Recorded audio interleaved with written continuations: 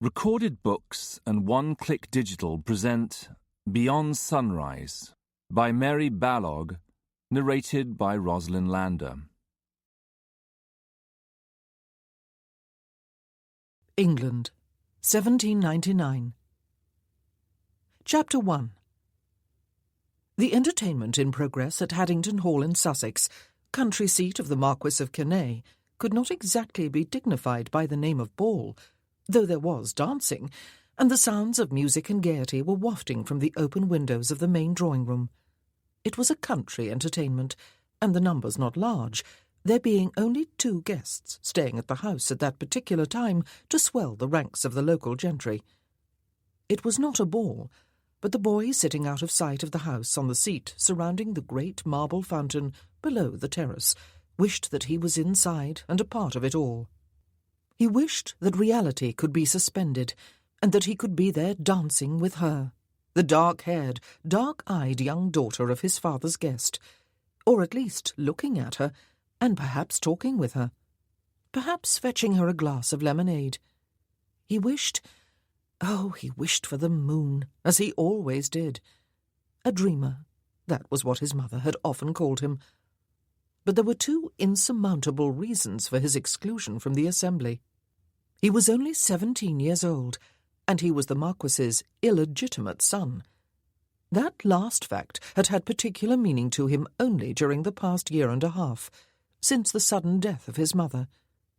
Through his childhood, and much of his boyhood, it had seemed a normal way of life to have a father who visited him and his mother frequently, but did not live with them, and a father who had a wife in the big house, though no other children but him.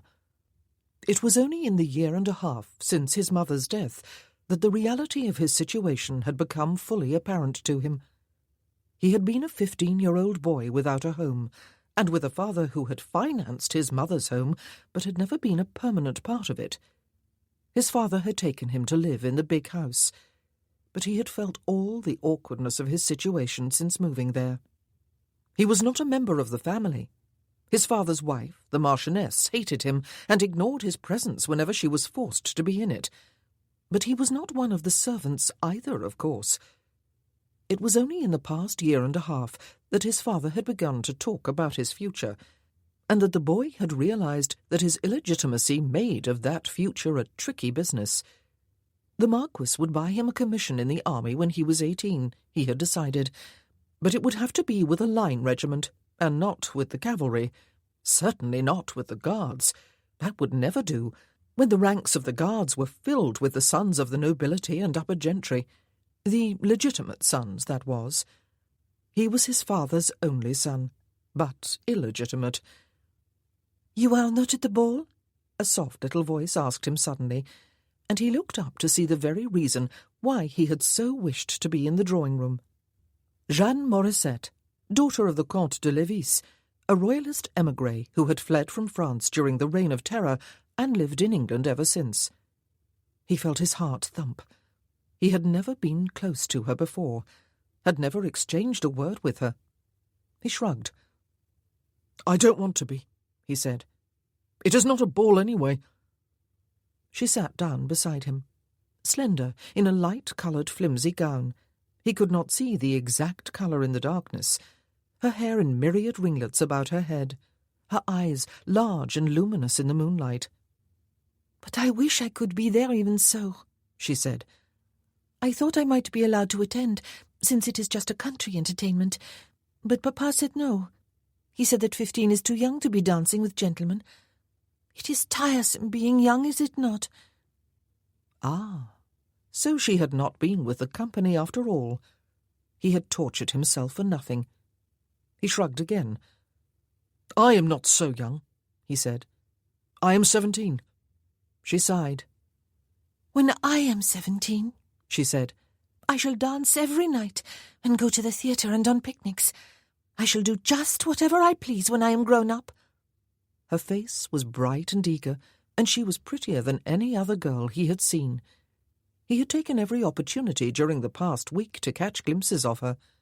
She was like a bright little jewel, quite beyond his reach, of course, but lovely to look at and to dream of. Papa is going to take me back to France as soon as it is safe to go, she said with a sigh. Everything seems to be settling down under the leadership of Napoleon Bonaparte. If it continues so, perhaps we will be able to return, Papa says. He says there is no point in continuing to dream of the return of a king. So you may do your dancing in Paris, he said. Yes. Her eyes were dreamy. But I would just as soon stay in London. I know England better than I know France. I even speak English better than I speak French. I would prefer to belong here. But there was a trace of a French accent in her voice. It was one more attractive feature about her. He liked to listen to her talk. You are the Marquis's son, are you not? She asked him. But you do not have his name? I have my mother's name, he said. She died the winter before last. Oh, she said. That is sad. My mother is dead too, but I do not remember her. I have always been with Papa for as long as I recall. What is your name? Robert, he said. Robert. She gave his name its French intonation, and then smiled, and said it again with its English pronunciation. Robert, dance with me. Do you dance? My mother taught me, he said. Out here? How can we dance out here? Easily, she said, jumping lightly to her feet and stretching out a slim hand to him. The music is quite loud enough. But you will hurt your feet on the stones, he said, looking down at her thin silk slippers as she led the way up onto the terrace. She laughed. I think, Robert, that you are looking for excuses, she said. I think that your mother did not teach you at all, or that if she did, you are unteachable. I think perhaps you have 2 left feet. She laughed again. That is not so, he said indignantly. If you wish to dance, then dance we will. That is a very grudging acceptance, she said. You are supposed to be thrilled to dance with me. You are supposed to make me feel that there is nothing you wish for more in life than to dance with me. But no matter. Let us dance. He knew very little about women's teasing. It was true that Molly Lumsden, one of his father's undermaids, frequently put herself in his way and showed herself to him in provocative poses, most frequently bent over his bed as she made it up in the mornings. It was true, too, that on the one occasion when he had tried to steal a kiss, she had whisked herself off with a toss of the head and an assurance that her favours did not come free. But there was a world of difference between the buxom Molly and Jeanne Morissette. They danced a minuet, the moon bathing the cobbles of the terrace in a mellow light, both of them silent and concentrating on the distant music and their steps, although his attention was not entirely on just those 2 things either. His eyes were on the slender, moonlit form of the girl with whom he danced. Her hand in his was warm and slim and soft. He thought that life might never have a finer moment to offer him. You are very tall, she said as the music drew to an end. He was close to 6 feet in height. Unfortunately, his growing had all been done upward. To say that he was thin would be to understate the case. He hated to look at himself in a looking-glass. He longed to be a handsome, muscular man, and wondered if he ever would be anything more than gangly and ugly. And you have lovely blonde hair, she said. I have noticed you all week, and wished that I had hair that waved like yours. She laughed lightly. I am glad you do not wear it short. It would be such a waste. He was dazzled. He was still holding her soft little hand in his. I am supposed to be in my room, she said. Papa would have 40 fits if he knew I was out here. You are quite safe, he said. I shall see that no harm comes to you. She looked up at him from beneath her lashes, an imp of mischief in her eyes. You may kiss me if you wish, she said. His eyes widened. What Molly had denied, Jeanne Morissette would grant. But how could he kiss her? He knew nothing about kissing. Of course, she said. If you do not wish to, I shall return to the house. Perhaps you are afraid. He was, mortally afraid. Of course I am not afraid, he said scornfully. and he set his hands at her waist. They almost met about it, and lowered his head and kissed her. He kissed her as he had always kissed his mother on the cheek, though he kissed Jeanne on the lips, briefly and with a smacking sound. She was all softness and subtle fragrance, and her hands were on his shoulders, her thumbs against the skin of his neck. Her dark eyes looked inquiringly into his. He swallowed, and knew that his bobbing Adam's apple would reveal his nervousness. "And of course I wish to," he said, and he lowered his head and laid his lips against hers again, keeping them there for a few self-indulgent moments, and noting with shock the unfamiliar effects of the embrace on his body, the breathlessness, the rush of heat, the tightening in his groin. He lifted his head. "Oh, Robert," she said with a sigh, "you can have no idea how tiresome it is to be 15. Or can you? Do you remember what it was like? Though it is entirely different for a boy, of course. I am still expected to behave like a child, when I am not a child. I must be quiet and prim, and welcome the company of your father and mother. No, the Marchioness is not your mother, is she? And of my own papa. And I am to be denied the company of the young people who are at present dancing and enjoying themselves in the drawing-room. How will I endure it here for another whole week?" He wished he could pluck some stars from the sky and lay them at her feet. He wished that the music would continue for a week, so that he could dance with her and kiss her, and help see her to the end of the boredom of an unwelcome visit to the country. "I will be here too," he said with a shrug. She looked up at him eagerly. The top of her head reached barely to his shoulder. "Yes," she said, "I shall steal away and spend time with you, Robert. It will be fun, and my maid is very easy to escape. She is lazy, but I never complain to Papa, because sometimes it is an advantage to have a lazy maid." She laughed her light, infectious laugh. "You are very handsome. Will you take me to the ruins tomorrow? We went there 2 days ago, but the Marchioness would not let me explore them lest I hurt myself. All I could do was look and listen to your father tell the history of the old castle." "I will take you," he said, but he noted the fact that she had spoken of stealing away to be with him. And of course she was right. It was not at all the thing for the two of them even to have met. They certainly should never have talked or danced, or kissed. There would be all hell to pay if he were caught taking her to the ruins. He should explain that to her more clearly. But he was 17 years old, and the realities of life were new to him. He still thought it possible to fight against them, or at least to ignore them. "Will you?" she asked eagerly, clasping her hands to her slender, budding bosom. "After luncheon, I shall go to my room for a rest, as the Marchioness is always urging me to do. Where shall I meet you?" "The other side of the stables," he said, pointing. "It is almost a mile to the ruins. Will you be able to walk that far?" "Of course I can walk there," she said scornfully. "And climb. I want to climb up the tower." "It is dangerous," he said. "Some of the stairs have crumbled away." "But you have climbed it, have you not?" she said. "Of course." "Then I shall climb it too," she said.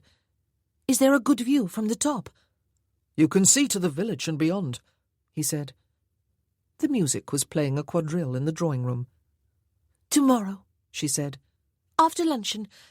At last there will be a day to look forward to. Good night, Robert." She held out one slim hand to him. He took it and realized in some confusion that she meant him to kiss it. He raised it to his lips and felt foolish and flattered and wonderful. "Good night, Miss Morissette," he said. She laughed up at him. "You are a courtier after all," she said. "You have just made me feel at least 18 years old. It is Jeanne, Robert. Jeanne the French way, and Robert the English way." "Good night, Jeanne," he said, and he was glad of the darkness, which hid his blushes. She turned and tripped lightly over the cobbles of the terrace and around to the side of the house. She had, he realized, come out through the servants' entrance and was returning the same way. He wondered if she had come out merely for the fresh air, or if she had seen him from an upstairs window. The window of her bedchamber overlooked the terrace and the fountain. He liked to believe that it was his presence out there that had drawn her. She had called him tall. She had not commented on his thinness, only on his height, and she had called the blondness of his hair lovely, and had approved of the fact that he liked to wear it over long. She had called him handsome, very handsome, and she had asked him to kiss her. She had asked him to take her to the ruins the next day. She had said that at last there would be a day to look forward to. He was no longer merely attracted to her slim, dark beauty, he realized, the sounds of music and gaiety from the drawing-room forgotten. He was deeply, irrevocably, in love with Jeanne Morissette. She had caught sight of him several times since her arrival at Haddington Hall, though she had not been formally introduced to him, of course.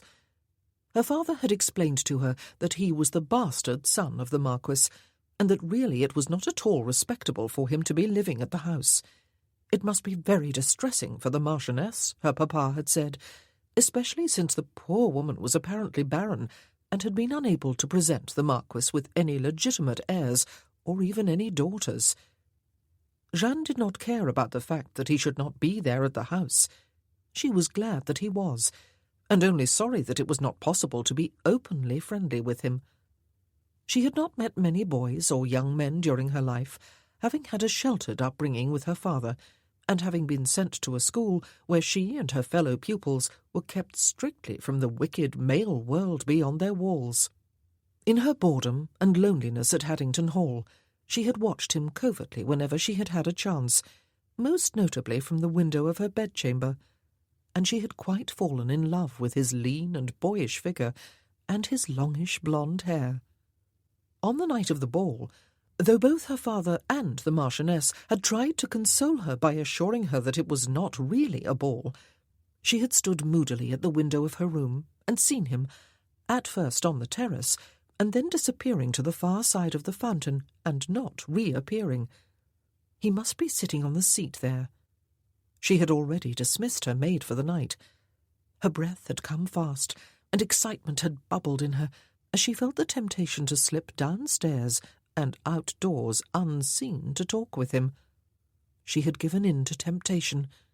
She had been dazzled. She had not realized quite how tall he was, or how handsome his face, with its aquiline nose and firm jaw and very direct eyes. He was 17 years old, a young man, not the boy she had at first taken him for. He was the first man she had danced with, apart from her dancing master at school, and he was the first man to kiss her. Not just that first time, in the way her father might have kissed her, but the second time, when his lips had lingered on hers, and she had felt delightfully wicked right down to her toes. She was in love with him before she had finished running lightly upstairs to her room, and before she had closed her door behind her and leaned back against it, her eyes closed, and tried to remember just exactly how his mouth had felt. And then she opened her eyes and raced to the window, and drew back again half behind the heavy velvet curtains, so that she could watch him wander up and down the terrace without herself being seen. But she need not have worried. He did not look up. She was in love with him, with a tall and slender blonde god who was all of 17 years old, and who had the added attraction of being forbidden fruit. They had 4 days together, 4 afternoons when she was dutifully resting in her room, as far as her father and the Marquis and Marchioness knew. They went to the ruined castle on the first day, and he climbed the winding stone stairs of the tower ahead of her, turning frequently to point out to her a chipped or crumbled stair where she would have to set her feet carefully. She was more frightened than she would admit, and almost squealed with terror when they came out into daylight at the top, and she discovered that the parapet had quite fallen away, so that there was nothing to protect them from the seemingly endless drop to the grass and ruins below. But she merely shook out her hair, She had disdained to wear a bonnet, and looked boldly about her. "It is magnificent," she said, stretching out her arms to the sides. "How wonderful it must have been, Robert, to be the lady of such a castle, and to have watched from the battlements for her knight to come riding home." "After an absence of 7 years or more, doubtless," he said. She laughed. "What an unromantic thing to say," she said. "Anyway, I would not have let him go alone. I would have ridden with him, and shared all the discomforts and dangers of the military life with him." "You would not have been able to do it," he said. "You are a woman." "Because it would not have been allowed," she said. "Or because I would not be able to stand the hardships. I would, too. I would not care about having to sleep on the hard ground and all that. And as to not being allowed, I should cut off my hair and ride out as my knight squire. No one would even know that I was a woman. I would not complain, you see." He laughed, and she discovered that white teeth and merry blue eyes made him even more handsome in the daylight than he had been in the moonlight the evening before. She invited him to kiss her again when they reached the bottom. Indeed, she had found coming down to be a far greater ordeal than going up had been. She was glad of an excuse to lean back against a solid wall and to rest her arms along his reassuringly sturdy shoulders. He felt strong, despite his leanness. His arm slid about her waist as his lips rested against hers, and her arms wrapped themselves about his neck. She tried pouting her lips against his, and felt their pressure increase. She was being kissed by a man, she told herself, by a tall and handsome young man, and she was in love with him. It felt wonderful to be in love. "I will have to go back," she said, "or they will be sending up to my room to see why I am sleeping so long." "Yes," he said, making no attempt to delay her. "I will take you back as far as the stables."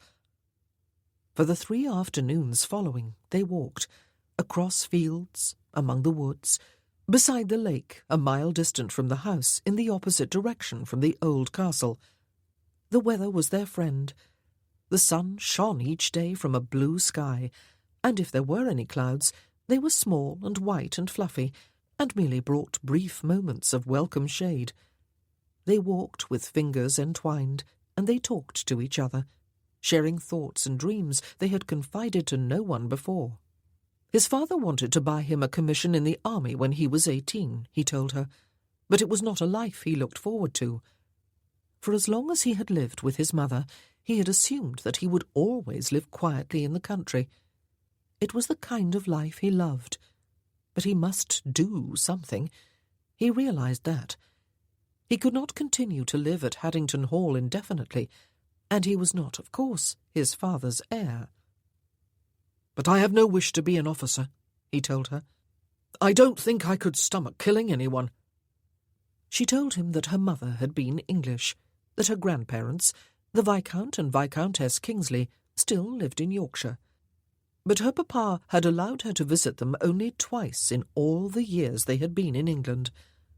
Her father wanted her to be French and to live in France, but she wanted to be English and to live in England, she told Robert with a sigh. She wished she did not belong to 2 countries. It made life complicated.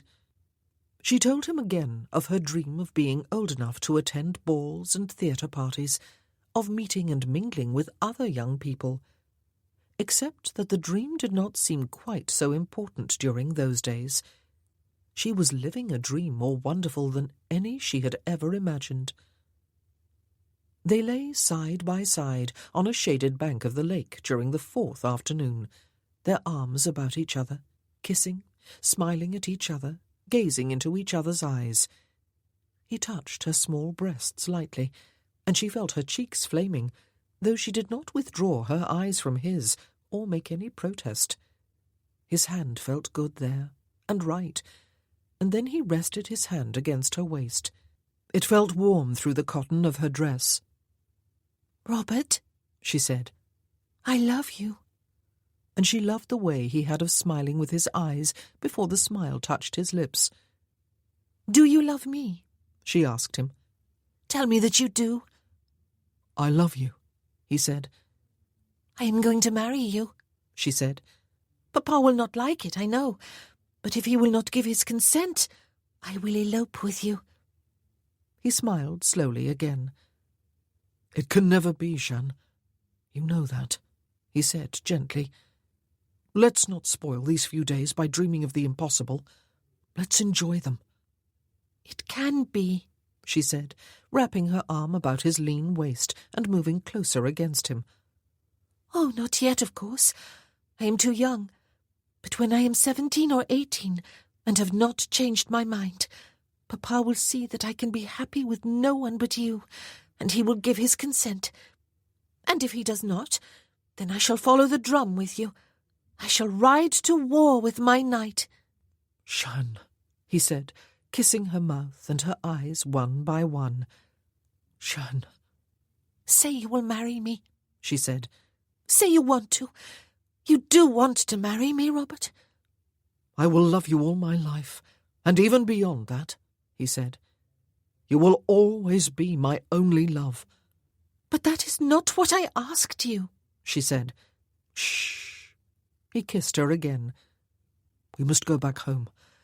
We have been away longer than usual. I don't want you to be missed." "Tomorrow," she said, smiling at him as he got to his feet and reached down a hand to help her up. "Tomorrow I shall get you to admit it, Robert. I always get what I want, you know." "Always?" he said. "Always." She brushed the grass from her dress and peeped up at him from beneath her eyelashes. He looked adorably handsome, with his hair dishevelled from the ground. "I shall come for you on a white charger on your 18th birthday, then," he said, "and we will ride off into the sunset. No, the sunrise. The sunrise would be better, and marry and have a dozen children and live happily ever after. Are you satisfied now?" She stood on tiptoe, kissed his cheek, and smiled dazzlingly at him. "Utterly," she said. "I have heard what I want to hear. I told you that I always get what I want, you see." She laughed merrily.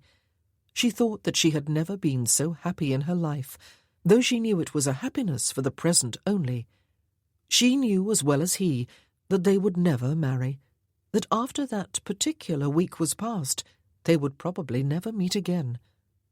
But she would always love him, she believed, with all the passion of her 15 years. He was her first love, and he would be her last.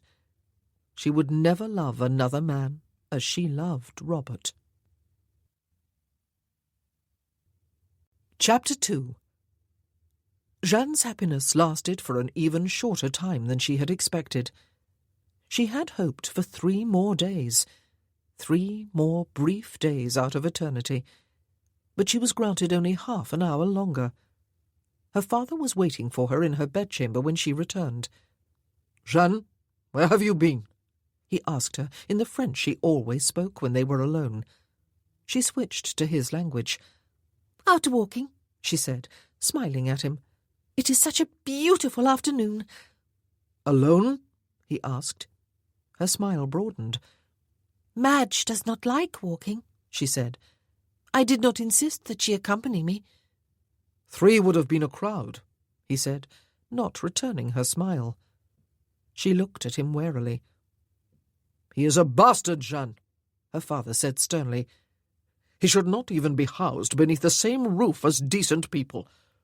I would have thought twice about accepting the Marquis's invitation here, had I known that you would be subjected to such an indignity. I believe he keeps the boy here only to taunt his wife with her barrenness. You have been meeting him every afternoon while you have been resting?" "Yes," she admitted defiantly. "He is fun to be with, Papa, and there are no other young people here for me. You would not allow me to attend the assembly, although I am 15 years old." "Has he touched you?" the Count asked, his voice cold and tight. Jeanne could feel the colour drain from her cheeks as she remembered the kisses she had shared with Robert on several occasions, and his touching her breasts that afternoon. "Has he touched you?"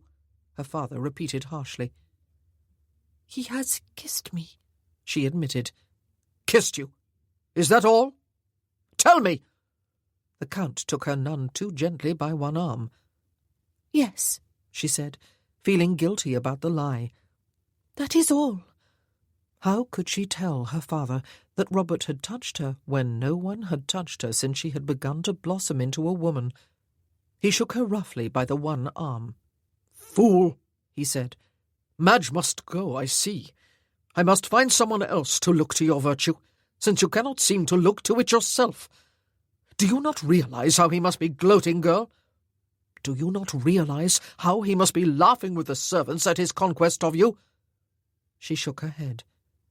"No, Papa," she said. "he loves me. He is not like that."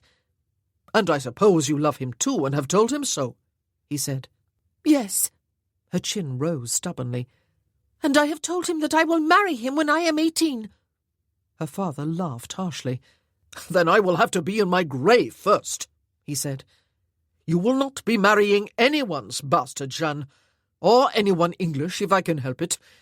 And if you must know the truth, then I will tell you that I learned of your movements for the past afternoons from a stable-hand to whom the bastard has been boasting of his conquests, and of his plans to completely ruin you before you leave here." "No," she said. "You are making that up, Papa. That is not true. Robert would not do that." "You call me a liar, then?" he said coldly. "He would take your honour, and then laugh in the face of the French bitch who thought herself so much better than he. His very words, Jeanne, spoken to the stable-hand, and doubtless to all the other servants too. His very words, the French bitch." "No." She shook her head. "Who first mentioned marriage?" he asked. "Which one of you?" "I did," she said. "I wanted him to know that I was willing to marry him no matter what." "And he agreed?" her father asked. "Yes," she said. "eventually." "Ah," he said, "eventually. And did he tell you he loved you before you told him?" "No," she said. "but he said it immediately after me." "Jeanne," he said harshly, "you are a green girl. Love and marriage have no part in the plans of such a man. Only revenge on those more respectable than he. You are the French bitch to him. Do you think I will ever forget or forgive those words? I would thrash him within an inch of his life if I were not a guest in his father's house. As it is, I will have a word with the Marquis. Respectable people are not safe around such a boy." "No," she said. "Please, Papa, say nothing. I would not wish to get him into trouble." "You will stay in this room," he said. "I shall say you are indisposed. You are not to leave under any circumstances without my permission. Do you understand me?"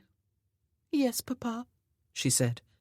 But she would not believe any of those things he had said, she thought, after he had left. He had said them to turn her against Robert, whom he would of course consider ineligible. She would believe none of it. Robert loved her. Robert wished to marry her, even if he had realized all along, as she had, that they would never be able to marry. She would not believe her father. But in the silence of her room during the ensuing hours, she could not help remembering that he had not said that he loved her until she had said the words first and begged him to say them too, and that he had avoided several times telling her that he wished to marry her. She remembered the fact that his kisses had become more prolonged and more ardent each day, and that he had touched her breasts that afternoon. How much further had he planned to go in the 3 remaining days before she and her father were to leave Haddington Hall? If he had planned ahead, of course. Or had all his words and actions been spontaneous, as she had believed all along? But she recalled his saying that they should not think of impossibilities, but enjoy the days that remained to them. Enjoy? How? And those words stuck in her mind, the words by which she had reputedly described her to a stable-hand. The French bitch. Was it possible? But would Papa have made up such words? Or would the stable-hand have made them up and repeated them to her father if they were not true? Doubt and anguish and youth gnawed at her through the endless remainder of the day and the sleepless night that followed. Mostly it was youth. She was 15 years old, she reminded herself. She knew nothing about men, except for the fact that the teachers at her school had always emphasized their wickedness and their eagerness to prey upon a young lady's innocence. Papa, on the other hand, had lived in several different countries and had been a diplomat for years, before fleeing to England during the Terror. Papa knew far more about life than she, and he loved her. He had always told her that, and she had no reason to doubt him. She had been made a fool of, because she was 15 and eager to be a woman, and to be loved and appreciated. Robert was 17, a man already. How he must have been laughing at her. How he must have been enjoying the free favours she had been handing him. How he must have been looking forward to the remaining 3 days, when distress over their impending parting would have made her a great deal freer with her favours. Oh, yes, he would have enjoyed those days. And how she hated him. Perhaps she was only 15, she thought finally, but she had done a deal of growing up within a few hours. She would never fall in love again. She would never allow any man to have any power whatsoever over her again. She would learn how to have that power herself, and how to wield it too. If there were any more fools to be made, it would be the men in her life who would be at the receiving end. Robert loved the early morning.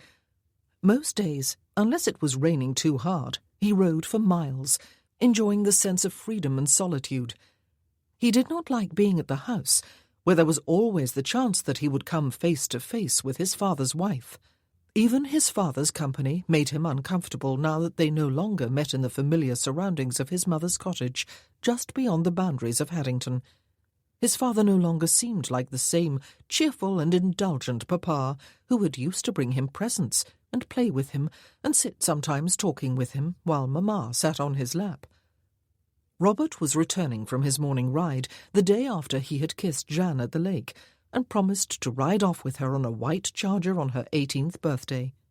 He smiled at the memory, though the smile was somewhat rueful. There were only 3 afternoons left, and then he would see her no more. He would love her all his life, but he would never see her again once she left Haddington. Her father was talking about returning to France when they could, she had said, and even if that were not so, there was no possibility of a future for them. None whatsoever. Once again, the reality of his situation as an illegitimate son stabbed home.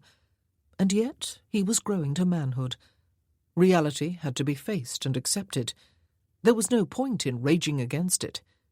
There was a carriage drawn up on the terrace before the house he saw as he neared the stables. The Comte de Levis's carriage. He frowned as he swung down from the saddle and hailed a passing groom. "The Count is going somewhere?" he asked. "Leaving," the groom said. "Grumbling, his coachman was about it, Master Robert. Likes the tavern at the village here, he does. But the orders were given last night." Leaving. The bottom felt rather as if it had fallen out of Robert's stomach as he handed the reins of his horse absently to the groom. He usually looked after his own mount, and strode in the direction of the terrace. But he halted at the corner of the house. Both his father and the Marchioness were outside, bidding farewell to the Count and Jeanne.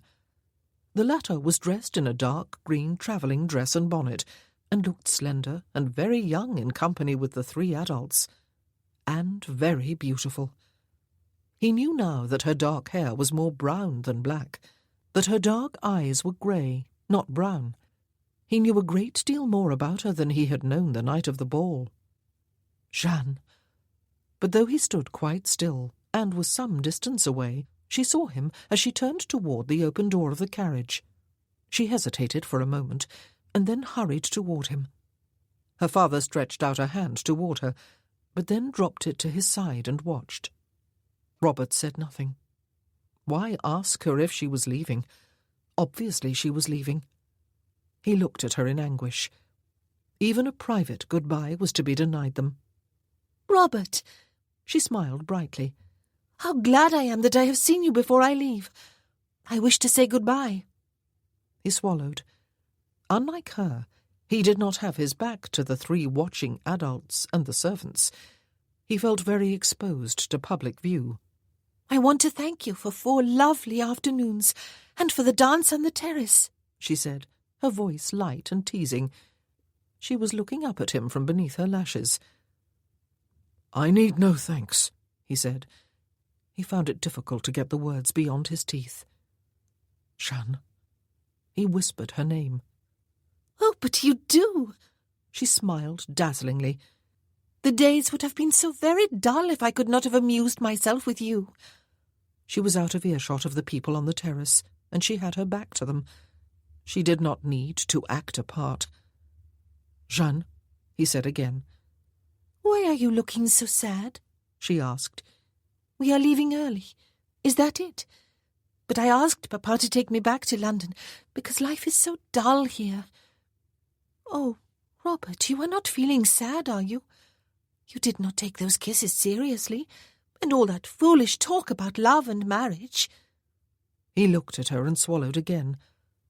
Oh, poor Robert.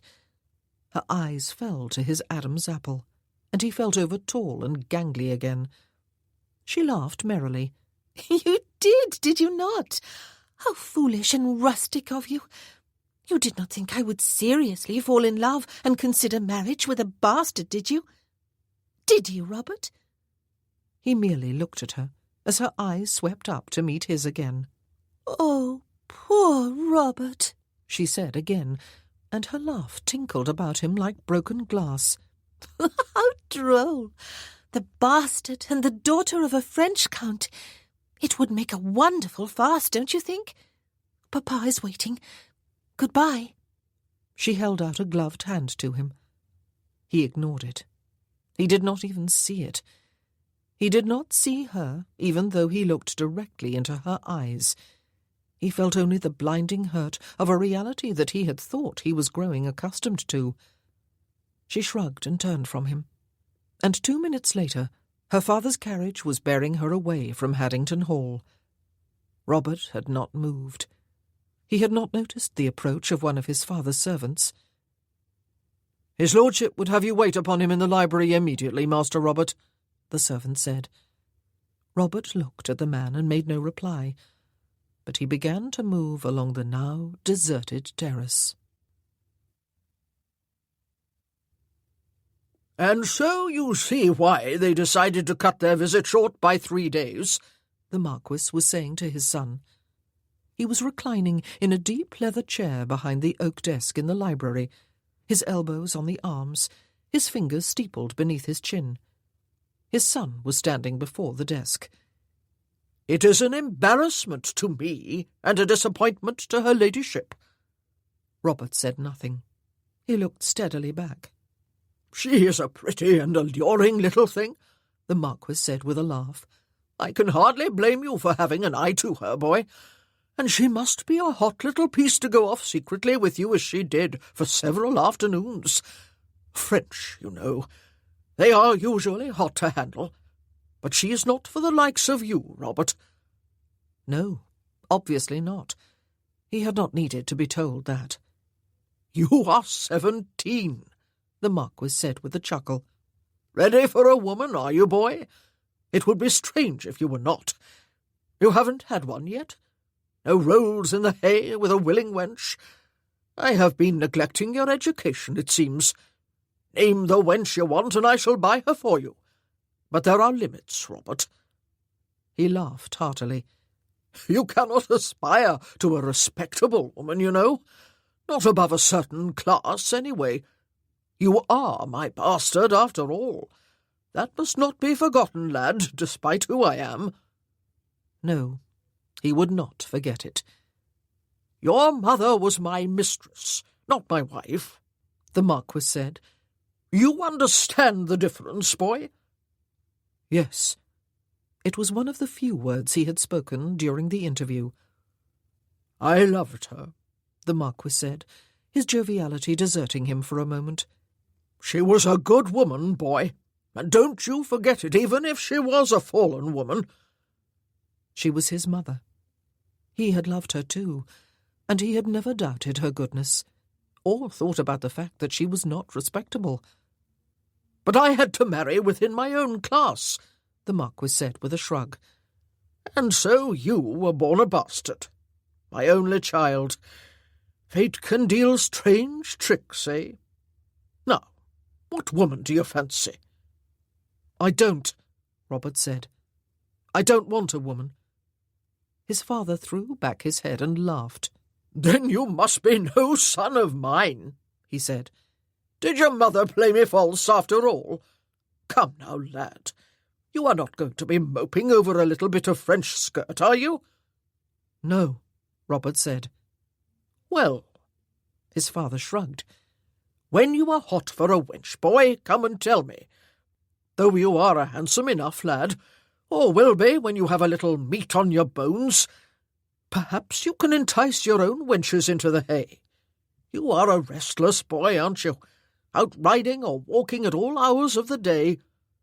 "I like the outdoors," Robert said. "Perhaps you need more to occupy you," the Marquis said. "Perhaps I should purchase that commission for you before your 18th birthday. What do you say? Her ladyship would be glad enough to be rid of you." He chuckled again. "The sight of you is a constant reproach to her, and no one would be able to say that I had not done handsomely by my bastard, would they now?" "No, sir." "I have never shirked responsibility for you anyway, lad," his father said heartily. "Even though you look as unlike me as you could. It is a good thing that your mother had your blonde and wavy hair and blue eyes, is it not? But I never denied you, Robert, and I'll not do it now. You can boast to all your regiment that the Marquis of Canay is your father. I'll not try to impose silence on you." Robert said nothing. "Run along, then," the Marquis said. "You had better stay in your room for, the rest of today and the next 3 days. I promised her ladyship that I would punish you harshly for your presumption in lifting your eyes to a lady. Wives must be humoured, Robert. It seems a small matter to me, though you must learn for your own good to keep to your station in your wenching. I suppose I had better impose bread and water as well. Yes, that will please her ladyship. I shall tell her that I thrashed you too. She won't know the truth, since she is unlikely to go to your room to check the evidence for herself." He laughed heartily. "Away you go, then. I shall do something about that commission as soon as possible." "Yes, sir," Robert said, and turned away. That same night, Robert packed a few belongings, no more than he could carry in a small bundle, and left both his room and his home to seek his own way in the world. 2 days later, in a town not 20 miles distant from Haddington Hall, he listened to the persuasions of a recruiting sergeant and enlisted as a private soldier in the 95th Rifles Infantry Regiment. 3 months passed before his father discovered him. It was less than a week before new recruits to the regiment, Private Robert Blake among them, were to embark for service in India. Robert refused the Marquis's urgings that he be allowed to buy a commission for his son. He took leave of his father with a stony face and no visible emotion at all. If he was a nobody, he had decided, and clearly he was, then he would prefer to enter adult life with no label at all. Not son of the Marquis of Canay, not bastard. He was Private Robert Blake of the 95th. That was all. He would make his own way in the world, if there was a way to be made, by his own efforts or not at all. And he would know his place in the world for the rest of his life. His place was at the bottom, in the line of an infantry regiment as a private soldier. From now on, he decided, he needed no one, man or woman, only himself. He would make a success or a failure of life alone, without help and without emotional ties. He would never love again, he decided. Love had died with his mother and innocence. Portugal and Spain, 1810. Chapter 3. No one standing invisible in the ballroom at the Lisbon home of the Count of Angeja would have guessed that there was a war in progress. No one would have known that the British troops sent to Portugal under the command of Sir Arthur Wellesley to defend that country from occupation by the forces of Napoleon Bonaparte and to help free Spain of their domination had been pushed back in ignominious retreat the previous summer despite their magnificent victory over the French at Talavera on the road to Madrid. No one would have guessed that it was generally believed in both Portugal and England that once the summer campaign of 1810 began and the French armies, then poised beyond the border with Spain, finally made the expected advance, the Viscount Wellington's army, Sir Arthur had acquired his new title as a reward for Talavera, would be pushed into the sea, leaving Lisbon to the mercy of the enemy. No one would have guessed it, despite the fact that the silken and gaily coloured gowns of the ladies were quite overshadowed by the splendour of the gorgeous military uniforms of the majority of the gentlemen. For one thing, most of the divisions of the English and Portuguese armies were not stationed at Lisbon or anywhere near it. They were in the hills of central Portugal, awaiting the expected attack along the northern road to Lisbon, past the Spanish fort of Ciudad Rodrigo and the Portuguese fort of Almeida. Only a relatively small detachment had been posted closer to Lisbon on the chance that the French would choose the southern road, past the more formidable Spanish fort of Badajoz and the Portuguese Elvas. For another thing, the general mood of the dancers and revellers, gentlemen and ladies alike, was gay and carefree. War and the possibility of disaster seemed the furthest topics from anyone's mind. Perhaps many of the gentlemen were rejoicing in the fact that they were alive at all. Although some of the officers and all the military gentlemen who had received invitations to the ball were officers, were in Lisbon on legitimate business, many of them were convalescents from the military hospitals there. Some were quite content to remain convalescent for as long as they could. Others chafed to be back with their regiments, back in the world where their duty lay. Such a man was the one who stood in a shadowed corner of the ballroom, a glass of wine in his hand, a look on his face that might have seemed morose to an uninformed observer, but was in fact merely uncomfortable. He hated such entertainments, and had been dragged protesting to this one by laughing comrades who had refused to take no for an answer. He felt utterly out of his depth, out of his milieu. Though the ballroom was crowded beyond comfort, and though his corner was relatively secluded, he felt conspicuous. He looked determinedly and defiantly about him from time to time, as if to confront those who were staring at him, only to find that no one was. It was the men at whom he glared. Had he looked at the ladies, he might have found that several were in fact giving him covert glances, even if good breeding forbade them from staring. He was the sort of man at whom women often looked twice, though it would be difficult perhaps to explain why it was so. His uniform was, without a doubt, the least gorgeous at the ball. It had none of the bright facings and gold and silver lace that abounded on the uniforms about him. It did not even have the advantage of being scarlet. It was dark green and unadorned. Although clean and carefully brushed, it had seen better days. Most men would not deign to be buried in it, Major John Campion had told him earlier, with a hearty laugh and a friendly slap on the back. But we all know that wild horses would not separate you from it, Bob, he had added.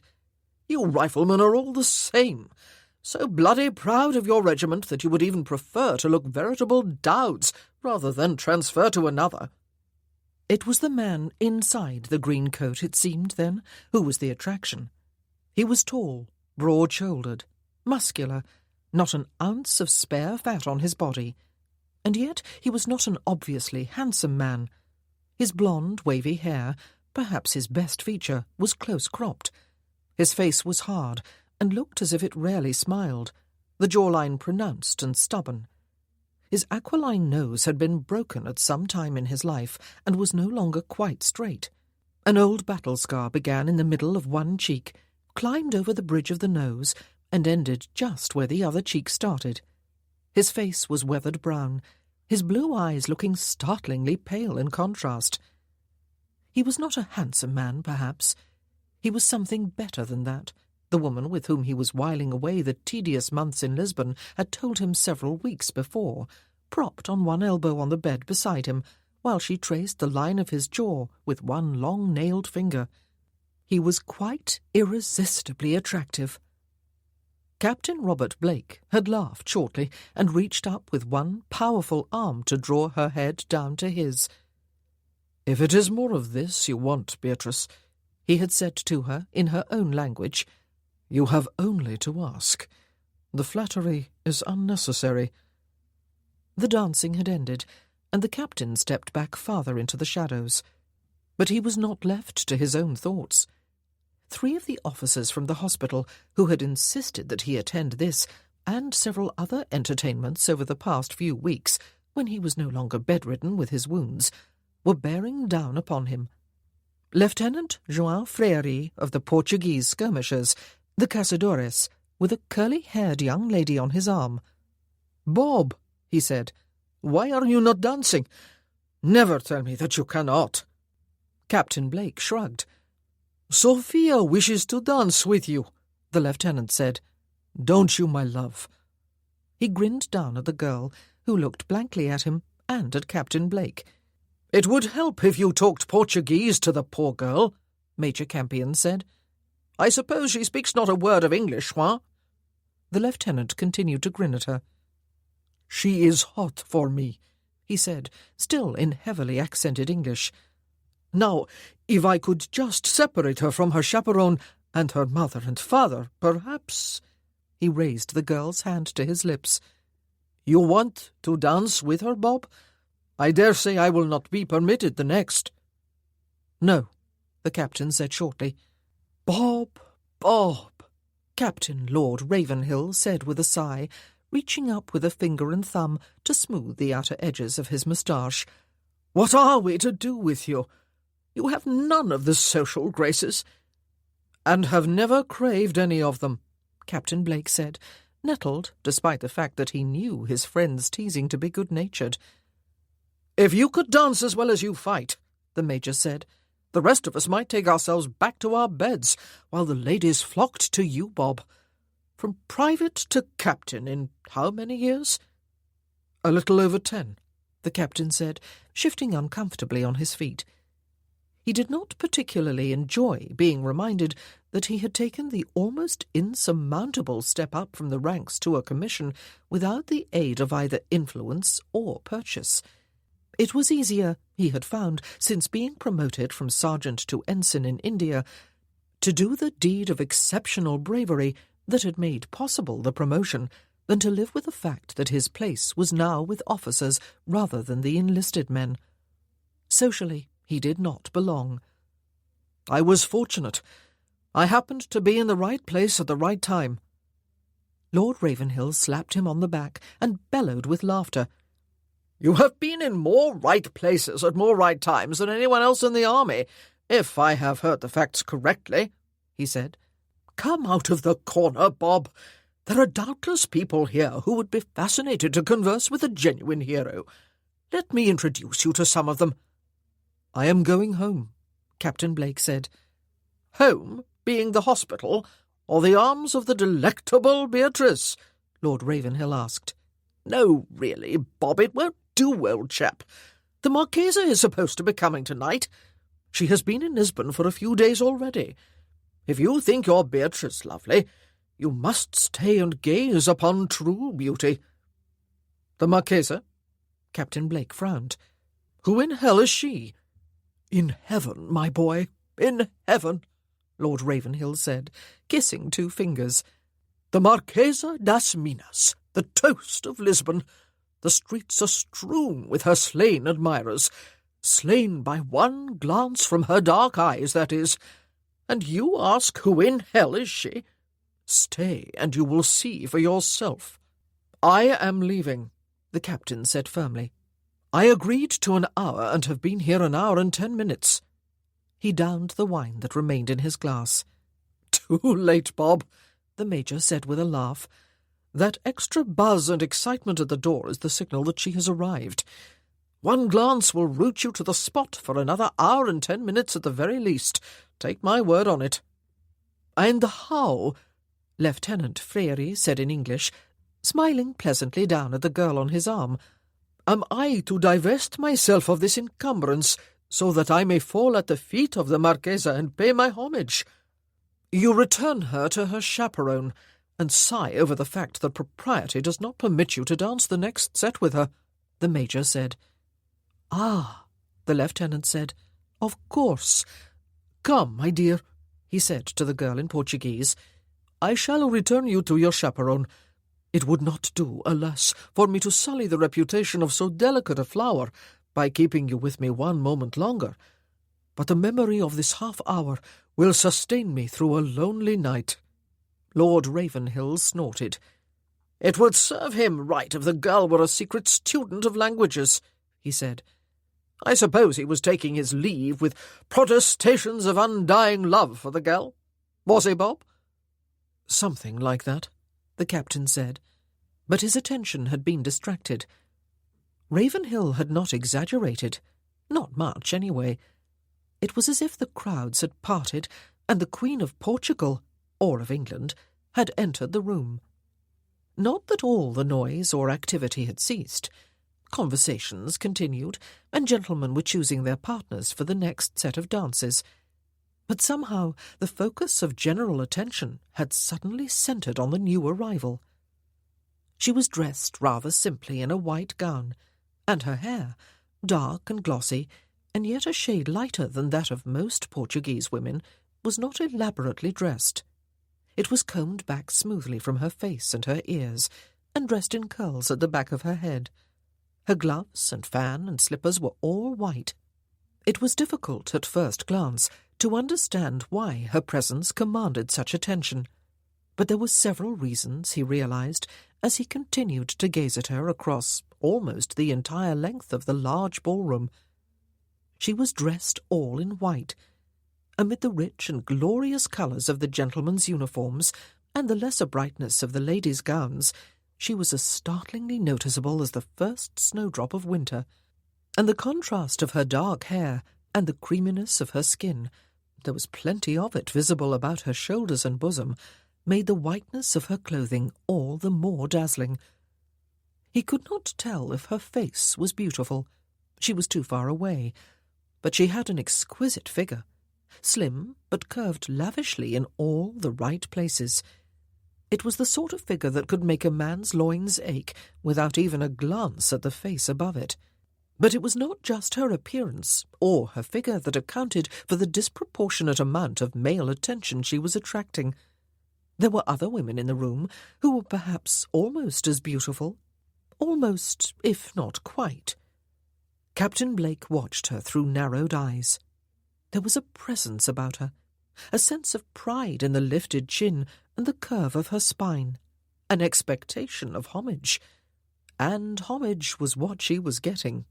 There were copious amounts of scarlet regimentals and gold lace about her, their owners dancing attendance on her, taking her shawl, fetching her a glass of wine or champagne, taking her hand, kissing it, being tapped on the arm with her white fan. One would willingly spend eternity in hell in exchange for one night. Just one night, eh? Lord Ravenhill said, reminding Captain Blake that he had been staring at the woman, and that he had not taken himself off home after all. I dare say the body between the sheets and in the darkness would give no more pleasure than that of a willing whore, he said, watching the woman smile, as both she and the small court who had gathered about her ignored the fact that the dancing was beginning again. Both the Major and Lord Ravenhill laughed. I don't think you believe that any more than we do, Bob, Major Campion said. Just the thought of my hand in the small of that little back is enough to send me in search of a pail of cold water. Has anyone seen one anywhere? The Marchesa was looking about her while her court danced attendance on her. Captain Blake felt an unreasonable resentment growing in him. She was everything that was exquisite and expensive, and beyond his reach. Not that he ever hankered a great deal after what he could not have. He could have had more had he wanted. He could have started his military career in the ranks of the officers, instead of having to claw his way upward the hard and almost impossible way. He might have been a major or a lieutenant colonel by now, and he might have been known as the son of the Marquis of Canay. The illegitimate son, it was true, but still the son, the only son.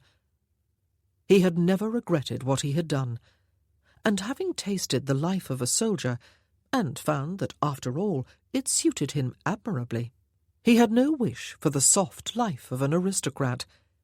He did not crave money, which was just as well, since the English government was notoriously slow in sending the wherewithal to pay its soldiers.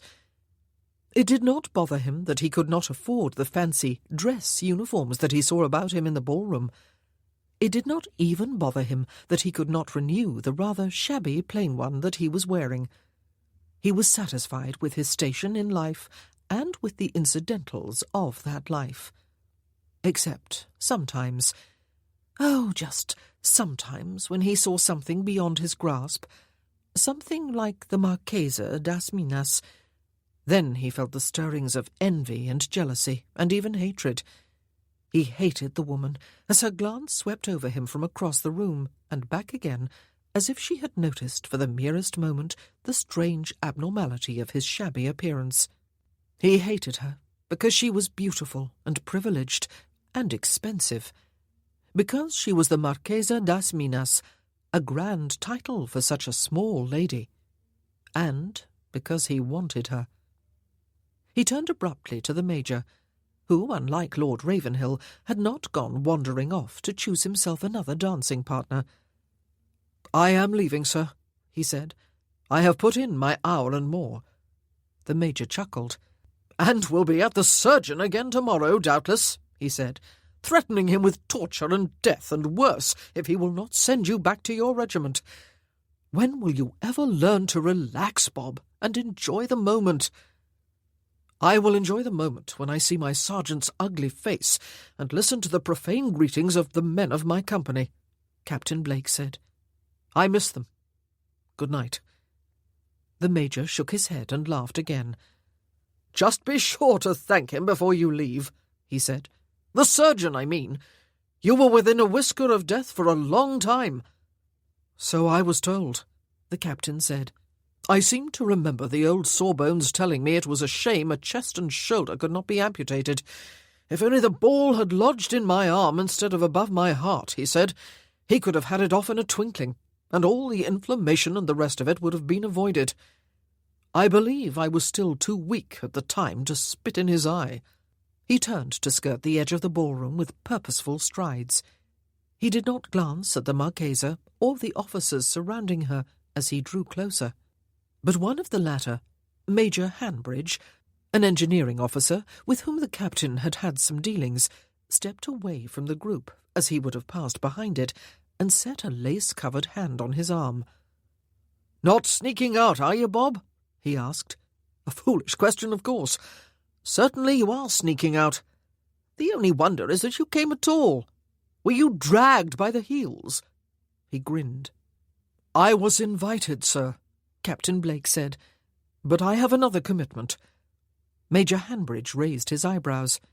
"A pretty one, I have no doubt," he said. "The Marchesa wishes to be presented to you." "To me?" the captain said foolishly. "I think there must be some mistake." But the officers around the Marchesa had stepped to one side, and she had turned to look at him. "She is tired of meeting only gentlemen pretending to be soldiers," Major Hanbridge said with another grin. "She wishes to meet the real thing. Captain Robert Blake, Joanna, a bona fide hero, I do assure you. The scar is real, as are the others you cannot see, all of them courtesy of various French soldiers. Bob, may I present Joanna da Fonte, the Marchesa das Minas?" He felt like a gauche boy, and wished more than anything that he had stayed in his safe corner. He inclined his head curtly, and then realized that he should have made a more courtly bow, though with so many interested spectators he would doubtless have made an utter idiot of himself. He took the gloved hand she offered and shook it once, and then was thankful that he was past the age of blushing. Obviously, he should have raised the hand to his lips. "Ma'am," he said, looking into her face for the first time. It was as lovely and as flawless as the rest of her person. Her eyes were large and dark, but grey, not brown as he had expected, and thick-lashed. "Captain Blake?" Her voice was low and sweet. "You were wounded at Talavera." Her English was flawless, and only slightly accented. "No, mum," he said. "My regiment arrived there one day too late, after a forced march. I am afraid I was no hero of that battle. I was wounded in a rearguard action during the retreat that followed it." "Ah," she said. "He makes it sound quite ignoble, does he not?" Major Hanbridge said. "Shot in the back as he was running away.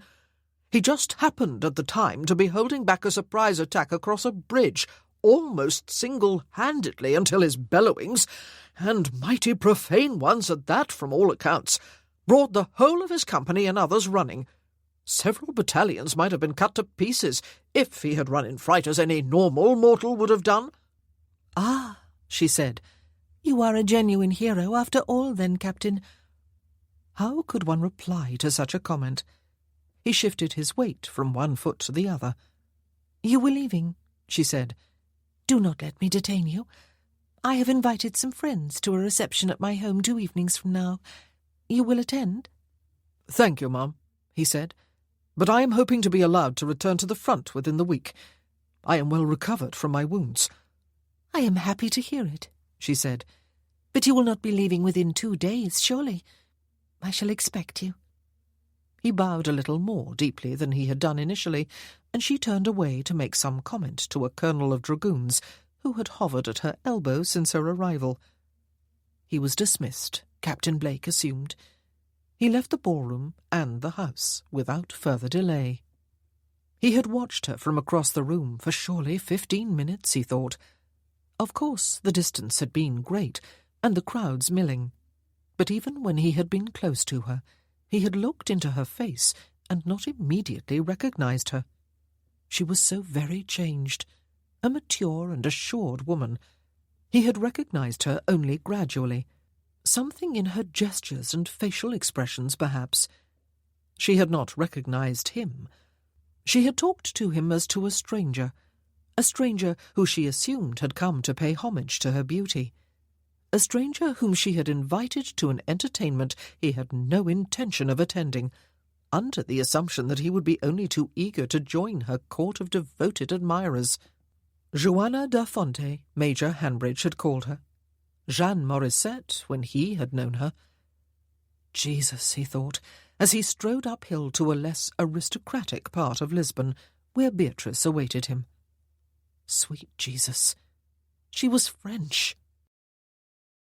Joanna da Fonte, the Marchesa das Minas, tapped Colonel Lord Wyman on the arm with her fan. "Another glass of champagne, if you please, Duncan," she said. She turned to another of her admirers as the colonel hurried away to do her bidding. "You may dance the next set with me, Michael." There was a chorus of protests from a half-dozen male voices. "Unfair, Joanna," one young man said. "I made a point of being at the door in order to be the first to ask you." "You must wait your turn, William," she said.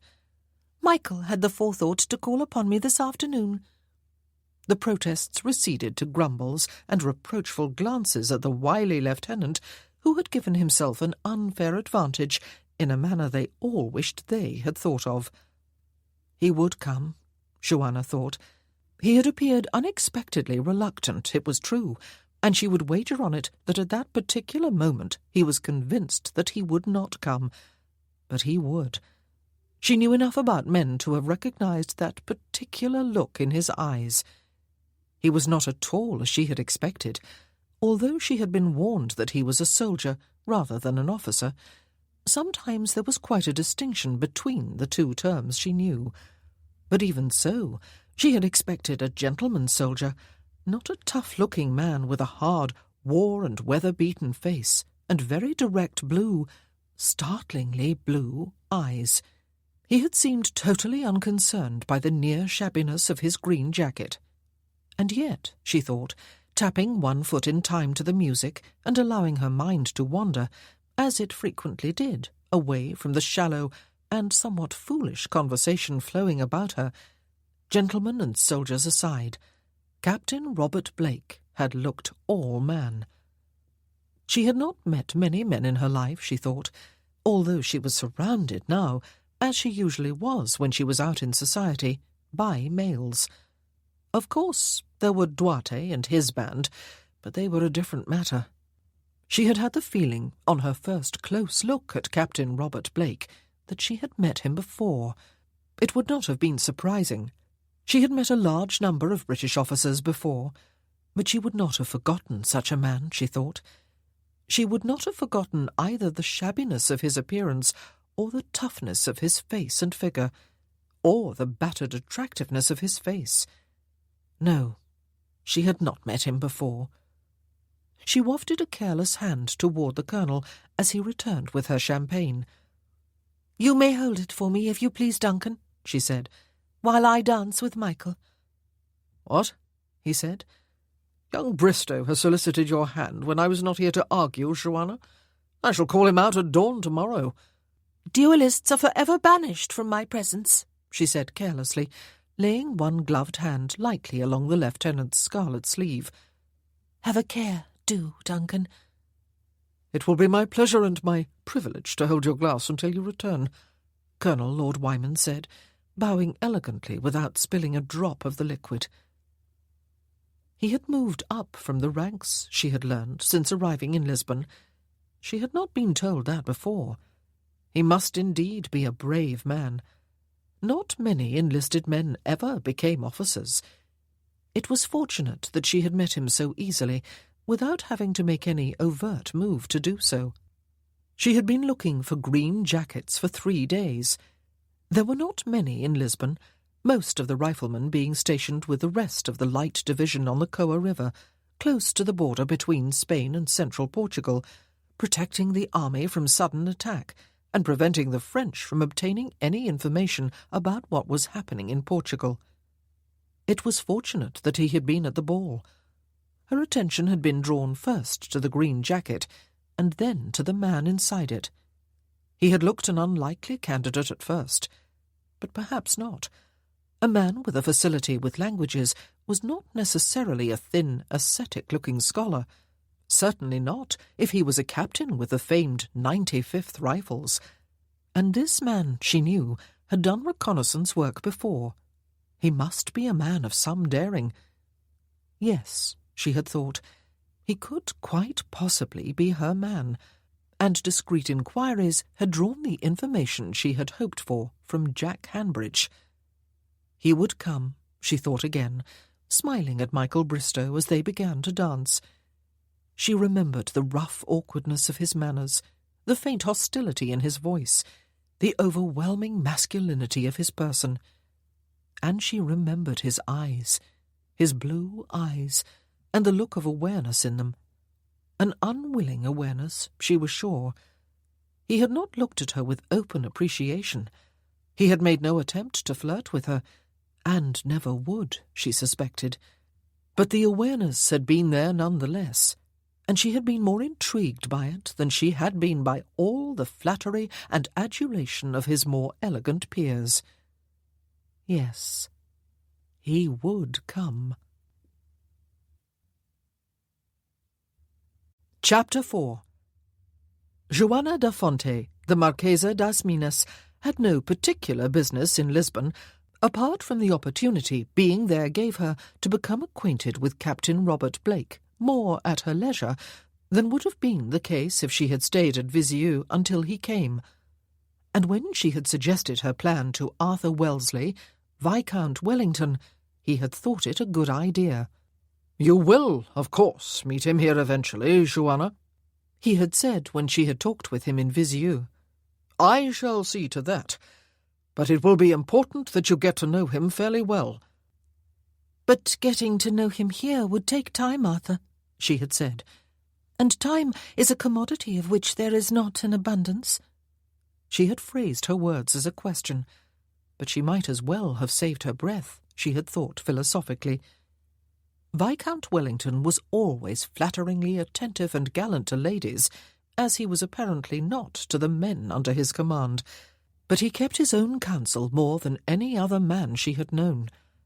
He might, of necessity, have to divulge secret information to the numerous spies and reconnaissance officers who were essential to the success of his campaigns in Portugal and Spain, but he would not divulge one iota of one secret if he did not have to do so, or before he had to do so. So although Joanna knew that soon she was going to be working with Captain Blake, without his knowing it, in Salamanca, Spain, behind enemy lines, at the present headquarters of the French army, she had no idea what exactly her task was to be, or his either. It was most annoying and intriguing. "You see, Joanna," Viscount Wellington had said, smiling at her apologetically, "perhaps, after all, Captain Blake will prove unsuitable or unwilling for the task I have in mind for him. Or perhaps his wounds have not healed well enough yet, though he has spent a whole winter and spring in the hospital at Lisbon, and perhaps you will change your mind about going back into the danger of Salamanca." She had opened her mouth to protest, but he had held up a staying hand. "Let me put that a different way," he had said with another smile. "Perhaps this time I will succeed in persuading you not to go back." "You know that I would go even if you had no use for me," she had said. "I hear Wyman is seriously courting you." He had looked at her keenly. She had waved a careless hand. "And 6 other men, too, if I gave them the slightest encouragement," she had said. "Wartime conditions are just too flattering to a woman's esteem, Arthur. So many starved men, and so few eligible women." "You are being too modest, Joanna," he had said. "Too modest by half." And so she had come all the way to Lisbon to meet Captain Blake, and had met him once, very briefly, at the Count of Angesia's ball, and she had known that he had found her attractive, and that he had not enjoyed the feeling, and had resolved not to see her again. She knew quite enough about men to know exactly what had gone through his mind during their short encounter, and the man appeared to stay off the streets of Lisbon, she thought, with a sigh of frustration, as she strolled beside the river the following afternoon, twirling a white parasol above her head with a white-gloved hand, and hoping the dust would not sully the hem of her white dress too noticeably. Her free hand rested lightly on the arm of Colonel Lord Wyman, and she laughed merrily at some remark a lieutenant had made. 5 officers accompanied her on her walk, but there was not a sight of Captain Blake all afternoon. It was very tiresome, Joanna thought. She might as well have stayed in Viseu. But he would come to her reception the following evening. Of that she was sure. "Shall I send them all packing, Joanna?" Lord Wyman asked her, his voice a murmur against her ear. "Shall I have you to myself for a while?" She smiled at him. "But I cannot bear to be rude, Duncan," she said, "or to have anyone be rude on my behalf. And it is such a pleasant afternoon for a stroll in company." She twirled her parasol again. The Colonel had proposed marriage to her for the 2nd time the evening before, and she was inclined to accept. Oh, yes, she wanted to accept all right. The thought of being in England, where her mother had grown up, and where she had spent many happy years, despite her father's protectiveness, was like the thought of heaven. It would be the pinnacle of joy to marry an English lord, and to spend the rest of her life where she belonged. Joanna smiled, and unwittingly drew a blush to the cheeks of a young ensign who had stepped off the path to allow her and her entourage to pass, staring at her the whole while, and only just remembering to salute his superior officers. She was a strange one to talk about belonging. She belonged nowhere. Her mother had been English, and had been married to a Portuguese nobleman before being widowed and remarried. Joanna had 2 half-brothers and a half-sister in Portugal. Had, she corrected herself. Only Duarte was left. Her father was French and was currently back in favour in France, and a diplomat again, in Vienna at that particular time. He had been sent back to Portugal after their return from England. It had been a brief stay, but during it Joanna had been married to Luis, the Marqués das Minas. It had been a political marriage. He had been 48 to her own 19, and they had never particularly liked each other. But he had thought it wise to ally himself to a citizen of powerful France, and her father had thought it wise that she have ties with some country other than France, and that France show itself to be magnanimous to its friends. He had never encouraged her ties with England and her grandparents there. Joanna suspected that her parents had not parted on the best of terms. She and her husband had gone more or less their separate ways until they had done so entirely in 1807, when he had fled Portugal with the royal family on the approach of an invading French army led by Marshal Junot. He had died of a fever during the passage to Brazil, and left Joanna free.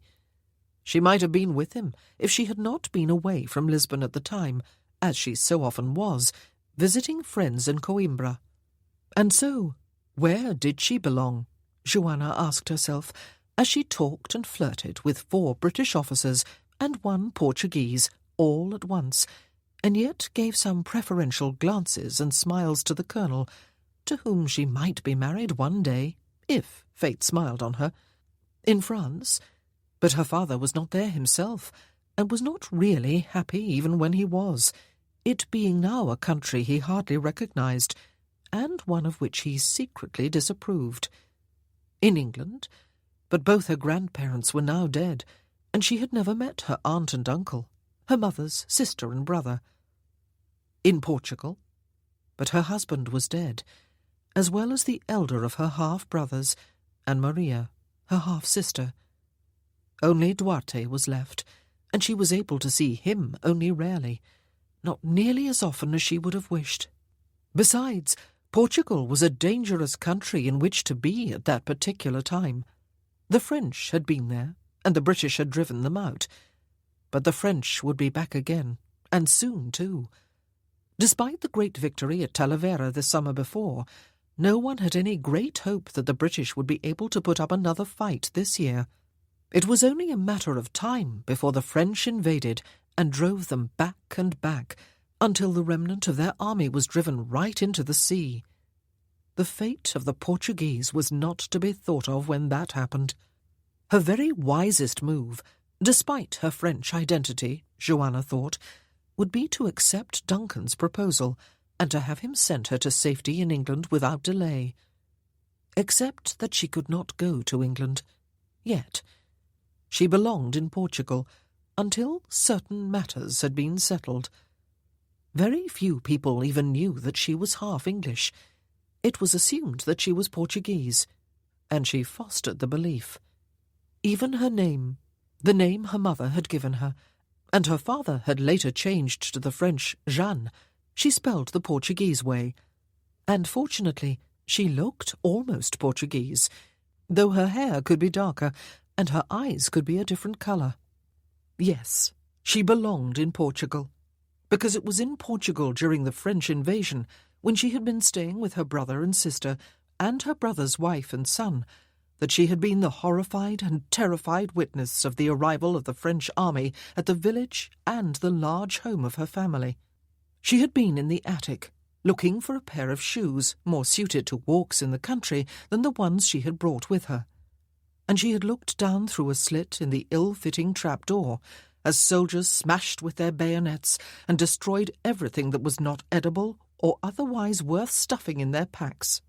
And as 4 of them took turns raping Maria, before one of them ran her through with his bayonet at a signal from an officer, and as another shot Miguel at point-blank range as he rushed into the house to defend his family. She had not witnessed the slaughter, in another room, of Miguel's wife and son. Duarte had been away from the village at the time. He had found Joanna still cowering in the attic 6 hours after the French had passed on.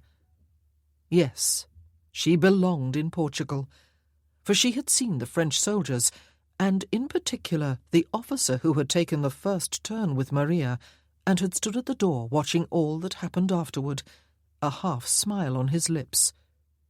Joanna had seen him. His face was burned on some part of her brain just behind her eyes. She would know him anywhere, any time, and in any guise. She could not leave Portugal or Spain until she had seen that face again, until she had killed the man to whom it belonged. He would do the killing, Duarte had always assured her. She could do the identifying, and he would do the killing. They had, after all, been his full brother and sister and his brother's family, and Duarte was now the leader of a band of Ordenanza, the semi-military organization of partisan fighters who harassed the French from every hill and along every lonely road, killing wherever and whenever they could.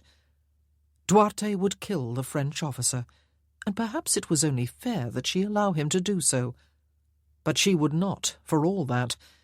It was something she would do herself, something she had to do herself. She only hoped that the man would not die in battle before she could find him, but she refused to think of such a depressing possibility. She would see him again one day, and she had an advantage that Duarte did not have, an advantage that almost no one else in Portugal had. She was half French. She had made a political marriage with a Portuguese nobleman, now unfortunately deceased. As far as any Frenchman knew, she was a loyal daughter of the Revolution, a loyal subject of the Emperor Napoleon. Hence her not infrequent visits to Spain, wherever the French happened to be, to visit aunts. Lately the visits had been to Salamanca, and hence her usefulness to Viscount Wellington, and his willingness to trust her, despite the fact that she was half French, and hence her refusal ever to let him talk her out of doing anything as dangerous as going behind enemy lines in order to spy for him, and hence her willingness to go there again and to act, not alone this time as she usually did, but in some mysterious conjunction with Captain Robert Blake, who was to know nothing about her except that she was the rather fragile and flirtatious and helpless Marquesa das Minas, one of her disguises. Not only was it not clear where she belonged, Joanna thought ruefully, it was not even clear just who she was. Sometimes she was not quite sure herself. "You are unusually quiet and serious, Joanna," the colonel said, looking down into her face. She smiled up at him and tapped his arm with her gloved hand. "I was merely thinking," she said, "how sad it is that the afternoon must come to an end. Such beautiful weather and such delightful company." "Yes, thank you," she said to a pleased and surprised young lieutenant, handing him her parasol and watching him close it with clumsy fingers. "The sun is no longer as strong as it was. I wish to feel it against my face." Rather than feeling foolish to be carrying such a feminine confection as a lady's parasol on a public footpath, the lieutenant looked about him with some pity on his companions, whose hands were empty of such a sign of the lady's favour. During the morning of that same day, the surgeon told Captain Blake that he could return to his regiment in 1 more week if he absolutely insisted. It would be better, of course, he advised his patient, to convalesce through the summer and forget about that year's campaign. After all, he had been severely wounded and had hovered at death's door for several months, what with the effects of the wound and the killing fever that had set in soon afterward. "Of course," he added, looking at the war-hardened face of the tall veteran standing before him, "I might as well save my breath to cool my tea with, might I not?" The captain grinned unexpectedly. "Yes, sir," he said. "Well, 1 more week," the surgeon said abruptly. "Come to see me then, and I shall discharge you, provided there is no relapse in the meanwhile." But Captain Blake was released sooner than that, much to his relief. The next day, A staff officer from Viseu, in central Portugal, brought him a verbal message from headquarters there. "Captain Blake," he said when he was joined in the reception room of the hospital. "Yes, of course. I have seen you before, have I not? I trust you have recovered from your wounds. Well enough to be climbing walls and marching across ceilings for exercise," the captain said. "Is there any action at the front yet?" The officer ignored the question. "You are to present yourself at headquarters within the week for further instructions," he said. "Provided you are well enough, of course." "Well enough?" The captain made the words an exclamation. "I could fight 2 duels before breakfast, and wonder as I ate why the morning was so dull. Who wants to see me at headquarters?" The staff officer looked at him uncomprehendingly. "Whoever wants to see anyone at headquarters," he said. Captain Blake raised his eyebrows. "The bow," he said. "Wellington?" "Within the week," the officer said. "You must know very well, Captain, that when the Commander-in-Chief expresses a wish to speak with a person as soon as possible, he means yesterday, or preferably the day before." "I shall leave at first light tomorrow." The captain grinned. "Probably not quite so early." The staff officer frowned. "You are to escort the Marchesa das Minas. Do you know her? It is bound to slow you down to have a lady to escort, and his lordship wants you at Viseu without delay. But both orders come from him, so make your own interpretation." Captain Blake stared blankly at the other man. "I am to escort the Marchesa to Viseu," he said. "Into danger and not out. But why me? Why would the bow order such a thing? Have the Portuguese put some pressure on him to act nursemaid to all their grandest and most helpless ladies?" The staff officer shrugged. "It is not for me to ask why," he said. "Just make sure you show your face within the week, Captain, and that the lady is safely delivered to Viseu. I have other errands to run." Captain Blake stood alone in the room, frowning after he had been left alone. What the devil? He was wanted at headquarters, not at the front, where the light division was keeping watch along the line of the Coa. Was there some special job for him to do? His mood quickened at the possibility. He had been used for occasional reconnaissance or special mission work over the years, both in India and in Portugal. His talent with languages was largely responsible. He had always been able to pick up a language easily, even as a boy, when his mother had taught him French and Italian. He hated to be in a country and not know the language. And so, after 10 years of travel with the British armies, he was multilingual. More than once he had been offered a permanent position with Wellesley's, now Lord Wellington's, reconnaissance team, with those men who penetrated enemy territory and brought, or sent back, information about troop placements and movements. He had been tempted. The sheer excitement and danger involved had attracted him. But he belonged with his regiment. He was never so much at home as when he was leading his own rifle company in the skirmish line ahead of the infantry. But occasionally he enjoyed a special mission. He would especially welcome one now, after months of pain and weakness, and sheer boredom, in a Lisbon hospital, far from the men whom he had come to think of almost as his own family. Perhaps his return to active duty was to be more exciting even than he had anticipated. But his frown deepened as he remembered his other order. At the request of Viscount Wellington, he was to escort the Marchesa das Minas to Viseu, just at a time when he had convinced himself that he would resist the temptation to attend her reception that evening, just when he had hoped that he could leave and never have to see or think of her again. Jeanne Morissette. He could no longer feel any of the hurt and pain of the boy he had been almost 11 years before. It would be foolish to hate her because of cruel and heartless words she had spoken as a girl of 15.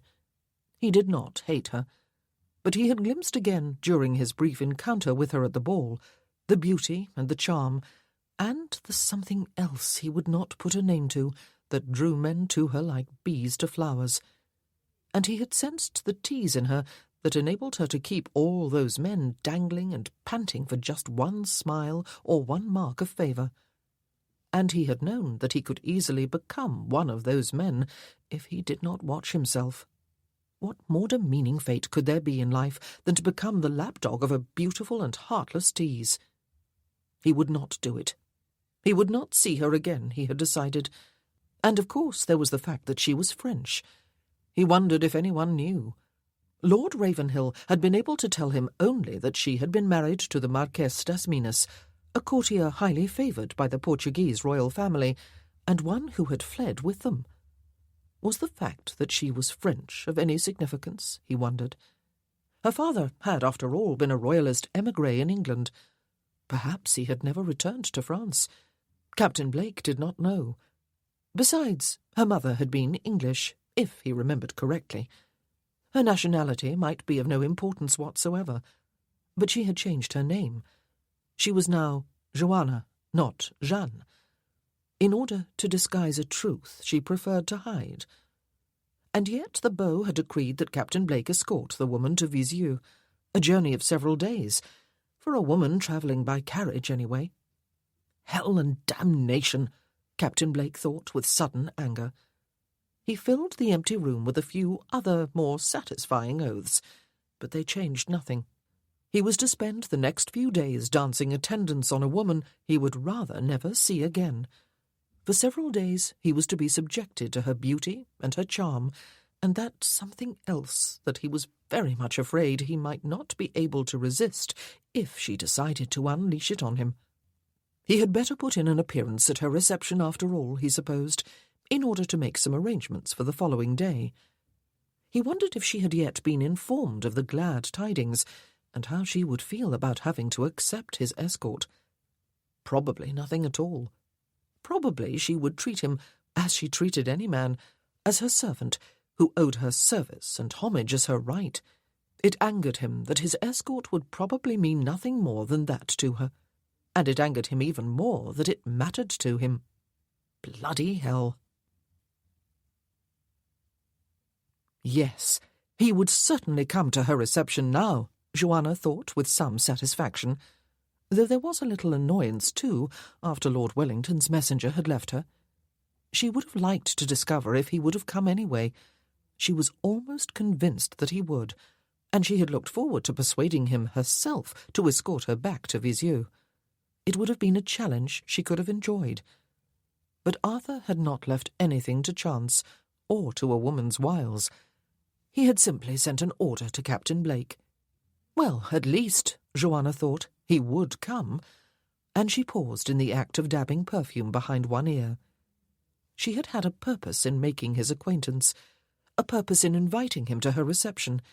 Indeed, he was the reason for the reception, and a reason for wishing to spend a few days in company with him on the road to Visieux. It surely did not matter how he was persuaded to fall in with her plans. Did it? He was not, after all, one of her numerous flirts. Anything but. The man, as she remembered him, tall, almost shabby in his dress, awkward in his manners, his face marred by the scars of battle, his blue eyes direct and almost hostile, his blonde hair cropped close to his head, was not the sort of man with whom she would think of dallying. And yet his very differentness from her usual type of suitor, his total differentness from Louise, was in itself a challenge. She shrugged and got to her feet. That was not a thought to be pursued. And yet she looked forward to the evening, she thought, as she glanced at herself critically in the looking-glass one more time. She was not especially fond of the Marchesa das Minas.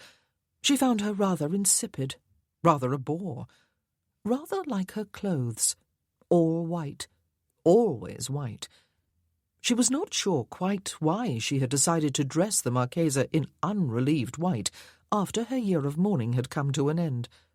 Perhaps the contrast with black, perhaps the image of helpless fragility that she wished the Marchesa to project. However it was, she always wore white as the Marchesa. It was perhaps a blessing, she thought, with a private smile shared only with the looking-glass, that she was not only or always the Marchesa das Minas. But perhaps the boredom of her life was not entirely her fault either, Joanna thought. Perhaps all the men who worshipped her were more to blame. What challenge was there in worship? What pleasure was there to be derived from compliments that were always so constant and so lavish? What pride was there to be gained from accepting homage, always homage? Sometimes she longed for more. Her eyes glazed, and she gazed into the looking-glass without seeing herself. What was it she longed for? Love? Love was for youth, for young persons who knew nothing of life. Love was for memory and bitter-sweet nostalgia. Love could not live on into adulthood, just as young lovers sometimes did not. And so she must make do with what remained, with homage that frequently bored her. She looked guiltily at her image. There must surely be thousands of women who would think heaven had come if they knew just one small fraction of the worship that the Marchesa found tedious. But sometimes she longed for a man who would not treat her like a fragile doll, like an angel escaped from heaven. Perhaps Captain Robert Blake would prove to be such a man, she thought hopefully. Perhaps he would not succumb to her charms. Perhaps he would look on her with dislike and even contempt. Perhaps he would be totally indifferent to her, despite that look that had been in his eyes at the Count's ball. Perhaps there would be some challenge in the days, or perhaps weeks ahead, while she was trapped in the disguise of the Marchesa das Minas. Joanna turned away from the looking-glass and descended the stairs to face her reception with a renewed spring in her step. Chapter 5. He came late. She had laughed and talked and drunk and eaten with her guests, outwardly as gay as she ever was in company. The level and quality of the noise about her assured her that her reception was a great success and would be talked about for days to come. And yet inside she seethed. How dare he be late?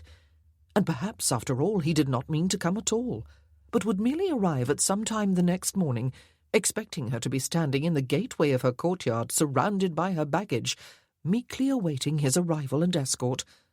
How dare he? She was furious with him, and tapped an artillery captain on the arm with her white fan, and told him, smiling up at him from beneath lowered lashes, not to be impertinent. The man flushed and was pleased. It was so easy to please men. And then he was there, standing in the doorway of her salon, looking tall and uncomfortable, and rather as if he were attending his own funeral. Even across the room she could see the shabby jacket, the hair even shorter than she remembered, the crooked nose, the scar slashing across it and one cheek. And she wondered why she had thought so much about him in the past 2 days. He was not a handsome man. Perhaps before war had taken its toll on his face he might have been, but no longer. But then, of course, he probably had not been such an overwhelmingly attractive man before his years as a soldier either. The Marchesa turned her head away before their eyes could meet, and informed the amazed and delighted artillery captain that he might escort her to the tables and fill her plate for her. She smiled at him and set a white-gloved hand on his arm. Captain Robert Blake, she thought, might seek her out. She would not seek him. And yet, when an hour had passed, and he still stood close to the door, having spoken only briefly with a few of his brother officers, Joanna was forced to find an excuse to be strolling past him on the arm of Colonel Lord Wyman, and to notice him with a lifting of the eyebrows. "Ah, Captain Blake," she said, drawing the colonel to a halt. "You came. I am pleased." He bowed his head to her curtly, and she wondered if he knew anything at all about courtly manners. Probably not. He had risen from the ranks. Perhaps he had been a tradesman's son in England, or a vagabond, or a prisoner. Perhaps he was from the slums of some city, and had enlisted merely for the sake of survival, or a survival of sorts. Enlisting as a private soldier hardly brought an assurance of security with it. At all events, he could be no gentleman. And she smiled inwardly at his discomfort, and wished she could add to it. She wished there were dancing, so that she could lure him out onto the floor to reveal his awkwardness and his ignorance of the steps. And at the same time, She marvelled at the spitefulness of her own thoughts. What had the man done to her to make her want to humiliate him? Perhaps it was that he looked at her very directly with those blue eyes, which were not quite hostile, but not quite friendly either. Or perhaps it was that she was ashamed of the fact that he stirred her senses as no man, certainly not Louise, had ever done before. She was ashamed of the fact that she found a man who had come up from the ranks, a nobody, sexually attractive. Duncan, She released the Colonel's arm and patted it. I must leave you for a while. I have business to discuss with Captain Blake. Business, Joanna? The Colonel looked from her to the rifleman in some surprise. Captain Blake has been assigned to escort me to Vizieu, she said. We will be leaving tomorrow. Did I forget to tell you? Tomorrow, he said. But you have been here less than a week, Joanna. My aunt is sick again, she said with a sigh, and has summoned me. It is tiresome, but she is my aunt, you know, and has been kind to me in the past. The Colonel looked as if he would cheerfully dump her aunt in the middle of the Atlantic Ocean if he could. But why Captain Blake? He asked. You know that you had but to say the word, Joanna, and I would have arranged to take you myself. I know. She patted his arm again, and she felt guilty at the knowledge that she was glad it would be the captain and not Duncan who would be escorting her to Vizieu. Duncan was, after all, her ticket to heaven, her passport to a life in England, and she was fond of him. But you have your duties here, and Captain Blake is going to Vizieu anyway. Besides, Arthur has arranged it all. Wellington? The Colonel frowned. And who is going to countermand his orders? She said with a shrug. It is all very tiresome, but I shall return as soon as I may, to Lisbon and to this room. Have some champagne waiting for me? He bowed and looked with some hostility at Captain Blake, who had stood silently watching them the whole time. Captain, shall we go somewhere quieter? She might have swept past him, led the way to her private writing room. He would, of course, have followed, and would perhaps have been more comfortable to be treated almost like a servant. But she could not resist embarrassing him. She looked at him with slightly raised eyebrows, waited just long enough to see him stiffen with uncertainty, and then lifted her hand. Your arm? He raised it jerkily, so that she might place her hand lightly along it. She was surprised by the rock-hardness of his muscles, which she could feel, even though she put little pressure on his sleeve. One might have expected them to be wasted by injury and long convalescence, and soft living. His sleeve, she noticed, was not quite frayed at the wrist. She led him to her writing room and closed the door behind her. She did not ring for a chaperone. Matilda would be angry with her, but would know better than to scold too loudly or too long. The room opened into a small private courtyard, lit by an almost full moon, but the glass doors were closed, it being a chilly evening for late June. "I came to ask when you will be ready to leave in the morning, ma'am," he said. Nothing about her convenience or doing himself the honour. No courtly bows or appreciative smiles. Only that look, far back in his eyes, that she had seen there 2 nights before at the ball. But as she looked at him, she had the feeling again of having met him before. Except that it was not that, she realised with a jolt. It was that he reminded her. No, it must be the blonde hair, the blue eyes, something else indefinable, because really he was nothing like him at all.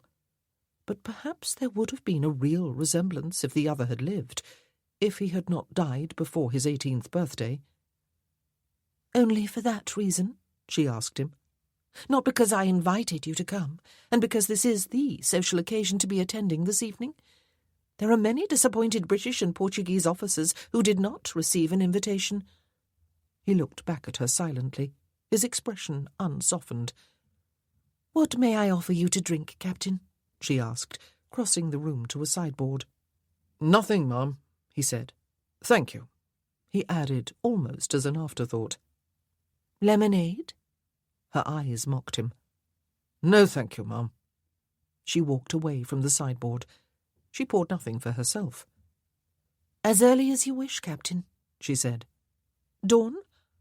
It will not be too early for you? He asked. She smiled fleetingly. It will probably be late, she said. I shall doubtless leave directly from my party. Anything after that, after I had taken some rest, would doubtless be too late. Dawn will be suitable, Captain. He bowed and looked as if he would take his leave, if he could just find a way of doing so gracefully. But she was not ready to dismiss him yet. You have a knowledge of many languages, Captain, she said. He looked surprised. I like to be able to communicate with the people about me when in a foreign country, he said. How did you know that? I make a practice, Captain, she said, of knowing something of my servants and my escorts. Your knowledge of Indian languages enabled you to do some spying work for the British government in India, and you did some here too, 2 years ago when Lord Wellington was first in Portugal. It must be a fascinating life. He looked uncomfortable. My place is with my company of the 95th Rifles, ma'am, he said, leading them against the enemy skirmishers. The tirailleur and voltigeur is a fascinating life. Ah, yes, she said. You are the simple soldier at heart, it seems. And you were one of those riflemen, Captain, before you donned a sword. She looked down at the curved cavalry sabre at his side, and was somehow not surprised to note that it gleamed and exhibited none of the shabbiness of his uniform. And still am, ma'am, he said. I still carry a rifle into battle as well as my sword. Ah, she said. So you still like slumming, Captain?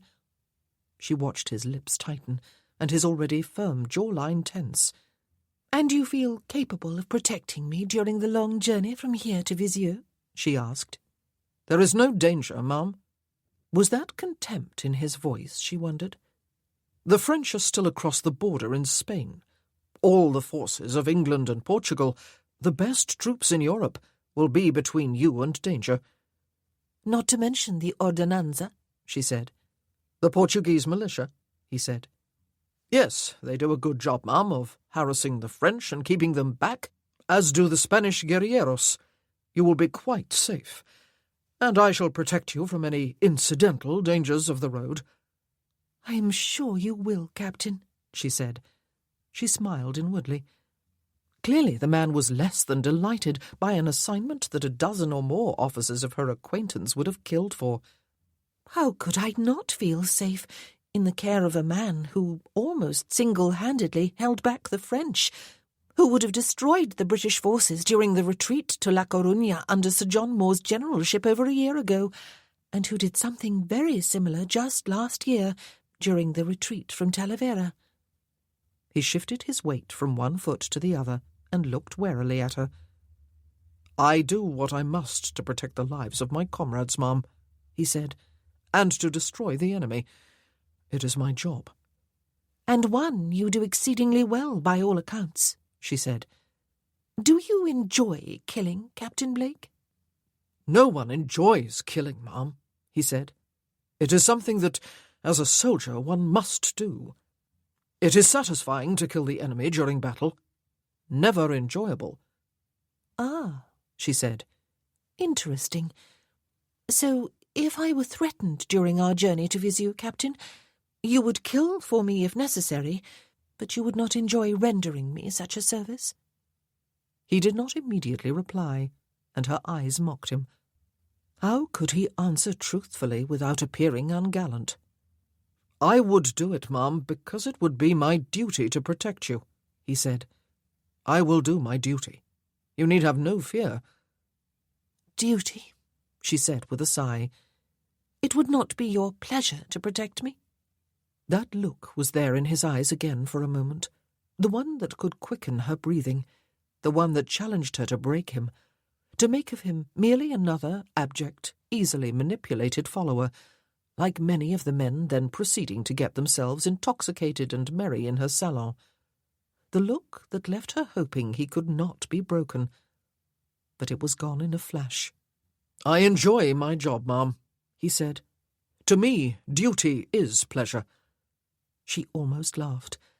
Captain Robert Blake might be no gentleman, but he would make an admirable politician or diplomat. It was a masterly answer.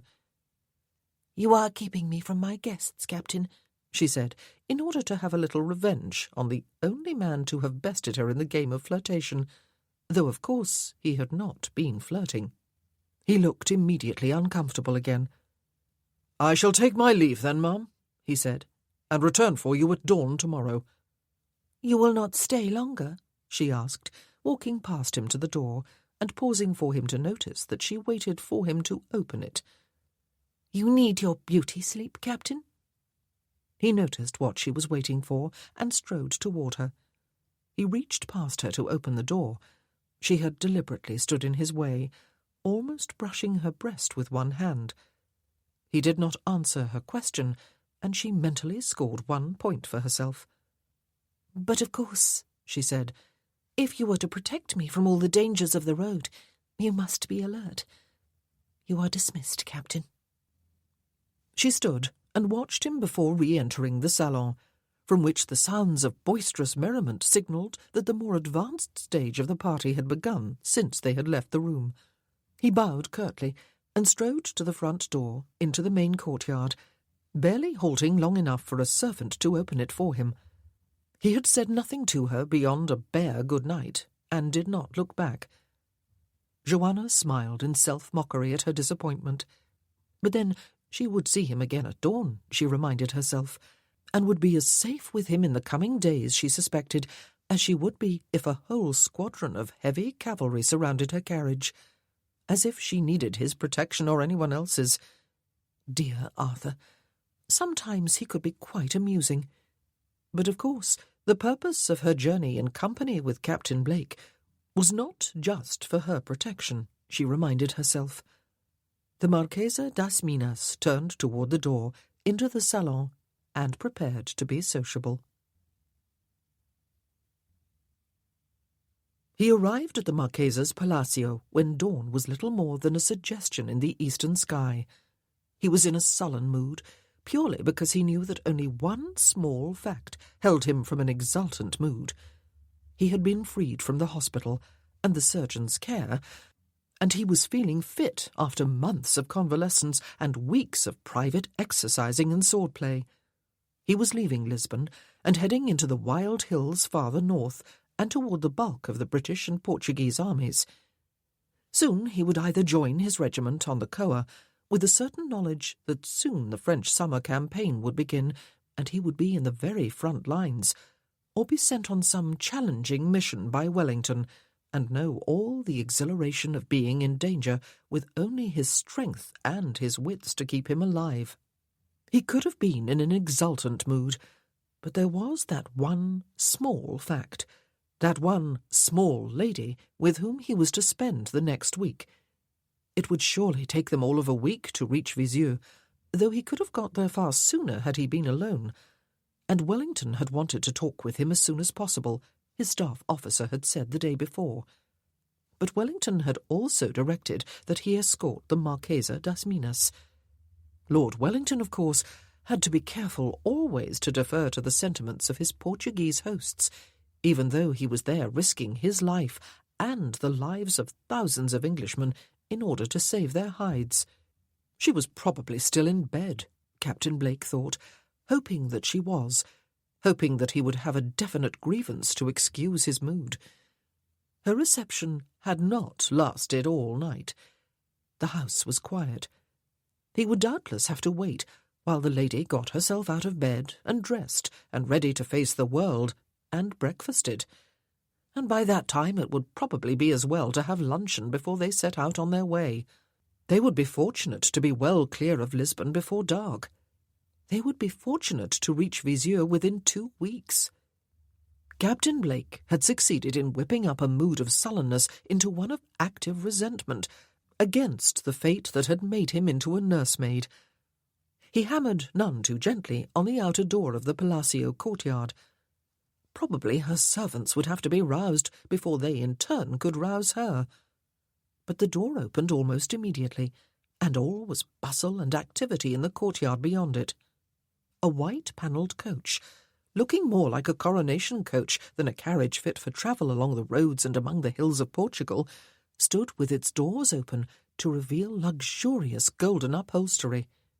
The 4 horses, which stood obediently in their traces, and yet snorted and pawed the ground in their impatience to be moving, were all pure white, with golden plumes and golden ribbons plaited into their manes. Captain Blake scowled as he rode his horse into the courtyard. Jesus, he thought, he was to be ringmaster to a bloody circus. He nodded to the servants and the plump woman dressed all in black, who was directing the loading of one small valise on top of several trunks tied to the back of the carriage. "Good morning," he said curtly in their own language, and then he saw that he had done not only her servants an injustice in his mind, but the Marchesa too. She was standing in the doorway, he saw, as soon as he had ridden to a place where the carriage no longer obstructed his view of it, looking as bright and fresh as if it were the middle of the morning, and there had been nothing to do all night but sleep. She turned her head and smiled at him. He felt that growingly familiar churning somewhere in the region of his stomach, and the equally familiar hostility. She was dressed, as always it seemed, in white, from the hat worn at a jaunty angle, its large soft feather curling about her ear and touching her chin, to the supple and dainty white leather boots peeping from beneath her carriage dress. The only part of her apparel that was not white was the gold embroidery on her frogged jacket and the gold fringes on its epaulettes. She looked as fragile as a single swan's feather, and as beautiful as... Well, he had been of a poetic turn of mind once upon a time, but no longer. She could not be more unsuitably dressed for a rugged journey if she had deliberately studied to be. Christ, it would take them a month. She was everything that was exquisite and expensive, and trivial, and he had once held her, and kissed her, and believed her protestations of love. Poor, foolish young lad. He looked back on his former self with a tender sort of pity, as if he had been someone else entirely. It was hard to believe that that boy had been he, and that that life had been his, that life of privilege and degradation. He swung down from his saddle and found that his loins were aching for Jeanne Morissette, as she had become in almost 11 years. He clamped his teeth together in self-contempt. "Good morning, Captain." Even her voice was seductive, low-pitched, yet clear. He could not remember Jeanne's voice being so. "I thought perhaps you had overslept." And mocking. She had mocked him the night before, and he had felt like a gauche and awkward boy, terrified of saying or doing the wrong thing, feeling rather like the proverbial bull in a china shop. "Good morning, ma'am," he said, even more curtly than he had spoken to her servants a few moments before. "You are ready to leave?" "As you see." She held out her gloved hands to the sides and smiled at him. "I have my carriage and my horses and my baggage, and now I have you to protect me from all the dangers of the road."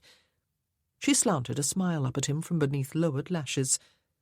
"And Matilda to protect me from you." She indicated the plump female in black. "You are quite safe from me, ma'am," he said. "I do assure you." For a moment he was not quite sure what he was intended to do with the slim hand she extended to him, but before he could make an utter idiot of himself by taking it and kissing it, he turned hot with discomfort at the realization that he had been about to do that. He understood the lady wished to be handed into her carriage. He took her hand and looked down at it as he led her to the open door of the carriage. It was almost lost in his own, small and slender and warm. It burned him through the white glove, so that he wanted to snatch his own away. But she was talking. "I would guess, Captain," she said, "that your escorting me to Vizieux is only a small part of your assignment." "Ma'am," he said. "I do not imagine that Arthur has directed you to escort me merely for the sake of your health," she said. "You are too valuable to the army to be wasted on such a trivial duty, surely." Hell and damnation, he thought. Why had Wellington not assigned this task to a man born and bred to gallantry? He was aware that she had given him his cue to bow and simper and lavish her with pretty speeches. She was begging to be flattered and adored and worshipped. "I am rejoining my regiment, ma'am," he said. "I am pleased if I can be of some service to you." "Pleased?" Her eyes laughed at him as she paused at the foot of the carriage steps. "But your regiment is not at Vizier, Captain. Are not most of the riflemen watching the border?" "I believe so, ma'am," he said. "Perhaps you go to Vizier because Arthur is there, then," she said. "Viscount Wellington, that is. Perhaps he has some special mission for you." It was a question. He was suddenly reminded forcefully that she was French, and dredged his mind for some pretty words. He was not about to be interrogated by a lovely and wily woman, especially one who was half French. "Perhaps he does, ma'am," he said, bowing over her hand. "And perhaps that special mission will be accomplished when I deliver you safe and sound to your friends in Vizieu." "Ah," she laughed outright. "I understand, Captain, but it was nicely said. How far do we go today?" "I thought perhaps Montechique," he said. "Montechique?" She raised her eyebrows. "We could go there for an afternoon stroll, Captain. I was merely hoping you would not try to push further than Torres Vedras. I have friends there." He felt somewhat cheered as he handed her into the carriage and watched her seat herself beside her plump chaperone, a dove beside a hawk, an angel beside the devil, and he was growing feathers for brains. Unless her words were mere bravado, perhaps, after all, she was willing to travel, and would not forever be calling for stops along the way. "Very well, ma'am," he said. "Torres Vedras it will be for tonight. You will inform me if you tire before then, and I will make other arrangements." She looked at him and laughed, the sound one of pure amusement. And he was relieved about one other thing too, he thought, as he closed the door of the carriage, stepped forward to confer for a moment with her coachman, and mounted his horse again. She had friends with whom she could stay at Torres Vedras. He would not then, at least for the first night, have to procure her rooms at a public inn. His scowl returned as he followed the white fairy-tale coach on its slow progress out through the archway from the courtyard and onto the streets of Lisbon. Chapter 6. "Ah," Joanna said, leaning forward in her seat and peering out through the carriage window. "A royal send-off, Matilda. Do you suppose Captain Blake will be annoyed? I had the distinct impression that he was less than pleased at the sight of my white carriage and horses. He expects nothing but troubles and delays from them, merely because they are white. Do you think he disapproves of me?" But her companion was given no chance to reply. The Marchesa was lowering the window and smiling and extending a hand. "Duncan," she said, "you have come to see me on my way. And Jack." She removed her hand from Colonel Lord Wyman's and placed it in Major Hanbridge's. "How wonderful!" Captain Blake, she saw with some satisfaction, was scowling at the necessity of drawing his horse to a halt even before they had left Lisbon. "I have time to ride only a short distance with you, Joanna," the Colonel said. "As far as the pass, maybe. Hanbridge, the lucky dog, will be able to accompany you all the way to Torres Vedras." "Will he?" she said. "What is it, Torres Vedras, Jack?" He shrugged. "Unimportant business, Joanna," he said. "A mere nuisance, except that it gives me the opportunity to ride beside your carriage." "Ah," she said. "Military matters. I understand. Duncan, do give my coachman the signal to move on. Captain Blake is looking stern and unamused." She turned her most charming smile on her official escort. He did not smile back. "And so," she said to Matilda, sitting back in her seat again, "the tedium of the journey is to be relieved at least for a while." And normally it was a tedious journey, along a winding road, and up hills and down hills. But she had no intention of letting this one be as dull as the journey from Vizieu had been no more than a week before. She had planned that already. Now her plan was certain of success. And so, when they stopped for luncheon, she sighed and looked wistful. "Men are so fortunate," she said, not to be obliged to travel everywhere in stuffy carriages. How I would love to be on horseback, feeling the fresh air against my face, smelling the orange groves and the vineyards. How lovely it would be to ride over the Monteshika Pass.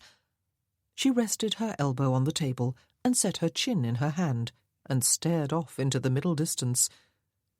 "If I had had the forethought to bring a lady's saddle with me," Jack Hanbridge said gallantly, "you might have ridden my horse, Joanna, while I rode in your carriage." She smiled dazzlingly at him. "I shall take you up before me, Joanna," Lord Wyman said, "so that you may ride over the pass." "How sweet of you, Duncan," she said, touching her fingers briefly to the back of his hand. "But you do not have the time to ride over the pass. You have to get back to Lisbon." "I wish I did not," he said, and then he turned to the silent member of their party, as she had known he would. "You must take her up, Blake." He was not pleased.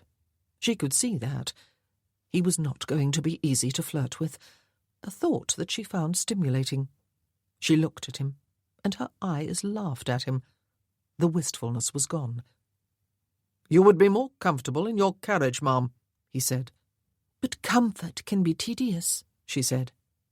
"Then it is settled," Lord Wyman said briskly. "I must be on my way, Joanna, though I hate to leave you." And so, a mere 10 minutes later, Joanna had had her way, as she always did, though no one seemed particularly pleased about it except her, she thought. Duncan had been dejected over having to take his leave of her. Matilda was sitting in disapproving silence in the carriage. Jack was berating himself as a slow-top for not thinking of suggesting that he take her up before him, and Captain Blake was merely looking displeased. "You wish me to the devil," she said to him, "so that you could ride without delay to rejoin your precious regiment, Captain, though I do not believe that is to be your destination, is it?" But he was not to be drawn on that point, she discovered approvingly. No man who was an experienced spy should fall into the type of trap she was trying to set for him. She liked the sensation of riding up before his saddle, his powerfully muscled thighs on either side of her, his arms circling her loosely as he held to the reins. But her attention was not all on the man with whom she rode. She looked all about her, and she carried on a bright conversation with Jack Hanbridge, since Captain Blake was nothing of a conversationalist. "Oh," she said, when they were high among the crags of the Monteshika Pass, and she could see downward, "the orange groves are all black." She had come to Lisbon by the Mafra road the week before. "A fire, I believe," Major Hanbridge said. "But in more than one orchard, Jack?" she asked. "Ah," he said. "An arsonist, I gather." "How strange," she said, and she began to look about her with renewed interest. The stony crags of the pass were wild and peaked, and yet a few of them had the appearance of an almost man-made smoothness, particularly those that descended to the road, and some looked almost as if they had been levelled off on top. "One might stand at the top and throw stones down on poor travellers," she said with a laugh, "without any fear of being caught. The rocks next to the road are sheer." "And so they are," Major Hanbridge said. "Nature's peculiarity, Joanna. But you need not fear. I have not heard of brigands in this area. We should increase our pace, perhaps, Bob. Storms have a habit of hitting the pass unexpectedly." Joanna laughed. "There is not a cloud in the sky, Jack." But Captain Blake obediently nudged his horse to a slightly faster pace. He, too, had been having a good look about him, and she looked up into his face to find him regarding Jack Hanbridge from narrowed and shrewd eyes. "We will stop at the next convenient spot, sir," he said, "so that the Marchesa can resume her place in her carriage." Joanna said nothing. She had a little skill of her own at observing carefully. She could recognize peculiarities at a glance. More important, she could detect atmosphere with some ease. Jack wanted them through the pass without further delay, and Captain Blake had picked up the message just as she had, and was immediately obedient to a superior officer. She glanced down once more at the blackened orange groves, and over her shoulder at the smooth, sheer sides of rock, and she felt an inward shiver. Of fear? Of excitement? She was not certain which. Joanna travelled the rest of the way to Torres Vedras in her carriage, and there Major Hanbridge took his leave of her, and Captain Blake took himself off to an inn after seeing her safely to the house of her friends. She spent a pleasant evening there, though they had mainly only worries to talk about. The old Moorish castle and the chapel of St. Vincent, standing on the twin towers of hills that had given the town its name, were being fortified by gangs of peasants, as were other towns round about. But how could fortifying an old castle and a monastery hold back the might of the French armies from Lisbon if the British and Portuguese forces could not do it? It would be all over before the summer was out. The French would be back in Lisbon, and the English would be drowning at sea. And pity help the Portuguese who lay in the path of the French armies coming from Salamanca to Lisbon. It was all very depressing. Joanna was in the habit of trusting Viscount Wellington, as she told her friends, but there was, of course, only so much one man could do. But she thought privately of the arsonist and his blackened groves, and of the strangely sheer sides of the normally craggy rocks beside the road through the Monte Chica Pass, and she thought of Major Hanbridge being fearful of a storm on a perfectly clear day, and of the strange fact that he, an engineering officer, had business in Torres Vedras, and she thought of the penetrating look Captain Blake had levelled on him. Perhaps there was something, she thought. Perhaps the situation was not, after all, as hopeless as it seemed. But she kept her counsel. Like Captain Blake, she too could refuse to be drawn when it seemed perhaps wiser to remain silent. They reached Obidouche the following day. They could possibly have travelled farther, but the Marchesa had a villa there. Besides, Captain Blake thought she was probably tired after 2 days of travel, though to give her her due, she had not complained, and had always succeeded in looking fresh, and lovely, of course, whenever he had handed her out of the carriage, and even after that rather dusty ride over the pass. And she always had a smile for him, and the white of her clothes had remained unsullied by dirt or the incidental smudges of travel. The medieval town of Obidouche rose majestically above the surrounding vineyards, its rust-coloured walls topped by the many-coloured roofs of its white houses, and by the square castle. Captain Blake had not seen the town before. It was sad to think what fate would befall it if the French indeed succeeded in pressing this far into Portugal.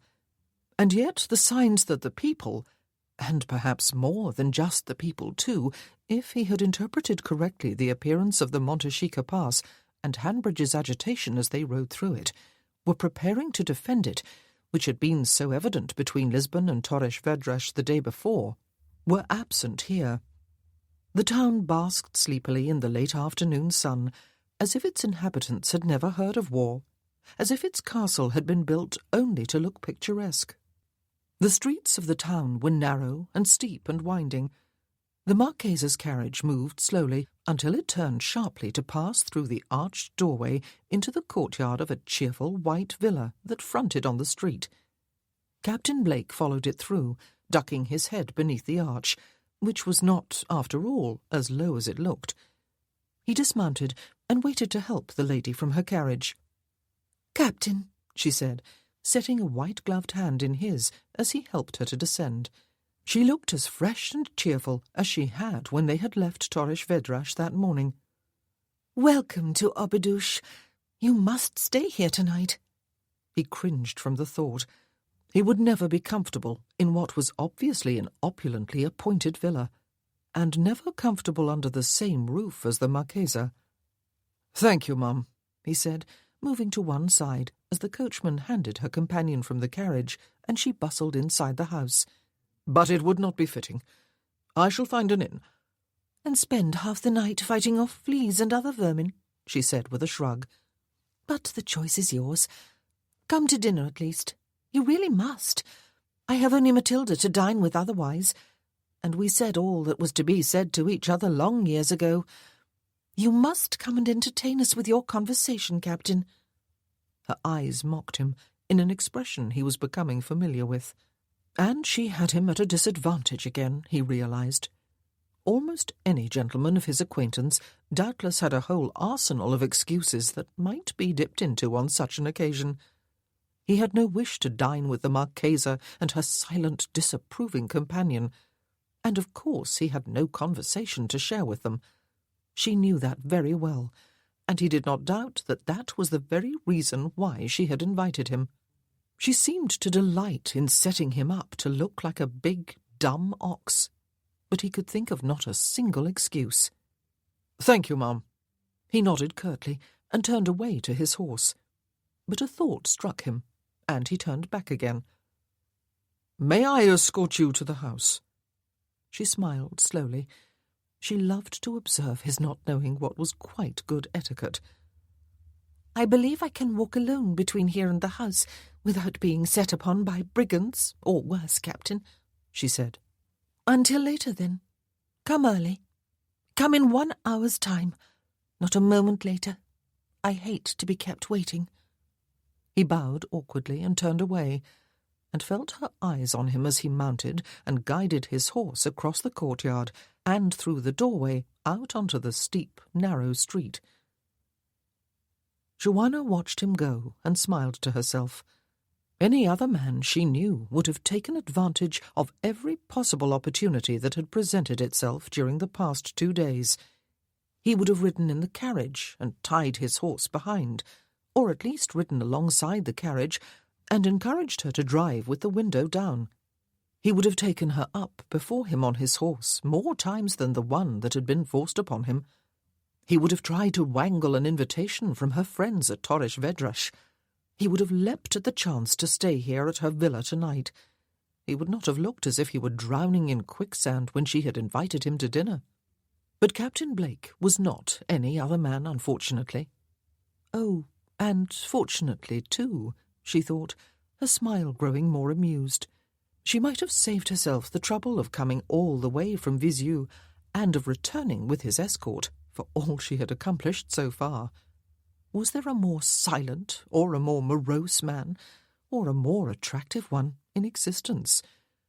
She was going to have to do something very positive and very fast if the worth of this tedious trip was to be salvaged. She walked purposefully toward the house. "Matilda," she called to her companion, who was fussing over their bags in the hall. "Leave that to the servants. You are banished, totally and completely. I have not forgotten, you see, that you have a sister in Obidos, and that you see far too little of her. You are to take yourself off to visit her now, without delay at all, and you are not to reappear before dawn tomorrow, at which time I have no doubt Captain Blake will be riding into the courtyard, chafing at the bit, ready to leave." Matilda argued. Her ladyship would need to have hot water ordered for a bath, and refreshments brought up, and it would be unseemly for her to spend the evening alone in the house, with only the servants for company. Besides nothing," Joanna said, waving a dismissive hand. "I shall have my bath and refreshments, whether you are here or not, Matilda, and I would be a very dull companion for you this evening, since I am weary and intend to retire early with a book. So there. Go. Now." She smiled her most charming smile and felt only a twinge of guilt when Matilda showered her with gratitude and went. After all, she was no girl to be needing chaperones wherever she went. Even though, she thought, as she made her way to her room and the bath she longed for, she had never entertained a man alone before. Except for Louise, of course, but that did not count. She had always considered that there was safety in numbers. The trouble with Captain Blake was that if there were anyone else present but her and him, he would be likely to fade away into the furniture. He would not be able to do that with her alone. She would not allow it. She smiled at the prospect, and felt a little breathless with apprehension. She was not at all sure that the captain could be counted upon to behave predictably in a given situation. But then, maybe, she did not wish him to do so. There was no sign of either dinner or her chaperone when he returned to the villa a little more than an hour after taking his leave of her. Only the Marchesa, clad inevitably in white, her dress softly flowing, her pelisse embroidered with silver thread, a bonnet swinging from one hand. She was in the low hall of the villa, looking at a painting. She smiled at him. "Ah, Captain," she said, "you are late. Deliberately so. It is too early for dinner, and the weather is too fine to be missed, and Obidos is too pretty a town not to be viewed. You are to take me walking, if you please." "Where is your companion?" he asked. "Probably talking non-stop with her sister, a niece or a nephew on each knee," she said. "I do not know. I am not her keeper. And don't scowl at me, Captain, as if I were a naughty schoolgirl about to escape from her chaperone. I will be safe with you, will I not? Arthur recommended you." He stiffened. "You will be safe with me, Ma'am," he said. "Oh, bother." She laughed lightly. "Shall we go? I shall take you up onto the town walls. There is a lookout path extending right around them, and flights of steep stone steps leading up to it. I hope you have recovered sufficiently from your wounds not to get too breathless." She had set out to charm him. That was very clear to him. She smiled at him and chattered to him and clung to his arm as they walked. For reasons of her own, she was trying to make him her latest conquest. Perhaps it was necessary to the woman to make every man her slave. He looked about him and tried to ignore his awareness of the small, delicately perfumed female at his side, and he wished he had brought Beatrice with him. She had wanted to come, to follow the army about as so many women did. He had said no because he was Captain Blake, not Private Blake, but he wished now he had said yes. The lookout path provided them with a magnificent view down into the town and out across the surrounding countryside. She unlinked her arm from his and leaned her arms along the outer wall and gazed outward. She looked as delicate as a girl, he thought, that girl who had thrown her arms wide at the top of the ruined castle on his father's land and turned her face to the wind. But when she turned her head to look at him now, he was reminded afresh that she was now a woman, with all a woman's allure. "Did you know," she said, "that centuries and centuries ago, when Dom Denys was passing through here with his young bride, and she admired these ramparts twining like ribbon about the white houses inside, he made her a present of the town, and from that time on, Obidos was always the wedding present given to Portuguese queens. Did you know that?" She laughed. "Do you feel enriched by the knowledge?" "History is always interesting," he said, watching the breeze blow the ribbons of her bonnet. "Do you not think it a wonderfully romantic story?" she asked. "Would you give such a present to the woman you loved, Captain?" "On a captain's pay," he said. "I could not give anything so lavish." "Ah," she said, "but would you want to? What would you give the woman you loved?" She was still looking at him over her shoulder, her eyes sweeping over him in a manner that was clearly meant to make him uncomfortable, and was succeeding. He took a few steps forward and stood beside her at the wall. He gazed out at the lowering sun. "A length of real ribbon, perhaps," he said. She laughed softly. "Only ribbon," she said. "It must be that you do not love her enough." The ribbon would be beneath her chin when she wore her bonnet, and tied in a bow beneath her ear, he said. "A part of me would be that close to her." He had not thought of love for a long time. "Oh, well done," she said. "You have exonerated yourself." "Or a star, perhaps," he said. "Perhaps a whole cluster of stars. They are free and bright and would always be there for her." "She is a fortunate woman," she said, looking sideways up into his face. "Is she Beatrice?" He looked down at her, startled.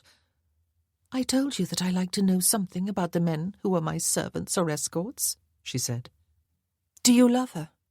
"She is, or was, my mistress," he said stiffly. "Ah." She laughed softly, and they fell silent. Watching the lagoon, the Lagoa de Obidos below them, and the ocean in the distance, and the growingly lovely sunset beyond. It was a setting most men would kill to have alone with her, Joanna thought with a wry smile, and yet she was not sorry that she did not have to share it with a man who would have ruined it with courtly speeches and abject worship. And certainly Captain Blake could not be accused of abjectly worshipping her. She turned her head and looked up at him. His features were sharpened by the light of the sinking sun.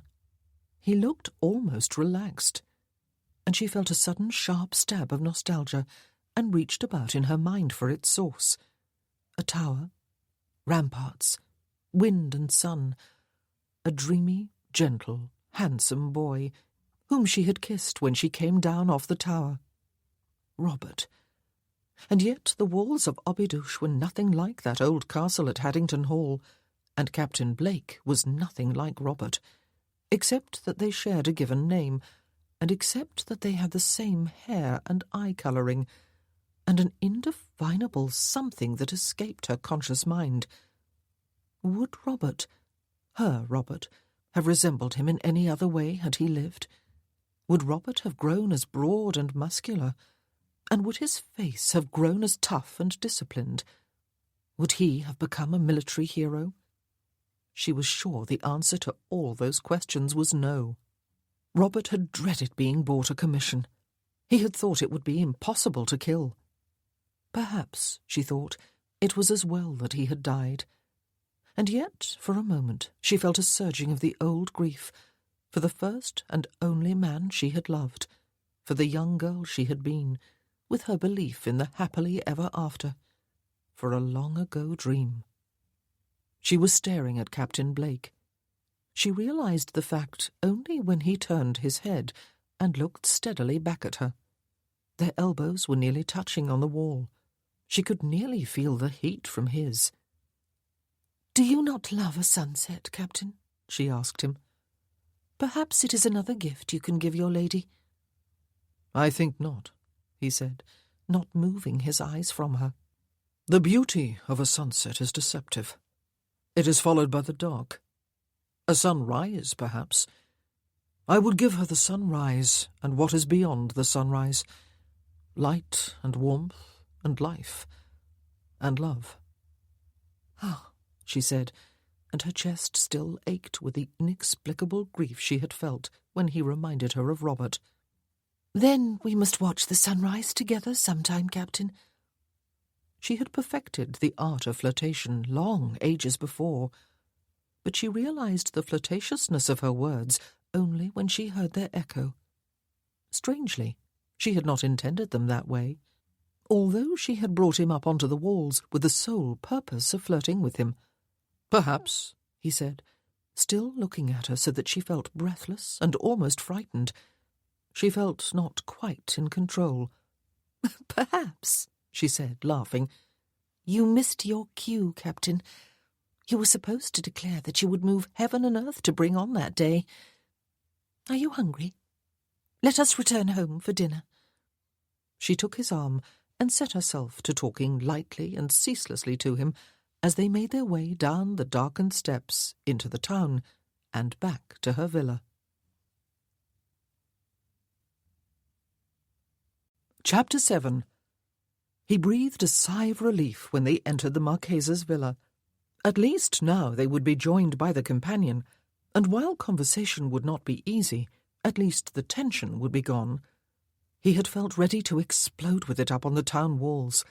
He had bristled with awareness of her, and desire for her, and contempt for his own reactions, since her own manner was so deliberately flirtatious. He felt rather out of his depth, again. He hoped, suddenly, that Lord Wellington would burn in some particularly hot corner of hell for giving him this particular assignment. "Call Matilda," she told a servant, taking the captain's arm and leading him in the direction of the dining-room.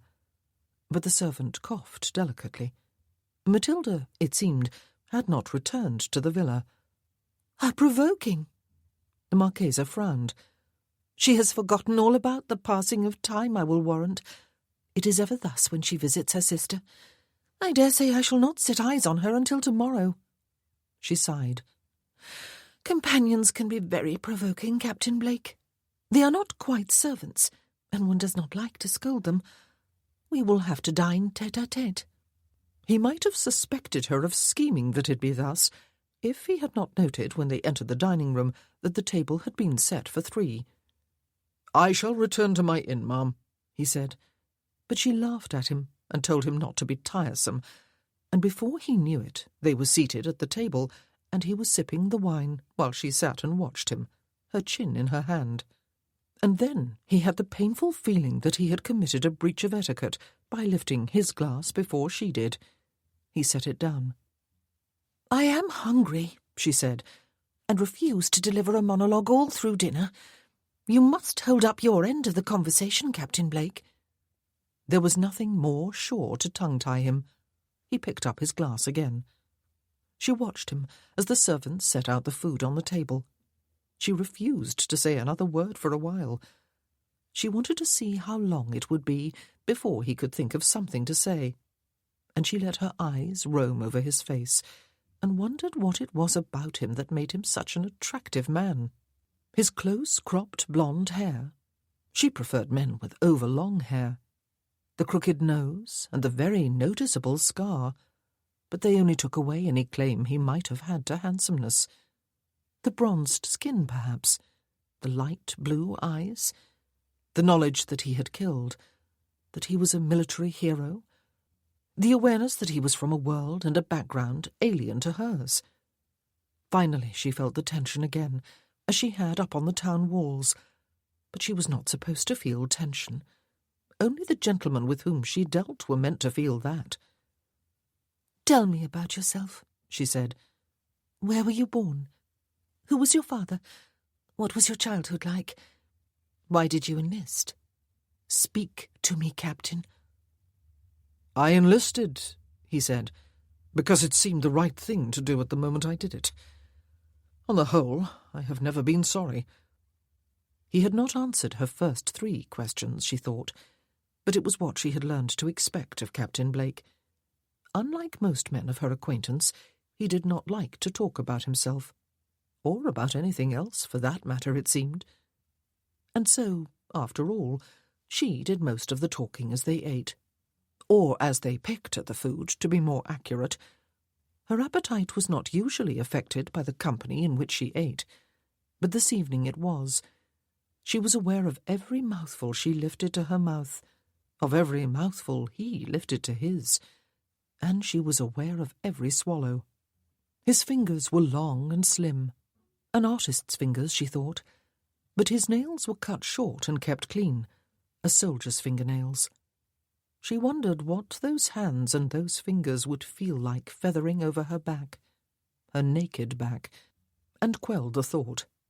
The air was fairly crackling with tension, and Captain Blake tried to eat as if he were dining with his fellow officers or men, but found that he could not rid himself of the notion that she watched his every move, as he watched hers, and try as he would to think of some topic with which to sustain the conversation, his mind was blank, and his only contributions were answers to questions. She had a habit, as she talked, of leaning forward, so that her breasts almost brushed the edge of the table. It seemed that his temperature rose a degree every time it happened, and it happened frequently. And she had that way of looking at him that he had noticed before, her eyes sweeping up at him from beneath her lashes. He cursed himself for not holding firm about returning to his inn when he learned that her companion had not returned. He wondered how long he must sit at the table before he could decently rise and excuse himself. He had no idea what was proper form in such circumstances. Perhaps there was no proper form in a tête-à-tête of this sort. It was all highly improper. The room fairly pulsed with tension. "Let's remove to the drawing-room," she said eventually, smiling at him. "If you have finished eating, that is." "Yes, thank you, Mum," he said, setting his napkin thankfully beside his plate and getting to his feet. "But I must leave. We should make an early start in the morning." She allowed him to pull back her chair as she got to her feet, and the relief of doing so, of no longer having to sit alone with him at the table, was enormous. but she could not let him go. Some foolish stubbornness refused to allow her to do what she knew she ought to do, and what she wanted to do, to let him go. "It is not even late, Captain Blake," she said, linking her arm through his, "and I shall be dreadfully bored if forced to spend the rest of the evening alone. You would not doom me to loneliness and boredom, would you?" She smiled and looked at him from beneath her lashes in a manner she knew drove men wild, and was more aware than she ever had been before of how large he was, and how broad-shouldered and well-muscled, and there was a flutter of fear that she was playing with fire. She ignored the feeling. He did not resist further. She was almost disappointed that he did not. She had half hoped that he would insist on leaving. They must converse, she thought. They must fill up the silence. "What languages do you speak?" she asked him as she led him into the drawing-room. "I know you speak several. I know that you have been sent on many reconnaissance missions as a result." "Several Indian languages," he said, "and some European ones, too." She slipped her arm from his and walked about the room, fluffing cushions and repositioning ornaments. He was still standing just inside the drawing-room door, his booted feet slightly apart, his hands clasped behind him. "Do come and sit down, and tell me about some of your spying missions," she said. "Tell me about some you have carried out in the peninsula." She patted the back of a sofa and felt her heart pounding against her ribs. "I had better go, ma'am," he said. He had more sense than she had. It was impossible, she thought, that he did not feel the tension between them as she did. "You do not like the topic?" she asked him. "Then we shall choose something else. I shall tell you about Louise and life at court before the removal to Brazil. There are many amusing stories with which I can entertain you. Come and sit down." "I must go," he said. An inner voice told her to let him go. She was in much deeper than she had ever been before. Flirtation had always been a light, amusing, slightly boring game before, and very safe. Let him go, that inner voice told her again. But if she let him go, she would be admitting defeat. She could not let him go until she sent him away. She strolled across the room toward him, a smile on her lips. He watched her come, and he stood there feeling like a gauche boy, wanting to take his leave, desperately wanting to be gone, and not knowing quite how to accomplish such a seemingly simple task. He clamped his teeth together rather than tell her once more that he must go. Almost any other man she might have chosen as an escort would have known how to take his leave, he thought. She stopped when she was almost toe-to-toe with him. Delicate white slippers, almost touching heavy, polished black boots. The top of her head was just beneath the level of his chin. Smooth, dark hair over the crown of her head, and styled into a cluster of curls at the back. She wore a soft, musky perfume that he had noticed while they were out walking. "You are not afraid, are you, Captain?" she asked him, long lashes lifting to allow her eyes to travel up from his chin to look into his own. There was a hint of laughter, and a hint of something else in her eyes.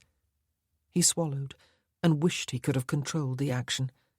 He was mortally afraid. He had never been in such a situation with any woman who was not a whore, and his for the purchase. He had no experience in controlling himself in such situations. There had never been the need. And then one of her hands, for once ungloved, small, white-skinned, smooth, lifted, so that one finger could trace the line of a seam beneath the shoulder of his coat. "Almost threadbare," she said. "It has seen much service." The heat from her finger burned along his collarbone. "Some woman will have to mend it for you soon," she said. "Yes." Her eyes moved upward again, passing over his chin, lingering over his mouth, pausing at the scar across his nose, looking fully into his eyes. "Are you afraid?" Her voice was low, almost a whisper. The style of her dress, falling in soft folds from beneath her bosom to the floor, made her appear light and slim, yet she was even slimmer in reality. His hands almost met about her waist. There was a sharp memory of a similar impression from the time when she was 15. He spread his hands downward behind her waist and brought her against him, while she arched backward from the waist and set her hands on his shoulders, and looked into his eyes with an expression on her face that was almost a frown. She was all light, warm, soft femininity. He slid his hands upward until her breasts touched his coat and flattened against it. He watched and felt their softness yield to the hardness of his chest muscles. Jesus, he thought, and the blood pulsed through him like a hammer beat. Lord God in heaven! But she was too small. For as long as they stood, she was too small. He bent at the knees, lifting her against him so that her feet almost left the floor, and she knew that she had made a mistake. She knew that she had carried the flirtation too far. The fear she had had the moment she had first set eyes on this man was upon her. She had lost control. He had lifted her so that all her weight and all her balance were at his mercy. If he let her go suddenly, she would fall, and he had lifted her sufficiently that she could feel against her womb the hard swelling of his desire for her. They had moved beyond the area of her own expertise, flirtation, into the realm of his, passion, and she had no experience. No, none whatsoever, not even in her marriage, with passion. She looked up into his light blue eyes, now burning with the fire of his passion, and she felt him with every part of her body and every nerve in it. He was all hard, magnificent masculinity, and she was terrified of him. The embrace he had begun was an embrace that led only to one place and to one ending. It was an embrace fully intended to be taken to completion. And terrified of herself. Her body was delighting in the sensations and the possession in store for it, and her mind was wanting to surrender. It would be so good, she thought. She knew it would be good. It would erase, perhaps, the nauseating memories of her marriage bed.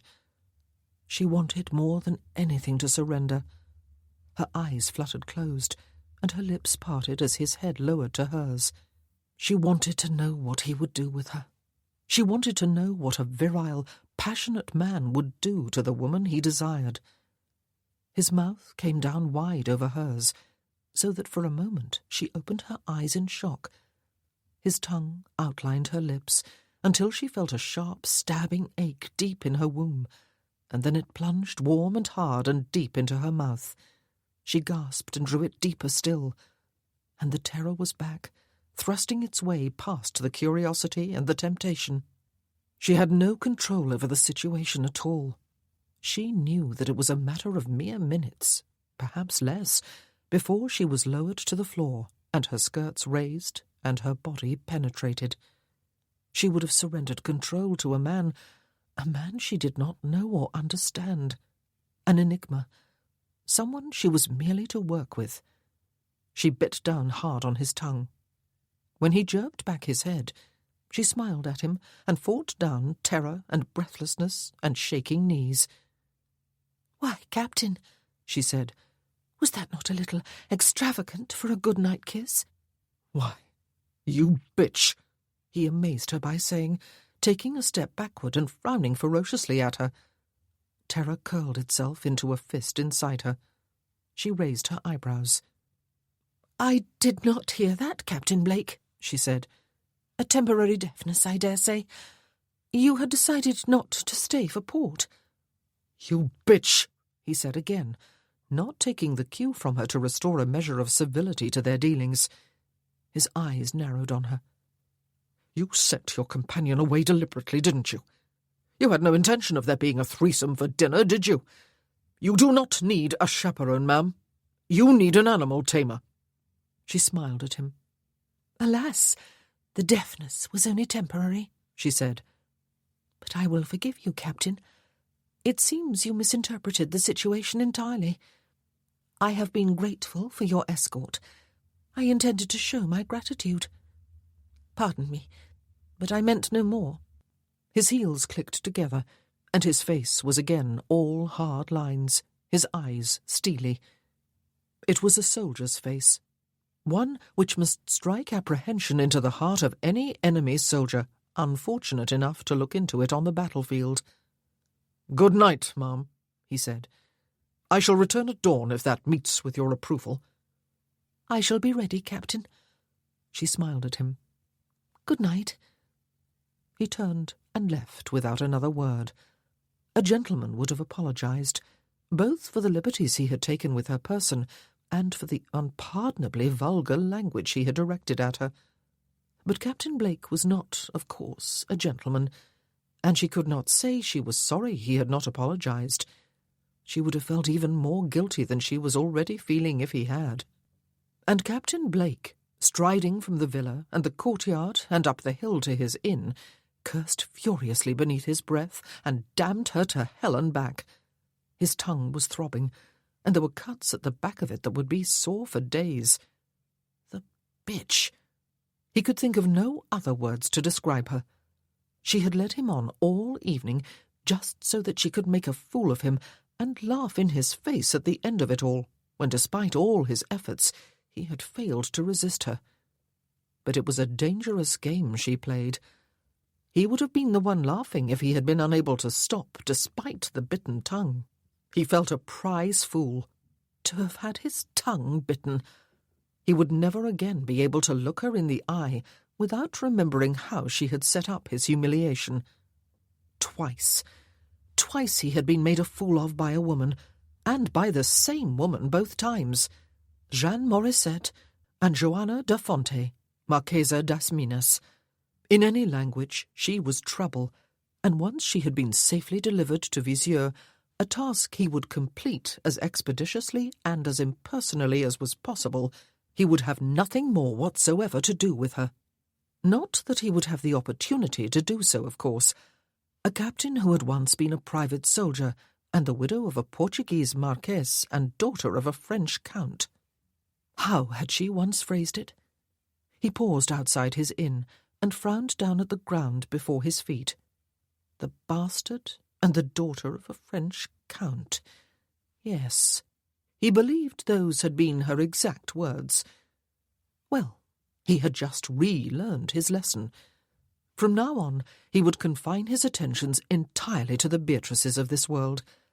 Beatrice might take money for services rendered, but at least she was open and honest about what she did. She did not entice a man to madness, and then claim, all wide eyes and sweet smiles, that she had merely been offering a good-night kiss of gratitude. Beatrice knew how to give as well as receive, and what she gave was her sweet and ample self for his pleasure and his comfort. He was sorry in his heart that he had not brought her with him after all. He would have given all the meagre contents of his purse at that moment to be able to take her up to his bleak inn room and bury himself in her. Damn, but she was beautiful, he thought, and warm and slender and shapely, and tasty. But it was not Beatrice he was thinking of any longer. Chapter 8. Their journey lasted 3 more days. They stayed at Leiria one night, Joanna choosing to sleep at a convent in company with Matilda, and at Coimbra the next. She had friends there with whom to stay. Before the 3rd night closed in on them, they had arrived finally at the city of Visieux, high on a breathtaking plateau, its city walls and its churches and cathedral giving it a beauty all its own. Captain Blake had never been so glad in his life to reach a destination. In 3 days he had scarcely exchanged a word with the Marchesa, and yet she smiled at him as usual, her eyes perhaps laughing at him. He never knew whether she mocked him or not, and it continued to be his task to hand her in and out of her carriage. But during those 3 days he was more aware of the slimness of her hand and the lightness of her body, and that subtle perfume he had noticed first inside her villa at Obidos. There were days during which he longed to be free of her and back with the army. He regretted the summons to Visieux. He wanted to be back with his company again, relieving Lieutenant Reed from the command of it he had had over the winter. He wanted to be done with women, and one woman in particular, for a while. He wanted to concentrate on his job. It was late June. The French would surely be making their move soon. It was amazing they had waited so long. There would surely be a major pitched battle before many more weeks had passed. Joanna's aunt lived on the cathedral square in the city, a handsome area of noble houses, including the episcopal palace. He dismounted for the last time to hand the Marchesa from her carriage. "Captain Blake." She set her gloved hand in his and smiled brilliantly at him. "We have arrived safely after all. I shall be sure to report to Arthur that you protected me from all the perils of the road." There was definite mockery in her voice. There had been no perils apart from the one that he himself had posed, and she had protected herself from that. His tongue still pained him when he drank anything hot. He bowed over her hand when her feet touched the ground. "I hope the journey has not been too uncomfortable or tedious for you, ma'am," he said. "How could it be?" she said, and she laughed aloud.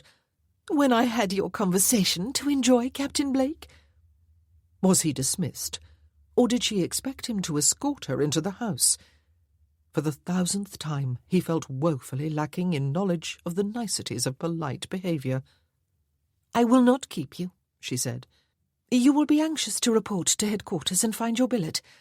I fear it is too late to talk with the General today, though. Good day, Captain." She had left her hand in his. "Goodbye, Mum," he said, and he did what he thought and hoped was expected of him. He raised her hand to his lips, and he looked down into her face as he did so, to find her eyes on their hands and her lips parting. Lord, he could taste the sweetness of her still, and feel the sharpness of her perfect teeth. "Your aunt will be pleased to see you safe." She smiled and raised her eyes to his. "Never say goodbye, Captain," she said. "It sounds so final. I dare say we will meet again."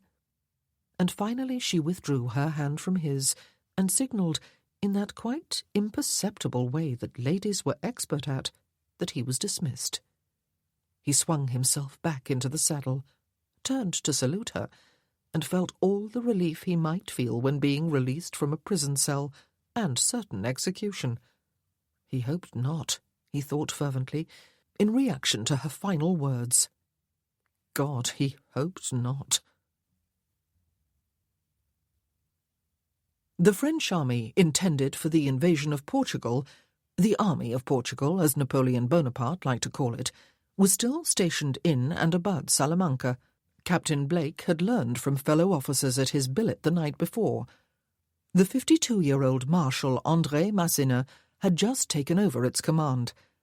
The bulk of the British and Portuguese armies, both under the command of Viscount Wellington, were still massed in central Portugal, awaiting the expected invasion from the east. The Light Division was still patrolling the Coa River, protecting against any surprise French advance and preventing any intelligence from getting out to the French. Nothing much had changed, although it was early summer already. Captain Blake paced an anteroom at headquarters the morning after his arrival at Visieux and wished he were at the Coa with his company. There would be danger, excitement, the feeling of being in an important place at an important time. He hoped that he would be sent there, that this detour to Visieux was merely for the purpose of picking up papers or a message for General Crawford, in charge of the division. He was kept waiting for 2 hours before a staff officer came to summon him into the presence of the Commander-in-Chief. Captain Blake was always struck by 2 contradictory impressions of Viscount Wellington. One was how ordinary and unassuming he appeared at first glance. He did not wear military uniform, but was almost always dressed in plain, rather drab clothes. The other was how commanding a presence he had, once one was past that first glance. His face was stern, with its hooked nose and thin lips and compelling eyes. and yet an explanation of why all attention focused on him whenever he was present was not in either his face or his tall, slim person. It was more in the man inside that person. "Ah, Captain Blake," he said, looking up from the papers strewn over the surface of his desk and acknowledging the other's salute with a nod of the head. "You have come at last, have you?" "As fast as I could, sir," Captain Blake said. "And yet my messenger had returned and was reporting to me yesterday morning," the Viscount said, frowning. Captain Blake swallowed his indignation. "I was directed to escort the Marchesa das Minas, sir," he reminded the General. "Ah, Joanna." Wellington set his quill pen down. "A delightful lady, would you not agree?" Captain Blake inclined his head, assuming that the question was rhetorical. "How is your French?" the Viscount asked. "My own is indifferent." "I can both understand it and make myself understood in it, I believe," the captain said. "And your Spanish?" But the General waved a dismissive hand. "No, forget that question. I know your Spanish to be fluent. I need you to go to Salamanca for me." Captain Blake stood still and forced himself to refrain from either raising his eyebrows or repeating the name of the Spanish city. Explanations would doubtless be made. "Right into the lion's den, or the hornet's nest, so to speak," Lord Wellington said. "You are to be captured, Captain Blake. Be sure to wear your uniform. As you are doubtless aware, the French treat their prisoners of war with courtesy, as we do ours. They treat prisoners out of uniform with a barbarity that leaves one wondering if they can be a civilized nation at all." It was harder this time to prevent his eyebrows from shooting upward. His task was to walk into the enemy camp and allow himself to be captured. "You will not just walk into the city and surrender your sword, of course," the General said, as if he had read the other's thoughts. "You will be communicating with a band of Spanish guerrilleros, Antonio Becker's band. You may get the details later from my secretary. And you will be very reluctant to be captured. You will have papers carefully hidden about your person, but not carefully enough, of course." Captain Blake looked and listened. He knew that questions and comments were unnecessary at this point. "Sit down, Captain," the Viscount said, getting to his feet himself. "I shall explain the situation to you. Suffice it to say that I do not like divulging important information to even a single person more than is necessary. Very few people, even among my senior officers, know what I am about to tell you. And before I do that, I must ask you. You are willing to undertake this mission for me? I do not need to point out to you that there is danger involved, and that all such missions are voluntary." "I am willing, sir," Captain Blake said, though he was not at all sure that he was eager. Captivity, the humiliation of losing his sword to the French, and the tedium, perhaps the degradation, of a lengthy incarceration. "This, then, is for your ears only, Captain," the General said. "It must not be repeated even under the stress of torture, which I do not anticipate to be your fate, provided you wear your uniform, of course. Did you notice any unusual activity as you travelled north?" Captain Blake thought. "Very little, sir," he said, thinking of the Montashika Pass and Major Hanbridge's uneasiness there. But that had not literally been activity. "Large bands of peasants seemed to be busy on some fortifications north of Lisbon to about Torres Vedras, but their efforts would seem to be pointless and rather pathetic. I saw no evidence of military activity." "Ah," Lord Wellington said, "your words please me. My engineering officers are clever in more ways than one, it seems.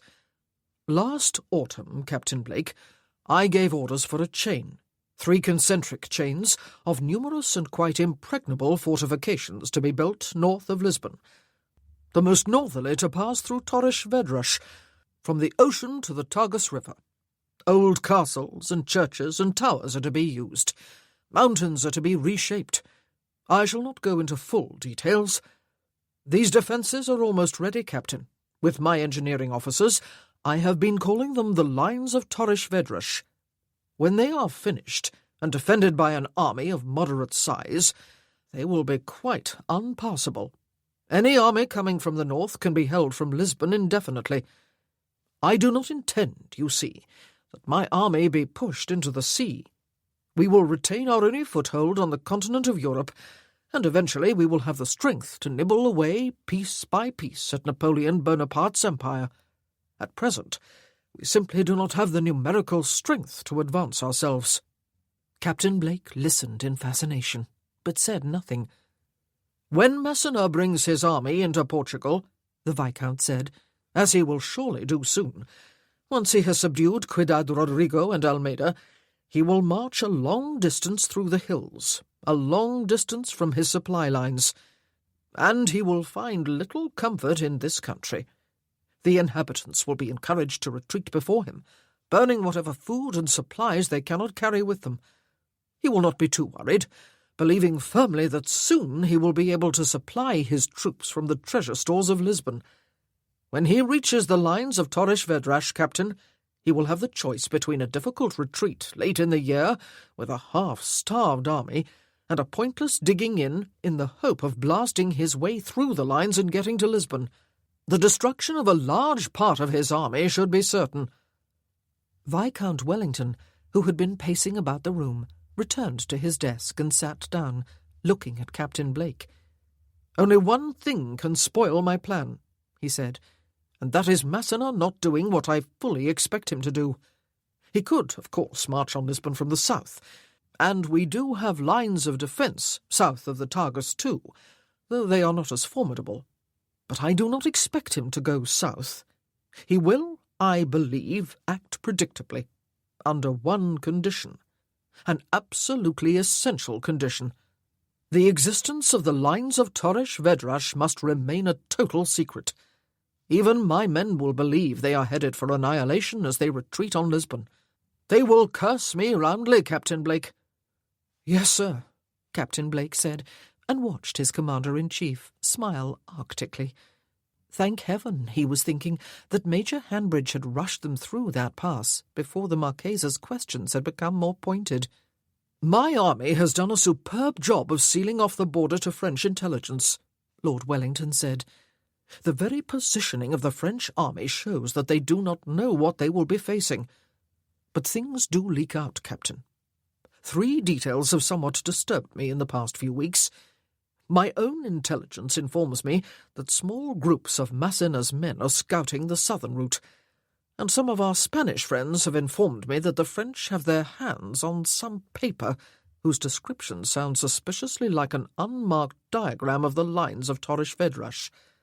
Are they beginning to suspect the truth? That is the question I have been grappling with. And third, they have not yet moved, though it is almost July. Clearly something is amiss. Something troubles them. Again, is it that they suspect the truth? Will they, after all, swing to the south?" He set his elbows on the arms of his chair and steepled his fingers. He looked broodingly at Captain Blake. "You have to be caught with a diagram of the lines on you, Captain," the General said. "A misleading diagram, of course, to convince our friends that we are expecting them from the south and have very shaky defences indeed in the north. It will be up to you to convince the French officers who will interrogate you that the paper is authentic. It will be up to you to convince them that it is plausible for you to have such an important paper on your person as you travel in Spain. You will discuss the matter with my secretary and report back to me tomorrow. I expect you to be on your way within 2 or 3 days. Do you understand your mission?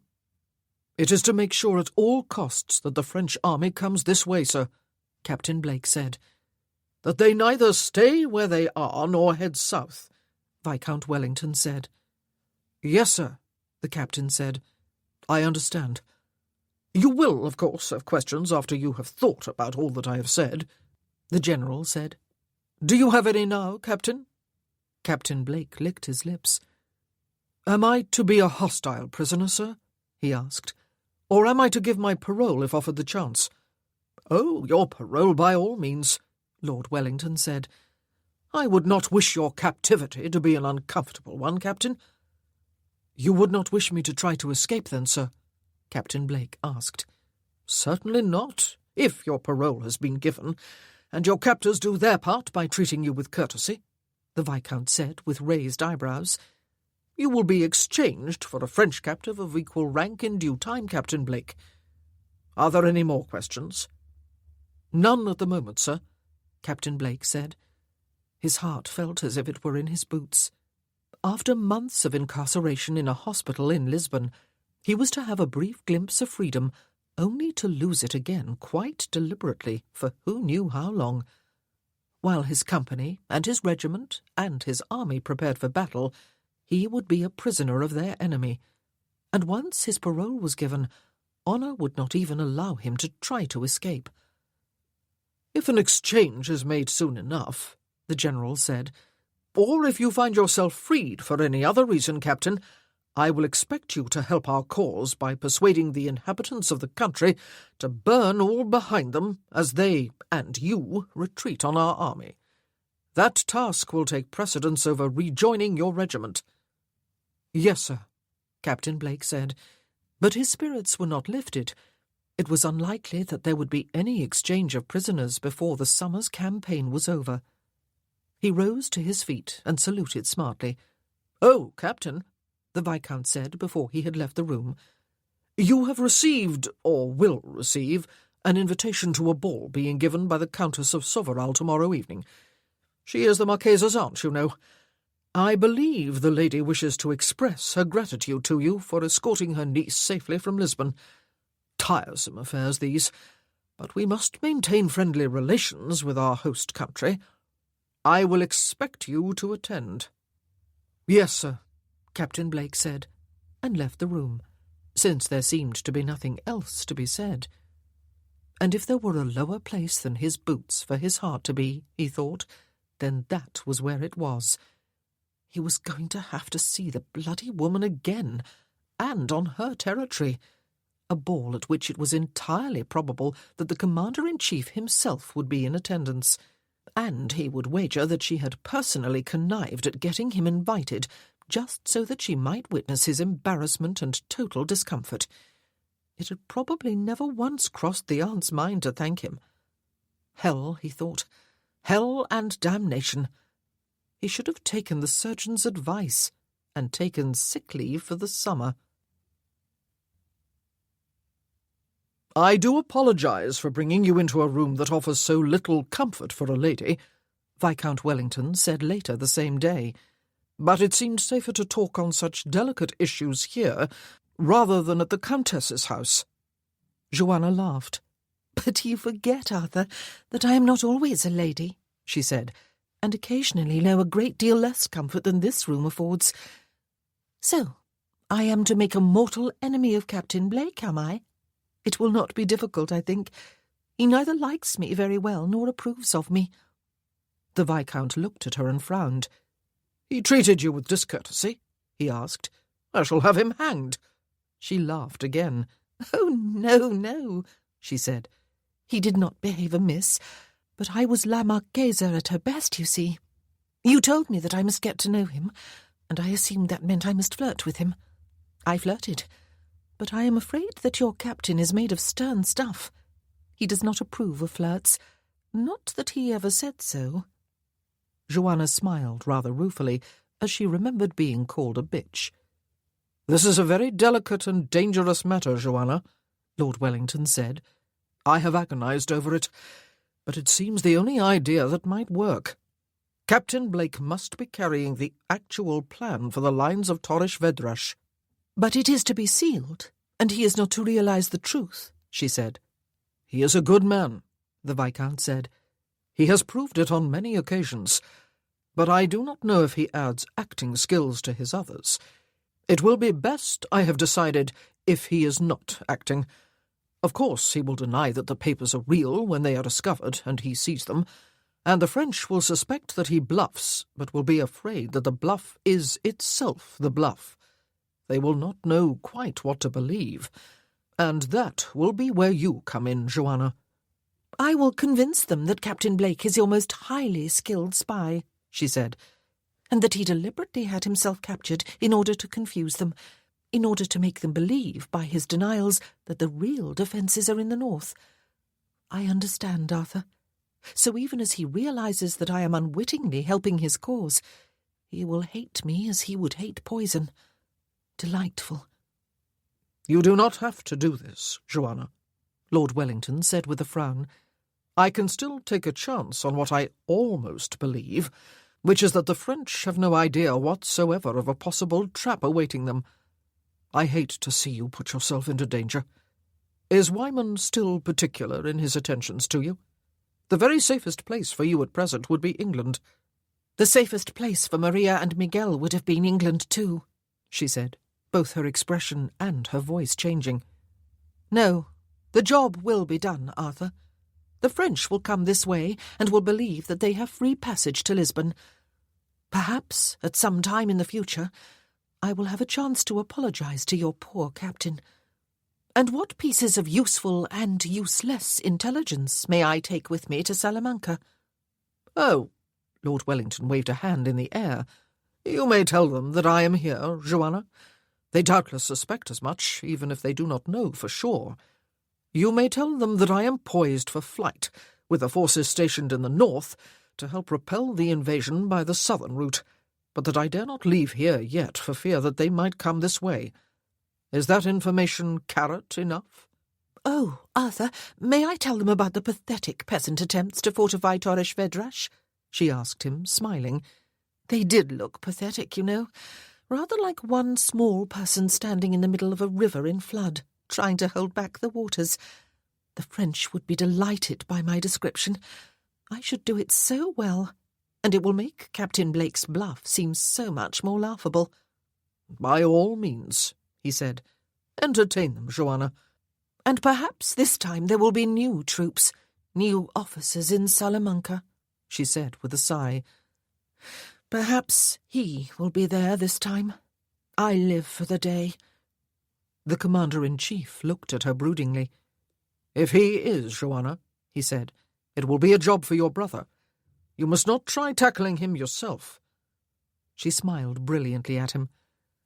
Once I have betrayed poor Captain Blake, my task is done, she asked. Just one more thing, if it can be arranged, he said. He will doubtless be offered parole, and has been instructed to give it. But he is a restless young man, and will be most unhappy if he cannot spend at least a part of the summer among his beloved riflemen. Besides, I need at least a few men in uniform, and with a knowledge of the Portuguese language, to persuade these poor people to leave their homes and destroy all behind them. If you can find any way for his parole to be broken, without loss of honour to him, Joanna. She raised her eyebrows. Ah, a challenge, she said, accomplishing the impossible. I shall see what I can do, Arthur, and then the Marchesa can disappear for a while. He frowned. The hills will be dangerous with the French coming through them, Joanna, he said. They are not kind to captured partisans, you know, and we have never been able to persuade them that the Portuguese Ordenanza is a type of military organization, and that its members are therefore entitled to be treated as soldiers. I would prefer that you make for Lisbon with all speed, as the Marchesa. She smiled. But I do not intend to be captured, she said, and I shall explode into 1,000 pieces if I cannot be free for at least a few weeks. I have no power over you at all, of course, Lord Wellington said, but be sure to proclaim your French citizenship loudly and clearly if you are caught, Joanna. Not that you are likely to be believed, of course, unless you have the good fortune to be taken by someone who knows you. She got to her feet and extended a hand to him. You will be at the ball tomorrow night? She asked. Duarte's godmother will be disappointed if you are not. My aunt. She smiled. I have so many aunts. I would not miss it, he said, taking her hand and bowing over it. I have instructed Captain Blake to attend. Ah, she said. So I am to work even during a ball, am I? I fear he will dread the evening more than going into battle. Who is he, Arthur? What was he before he enlisted? He is one of my officers, he said, his face quite impassive. "The past is of no significance to me, Joanna." "Ah," she laughed. "A slap across the fingers. I deserved it. But of course I am more intrigued than ever. I shall have to tease the information out of the captain himself. I take it that flirtation would be the best treatment tomorrow evening?" The Viscount smiled. "I do not believe I need to teach you your job, Joanna," he said. "Until tomorrow evening, then." "I shall look forward to it," she said. But as a staff officer handed her into her carriage a few minutes later, she was not at all sure that she did. She would see him again, and have a chance to flirt with him again, and that in itself posed an interesting challenge. Captain Blake was not good at flirtation, perhaps, but she suspected that he was very good indeed at what she had never allowed to follow flirtation, though she had almost allowed it with him. She remembered quite vividly that terrifying embrace at Obidos, terrifying because she had almost lost control of both the situation and herself, and she still felt shameful regret that she had not allowed matters to proceed at least one step further, though she knew with a woman's instinct, certainly with nothing she had learned during her marriage, that one step further would have taken them to the point of no return, and then perhaps she would have been lost forever.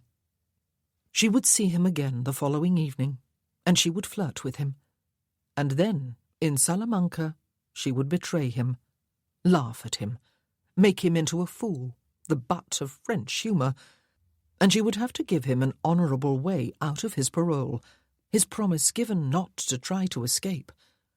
She already had an idea. It would be the only workable one, and it would be one more thing to give him a disgust of her, to make him hate her. Joanna sighed. She did not want Captain Robert Blake to hate her. But that was a foolish thought. There was a war to be fought, and she would fight it in any way she could contribute. She would fight against the French, even though she was half French herself, even though her father was French and in Vienna working for the French government. She would fight the French, because one Frenchman deserved to die at her hands. It did not matter that one English officer would come to hate her, even if he did not do so already. She would be helping him accomplish his mission, though he would not realize it. And she would be helping him escape, so that he might rejoin his regiment and get himself killed in the next pitched battle.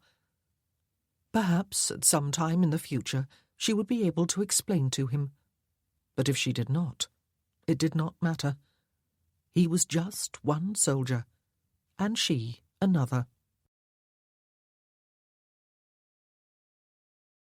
Chapter 9. "Ah, yes, Captain Blake." The Countess of Soverol at least looked relieved that he had spoken to her in her own language, but she smiled vaguely at him, welcomed him to her home and her ball, and turned politely to greet the next new arrivals. Captain Blake would have grinned if the whole thing had not made him feel so damned uncomfortable. Far from lavishing him with gratitude for having brought her niece safely all the way from Lisbon, the Countess had appeared not to know who the devil he was. It was rather like a repeat of the Angeja ball in Lisbon, except that there were fewer shadowy corners into which to melt, and except that he felt less free to withdraw after a decent time. He supposed that he must wait until the end, or, if he were fortunate, until he had been noticed sufficiently by both the Marchesa and the beau that he could make his escape. He would rather be creeping about Salamanca, waiting to be captured, he thought, as he strolled into the ballroom, trying to look both casual and inconspicuous. He would rather be going into battle, out ahead of the infantry lines with his skirmishers, waiting for an enemy's skirmisher to pick him off. He would rather be anywhere else but where he was. It was not hard to spot the Marchesa das Minas, or at least the place where she was. It was dense and abuzz with the officers who sported all the most gorgeous uniforms and the most lavish displays of silver and gold lace. "Bob!" A cheerful voice hailed him as he moved to the other side of the ballroom. "There you are! I heard you were in town." He turned and grinned in some relief, at Captain Rowlandson of the 43rd, whose gap-toothed smile was welcome in a sea of generally unfamiliar faces. "Ned," he said, "what are you doing here?" "Messenger boy," the other said. "Came in last night, on my way out at first light tomorrow. Had to come tonight, though, to pay my respects to the Marchesa. Or probably not to pay my respects, actually.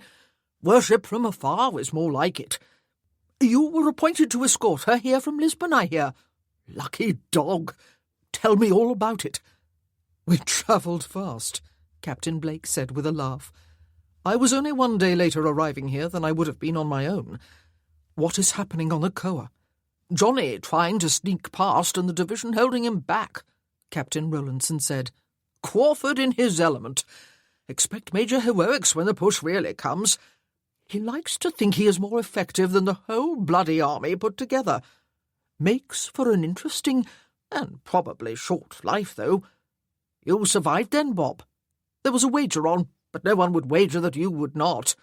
Too stubborn by half to die just because a bullet missed your heart by an inch, Reed said. And he don't want to owe his captaincy to your dying anyway. Are you coming back with me?" Captain Blake grimaced. "I have some business here first," he said. "Tedious stuff. Save some of the fighting for me, though, Ned. Don't take all of the glory for yourself." Captain Rowlandson laughed heartedly. "I want to dance with a tall, dark-haired beauty in green," he said. "Across the room there, Bob. Do you see her? I've met her eyes at least 3 times in the last half hour, and I don't think it is a coincidence either. Perhaps she fancies red hair, eh? It is a distinct disadvantage not to have any Portuguese, though. Come and speak to her chaperone for me." Captain Blake would really have preferred not to, since the beauty in question was seated quite close to where the Marchesa was standing, laughing and flirting with a court that was surely larger than the one in Lisbon. Sometimes, he thought, following Captain Rowlandson across the floor, he regretted his handiness with languages.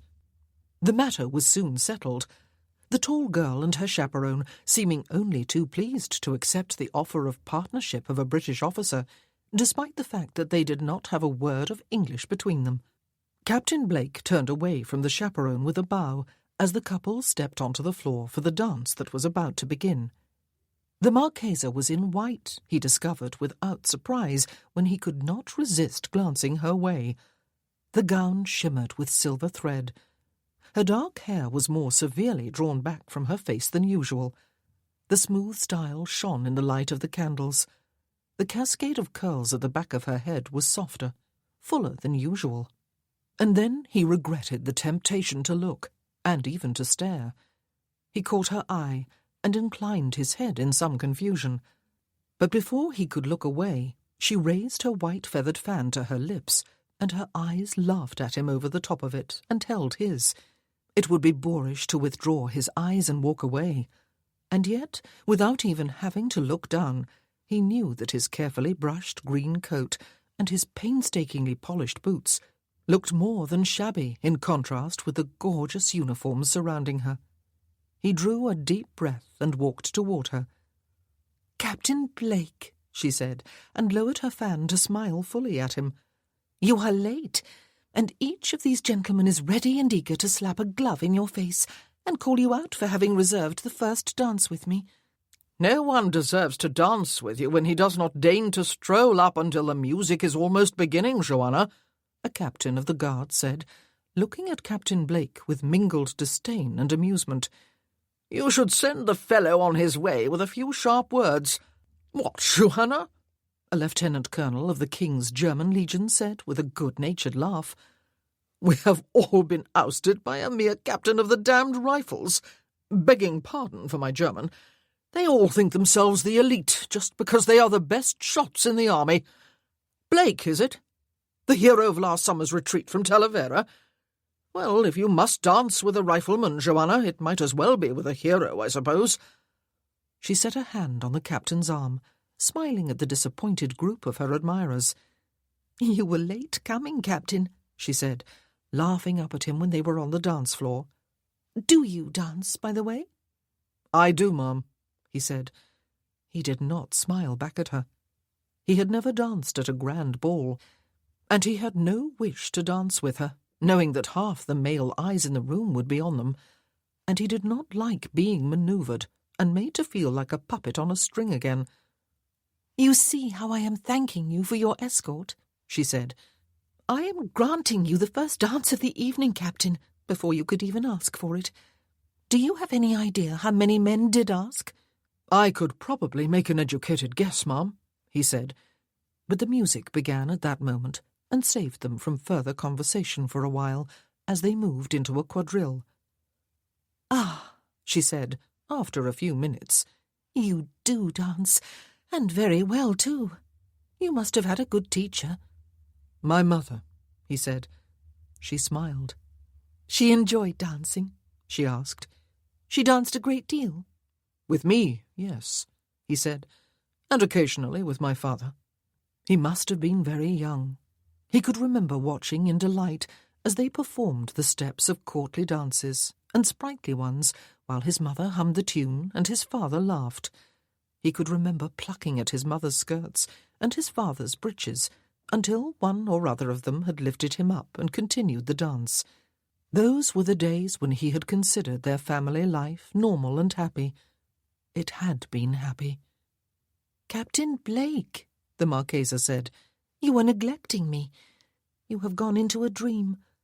Did they dance at ton events? And are they both in the past tense? Have you lost your father as well as your mother?" He looked at her and wondered that she had not recognized him at all. Had he changed so completely in 11 years? Or had he meant so little to her that she had forgotten him as soon as her father's carriage took her out of sight of Haddington Hall?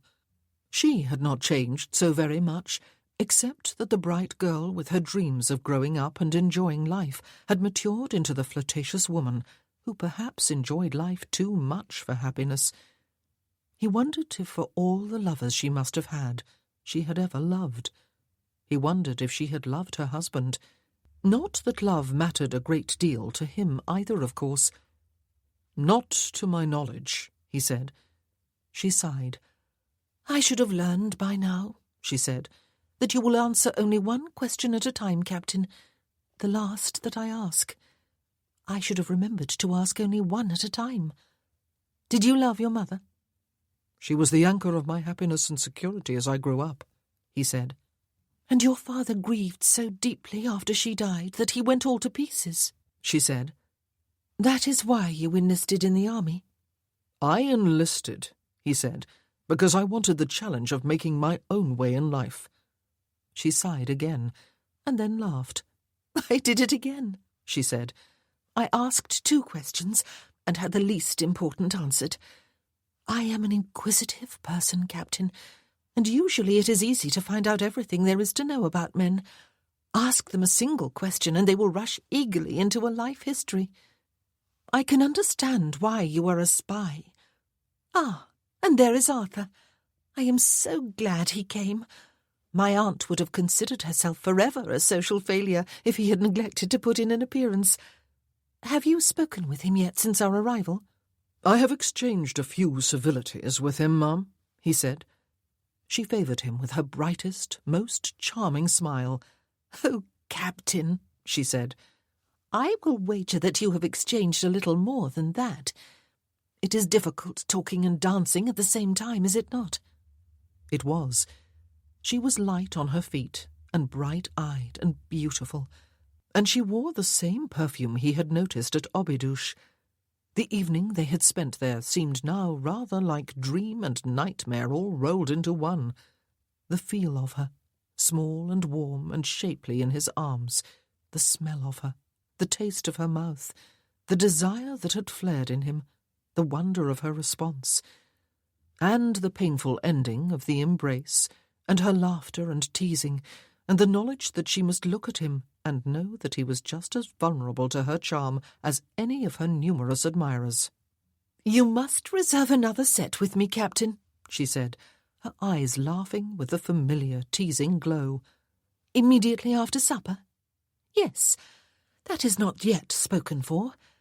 I do not allow dances to be reserved far ahead of time, you know, for I never know with whom I will wish to dance. But in your case I will make an exception. and we will not dance, but walk out in one of the courtyards. My aunt's, which is more private than the main courtyard. Very well, then. I shall risk it without dragging Matilda out there too. Matilda hates the outdoors at night. I like your suggestion, Captain. By that time of the evening I shall be tired of dancing and ready for some cool outdoor air. Thank you. I accept. She laughed gaily. "Does any man ever say no to you?" he asked. He was not returning her smile. She looked up as if she were thinking. "No," she said. "No man ever does. Are you planning to be the first, Captain? How tiresome. You will not dance with me again, or walk out in the courtyard with me? I shall have to find a corner in which to pout. Or better still, I shall stamp my foot here and fly into a passion and have a fit of the vapours. Shall I?"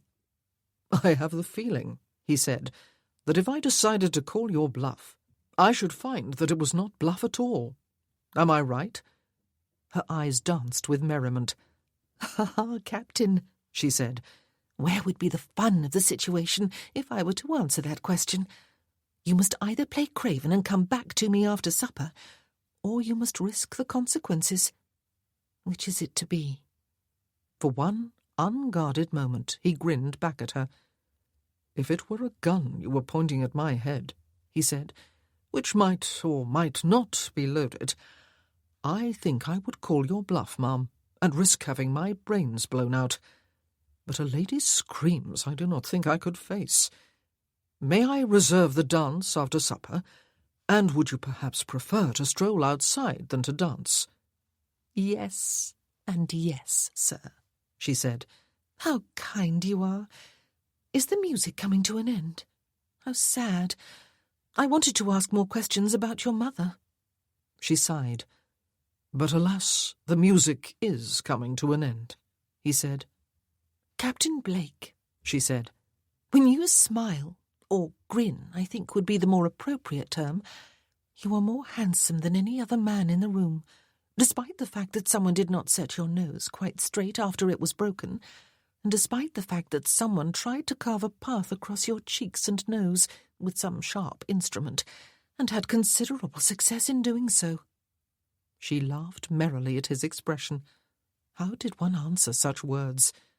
"I have dozens of questions about those old wounds too," she said, as the music ended, and he escorted her back to the side of the ballroom where her court was already gathering. "We will not lack for conversation after supper." He bowed over her hand, feeling his back stiffen, as he became aware of at least a dozen pairs of eyes watching him, and withdrew to the opposite side of the room, where he stood cursing his luck. Having danced with her, and felt the eyes of Viscount Wellington on them as they danced, he should now have been able to withdraw with a clear conscience. He might have begun to focus his mind on the difficult days ahead, and to clear it of a woman who, despite the efforts of his will, had been using him as a toy ever since their first encounter in Lisbon, instead of which he had to wait around for at least 2 hours, until the time came to stroll with her in her aunt's private courtyard, without her chaperone. The very thought set his mind to cursing, and his loins to aching. Summer was upon them. It was a warm evening, and the Countess's courtyard was still and shaded, protected from whatever breeze there might have been. There were trees to offer coolness to a summer's day, and flowers to add fragrance even to an evening. "How clever of you to suggest strolling out here," Joanna said, her arm linked through Captain Blake's. "It is blessedly quiet and cool." She closed her eyes and drew in a deep breath of fresh air. "Extremely clever," he said, "considering the fact that I did not know of its existence." She laughed. She was feeling both exhilarated and sad. Exhilarated because she was to be alone with him for half an hour, and for all his seriousness and incommunicativeness, he was more fascinating than any of the numerous gentlemen in the ballroom who would have given a right arm for the privilege of taking his place. Sad because she must deceive him, and because she could not be quite herself with him. Her sadness and the reasons for it disturbed her. "I suppose," she said, "we will stroll mutely here, if I do not rattle off a whole series of questions. You have talked with Arthur, have you not? He has an assignment for you?" "I am to return to my regiment tomorrow, ma'am," he said, "with letters for General Crawford." She looked at him and laughed.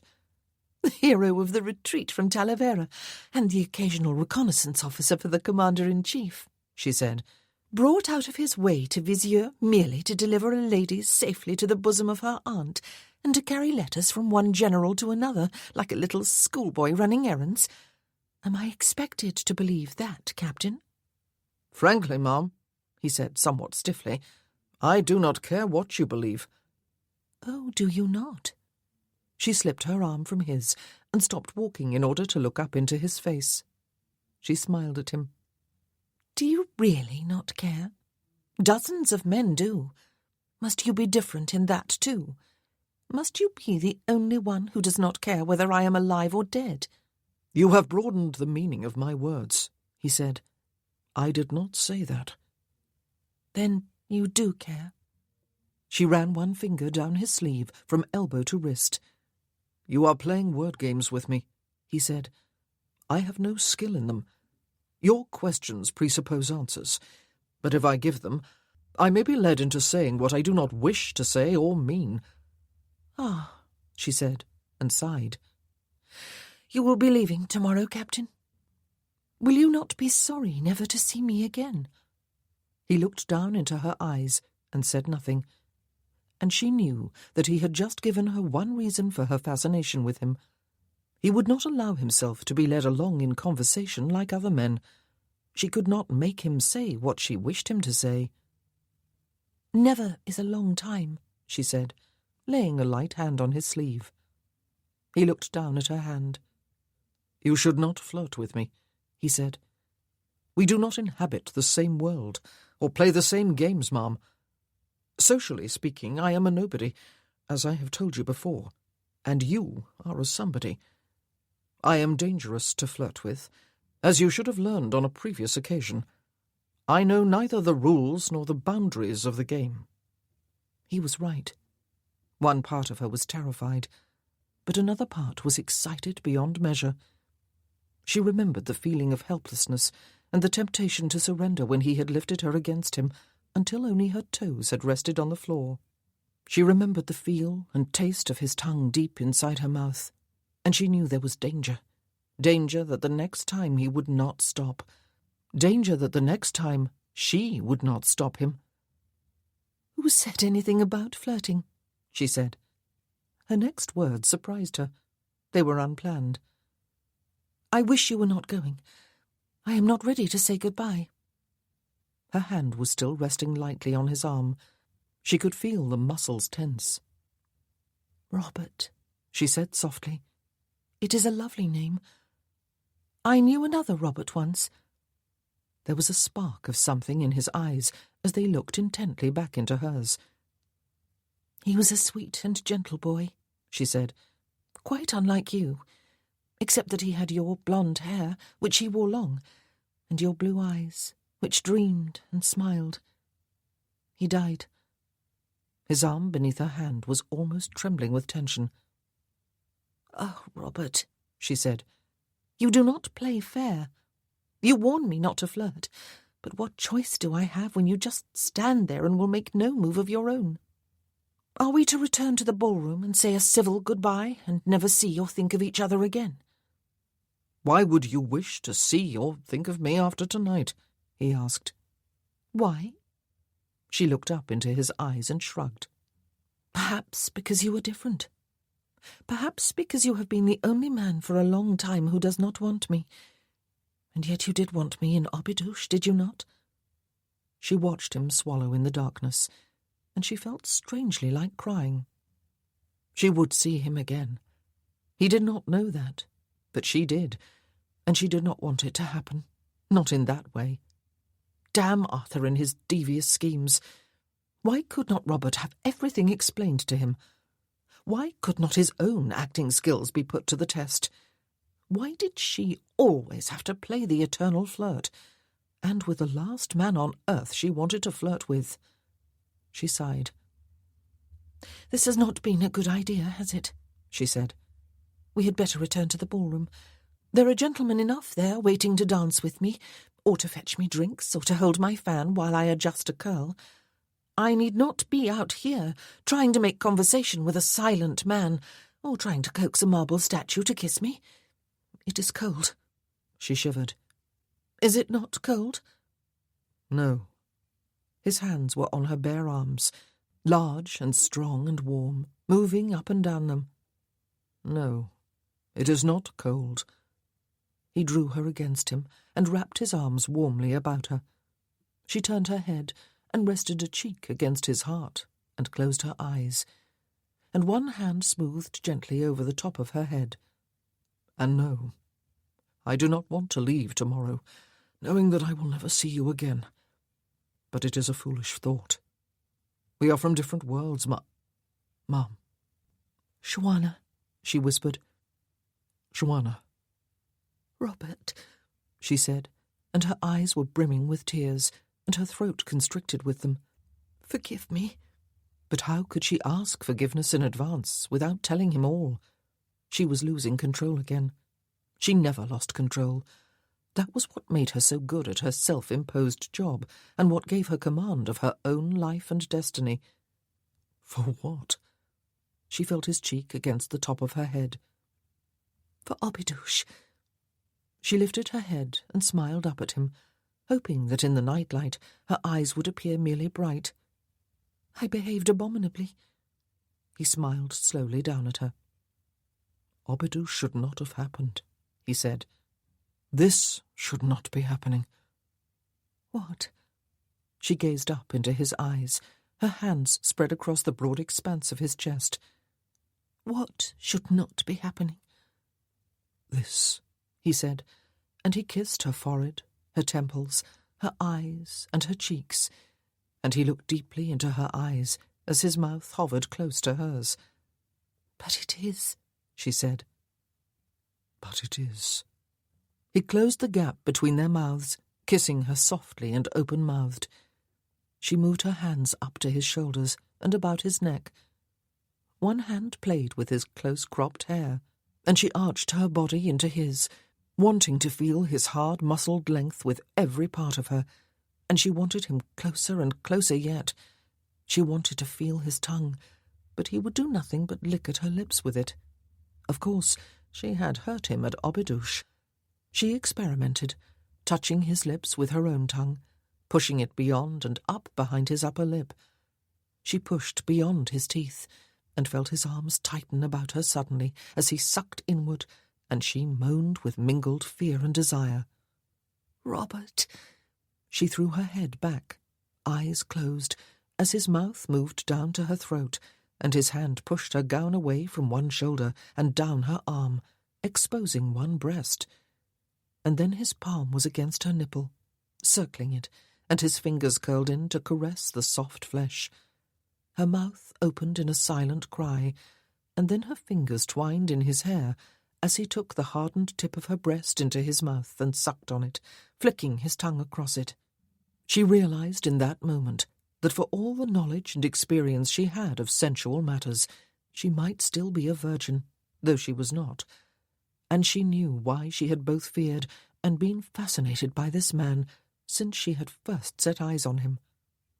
And then his face was above hers again, his eyes looking down into her own, and he was drawing her gown back up over her breast and her shoulder. "A goodbye kiss," he said. "Doubtless you would get more from another man, but you would not remember with pleasure having given yourself in a moment of passion to a man who is not even a gentleman." She felt blinded by hurt at his assumptions about her morality, assumptions that she had fostered by the part she played, and she ached with disappointment, with a purely physical dissatisfaction. Oh, yes, and with an emotional one, too. She smiled. "A kiss," she said. "Do you call that a kiss, Robert? It was rather naughty, was it not? Perhaps I should report you to my aunt, or to Arthur." "And they will wish to know how I discovered such a conveniently deserted trysting place," he said. "Perhaps it would be wiser to say nothing." Perhaps it would. She continued to smile. "Goodbye, then," he said briskly, straightening up and brushing at his sleeves. "I shall be taking my leave now." "Will you?" she said. "Kiss and run, Robert. How lacking in chivalry you are. The least you could do is mope in a corner for the rest of the evening, looking lovelorn." "That is not in my style," he said, grinning at her briefly so that her knees turned to jelly all over again. "I am expected to be silent and morose and rather uncouth, but definitely not lovelorn. I am supposed to be incapable of such a fine emotion. Besides, I must leave tomorrow and need some sleep." "Ah." She set one hand against his chest and tiptoed 2 fingers up to his chin. "Take care of yourself, Robert. Don't go getting yourself killed." "I was told just tonight that I am too stubborn to die," he said, capturing her hand in his and bringing the palm against his mouth. "Don't worry about me, Joanna, and forget about me. I am not worth another thought to you." "You are right." She sighed. "So many new officers arriving here every day, and each one more handsome than the last. It is enough to make a lady wish that the wars will never come to an end." She laughed lightly. "Escort me back to the ballroom, Robert, and then you may make your escape." She set a hand on his sleeve. The crowds had spilled out of the ballroom, so that they were surrounded by people long before he left her at its open doors. She smiled brightly at him. "Au revoir, then," she said, slipping her hand from his sleeve. "I will not say goodbye, Robert, for I do not really believe in goodbyes. We will meet again, I believe, and perhaps sooner than you think. And there are at least 6 officers not 50 paces away, all glowering at you, all with itching sword hands. I believe you kept me away for longer than the one set, Captain. For shame." She tapped his arm sharply with her fan, and she whisked herself away without giving him a chance to reply, and did not look back to see whether he stood there in the doorway looking after her, or whether he hurried away without a backward glance. She felt, she thought, as she waved her fan before her face and set her eyes to dancing, as if she could sit down in the middle of the dance floor and howl with misery, just as if she had fallen in love with Captain Robert Blake, or something equally foolish and ridiculous. Chapter 10. Despite his determination to concentrate on his mission, to put everything out of his mind except Salamanca and what faced him there, Captain Blake found that as he travelled back westward into the hills to meet the Ordenanza leader, Duarte Ribeiro, who was to guide him to the Spanish border, he could do no such thing. There were 2 reasons, one trivial to his own mind, the other a heavy weight. The trivial reason was Juana da Fonte, the Marquesa das Minas. He tried to think of her by her full title, not just as Juana. He tried to distance himself from her. He tried not to remember how she had seemed to move beyond mere flirtation on that final evening into a real fondness for him. He tried not to believe that she had been in any way fond of him.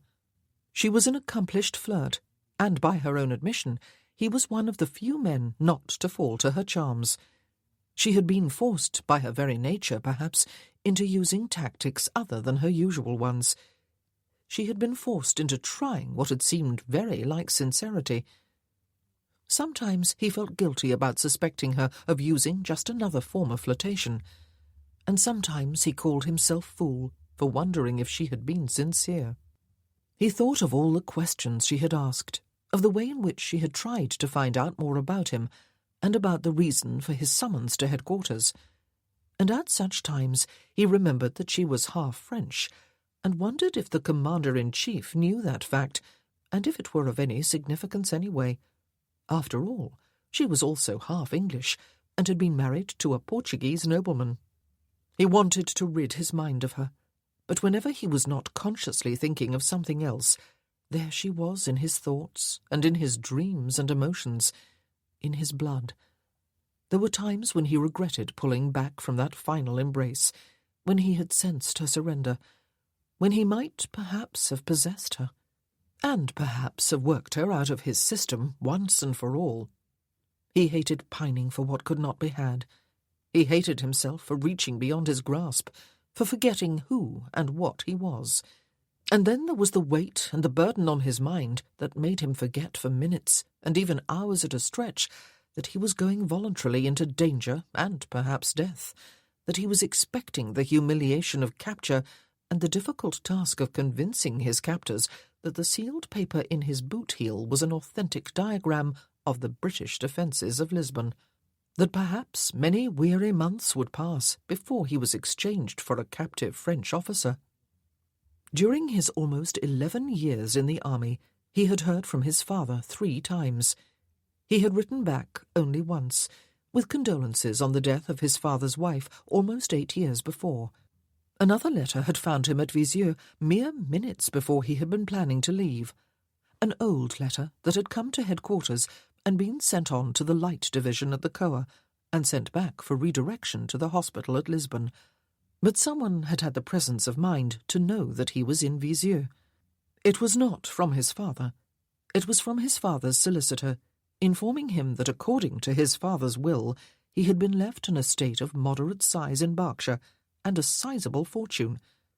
It seemed that another letter, informing him of his father's death, must have gone astray. The bulk of the property and fortune, of course, had gone to his father's heir, a second cousin, and the new Marquis of Canay. His father was dead, and there was no point now in regretting the bitterness and disillusion that had caused him to break off all relations with him. He had broken away because when all was said and done, he was to his father only a bastard son, to be provided for because it made his father feel magnanimous to do so. He did not regret the break he had made. He would not have gone through life with the burden of a humiliation on him, with the knowledge that he owed everything to the generosity of the man who had fathered him.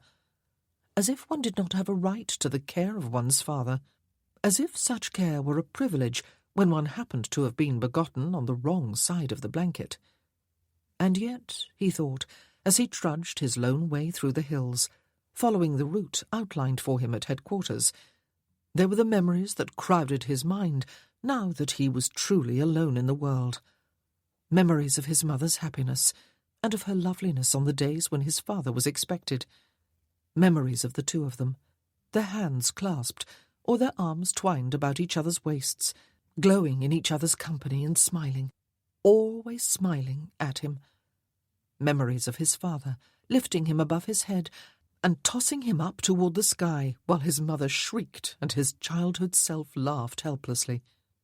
Memories of love and of innocence, of a time when it had not seemed odd to him that his father, his mother's lover, did not live with them but in the big house with his wife, of a time when he had not known that that single fact would make all the difference in the world to him, when he had not realized that he would become something of a charity case to his father. And now his father was dead, and he himself was, in a sense, a gentleman. At least he had the property and the wealth to set up as a gentleman.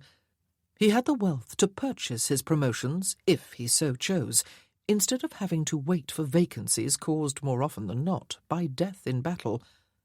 He had the position and the wealth, perhaps, to... No. He had decided years ago that life was to be lived alone, if it was to bring him any sense of fulfillment and contentment. There was no room in his life for a woman, no room for the chains of love. He determinedly did not grieve for his father. It would be hypocritical to do so. But he did grieve for the long-ago loss of childhood and innocence and unclouded happiness. He grieved for the child he had been, and the man he might have been. He had been a sweet and gentle boy, she had said, describing that other Robert she had known, a boy with eyes that smiled and dreamed. Yes, even then, when innocence had already been fast fading. He grieved for the boy he had been, the boy she seemed to believe had died. And he remembered how she had once called that sweet and gentle boy a bastard, and how she had mocked him. And he tried again, and constantly, to put her from his mind and his heart. Duarte Ribeiro had left his lands and his home in the south, laid waste by Junot's army on its advance to Lisbon 3 years before. Tenants and peasant friends had restored the land, he had heard, and even seen during occasional fleeting visits. But he would not go home to stay until the hated French had been driven finally and forever from his native soil. He could not count the number of Frenchmen he had killed with his own hands during the past 3 years. He could not even estimate the numbers killed by his band of almost 40 men and a few women. But it was never enough. Never enough to satisfy him that the deaths of his brother and his brother's family and the brutal rape and death of his sister had been avenged. Never enough to make him forgive himself for having been from home that day. And never enough to satisfy the people of his band for similar grievances. Duarte Ribeiro lived now, when he was in one place for any length of time, in the village of Mortagoa, in the rugged hills east of Busaco. He had been there for most of the spring, the British Army having done an effective job of keeping even French stragglers out of Portugal. His men were inclined to grumble about the inactivity, and yet excitement and anticipation were growing. The French would be coming soon, they all felt, if they could get past the forts of Ciudad Rodrigo and Almeida, if Viscount Wellington did not successfully support the fort's garrisons. And even if he did, the French would be on Portuguese soil when they attacked Almeida. And once on Portuguese soil, they would be fair game to the Ordenanza. Duarte stood in the doorway of the white stone cottage that he currently called home, idly watching Carlota Mendes, his woman, seated on a bench outside in the late afternoon sunshine, suckling their new son at one shapely and ample breast. Her black hair hung unconfined and appealingly unkempt over her shoulders. "Will he come today, do you think?" she asked, looking up at him briefly. "Today, tomorrow," he said. "Some time he will come. It will be good to have something to do. I am growing restless." "I know," she grimaced. "And so I will be left here with most of the other women and children. This little one should have waited until the wars were over." She looked fondly down at their son. "Well," he said, "babies come from what we spent last summer doing with great enthusiasm, when we were not harassing our uninvited guests, Carlota.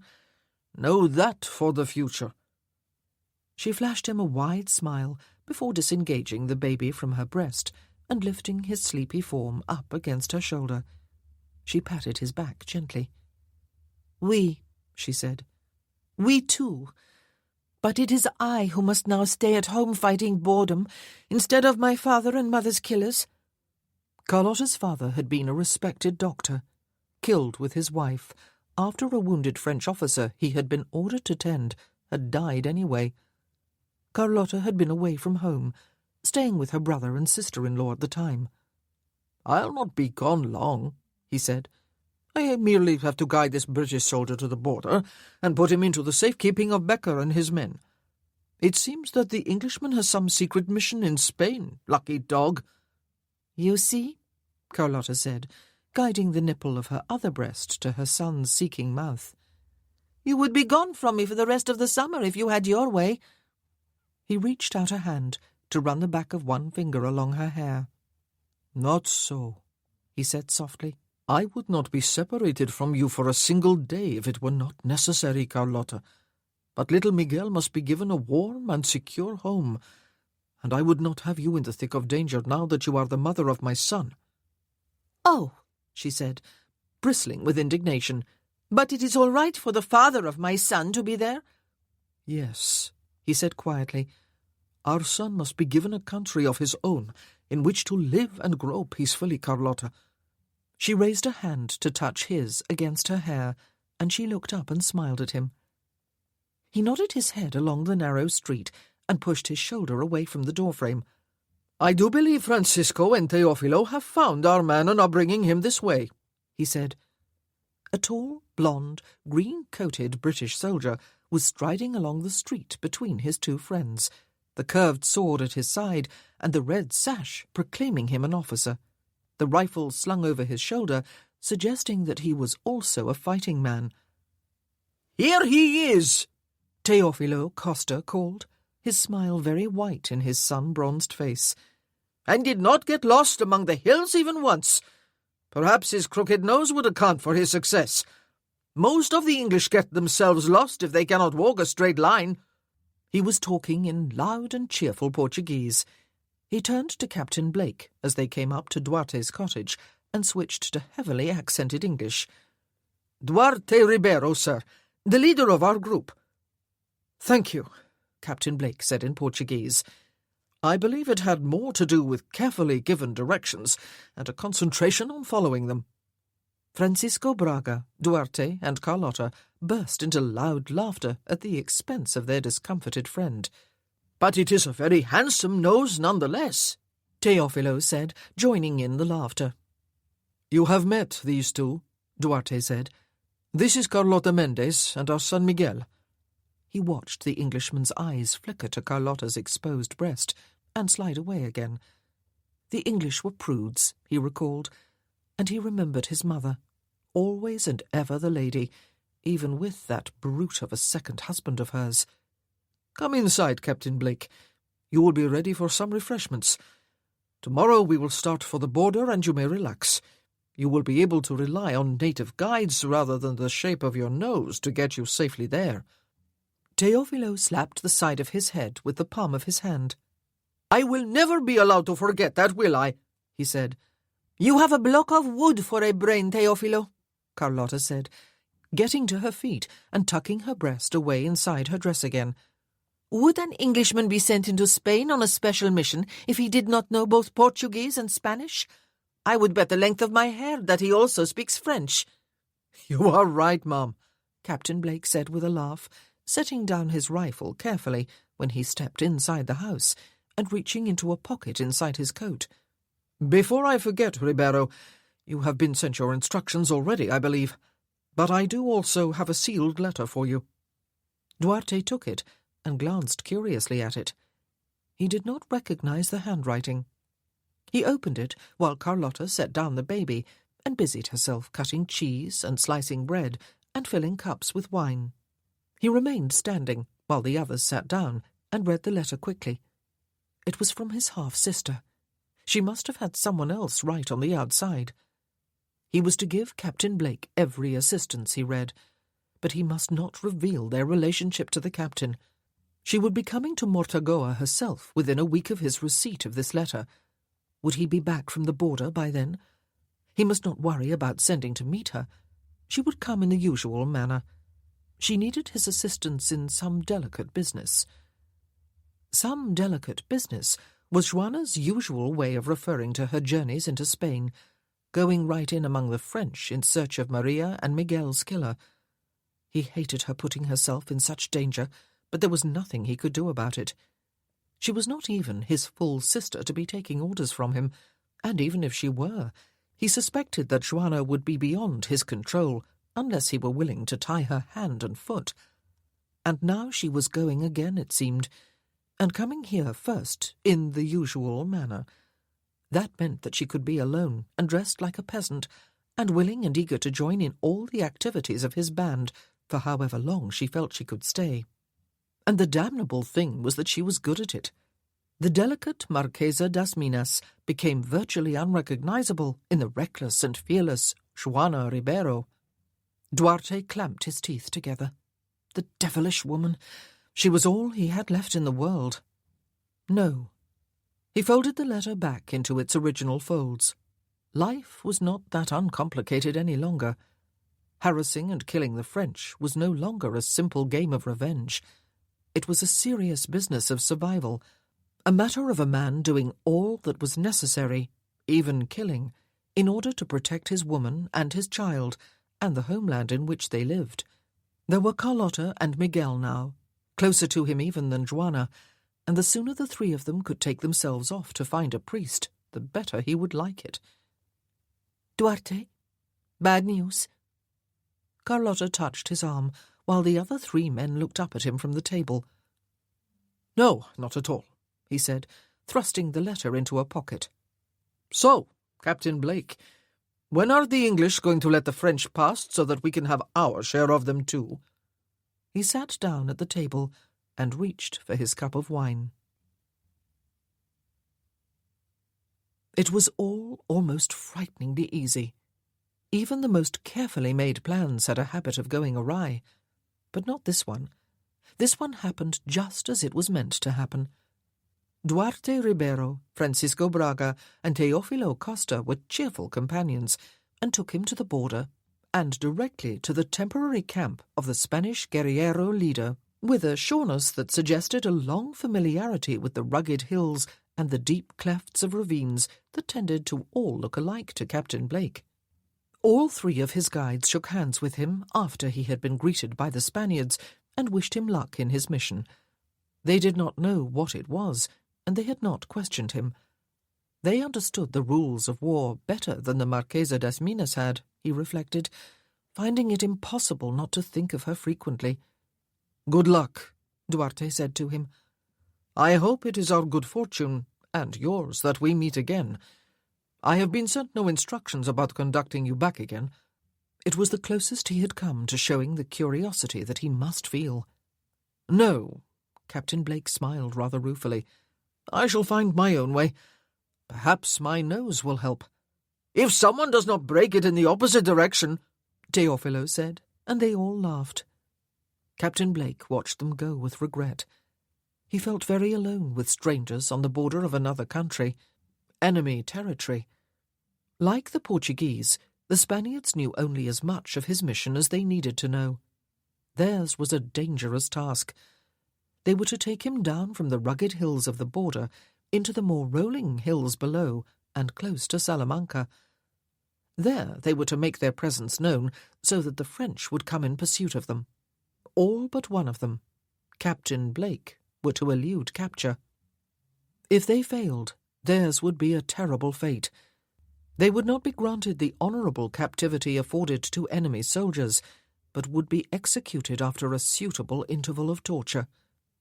"But, Senor," Antonio Becker, a great mountain of a man with arms and legs like tree trunks, said to him with a smile and a shrug when Captain Blake expressed his concern, "we do the same to our French captives, you see, and we have far more of them to bring us enjoyment than they ever have of us.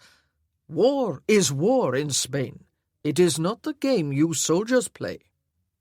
Captain Blake found himself wishing for the first time in his career that his uniform was scarlet and quite unmistakably British. Not that he would shun a good fight.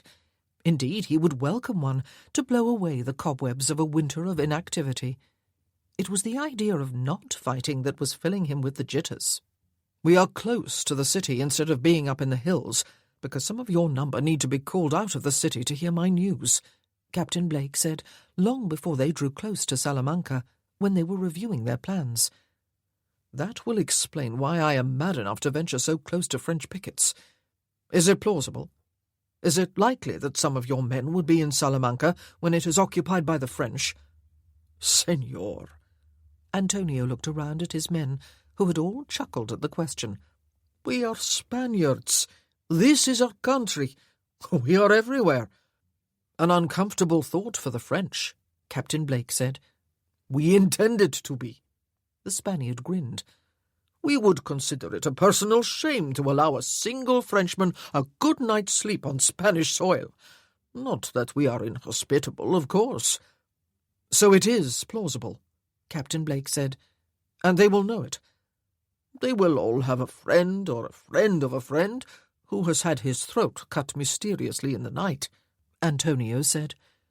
Captain Blake shuddered inwardly and was thankful that the British were the friends of the Spaniards. And so it happened as planned. It had to happen at night. Dangerous, everyone agreed, when the French might not immediately be able to see the uniform of their captive, but not unduly so. They would not be anxious to kill a guerrillero too easily.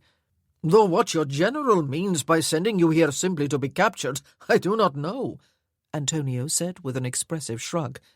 "You are an assassin, senor, but even your uniform will not save you from death once you have killed. Is it Massena himself you are to kill? If it is in his bed, be sure that it is he you kill and not his mistress. She goes everywhere with him, did you know? and is officially listed as his aide-de-camp. Ah, these French!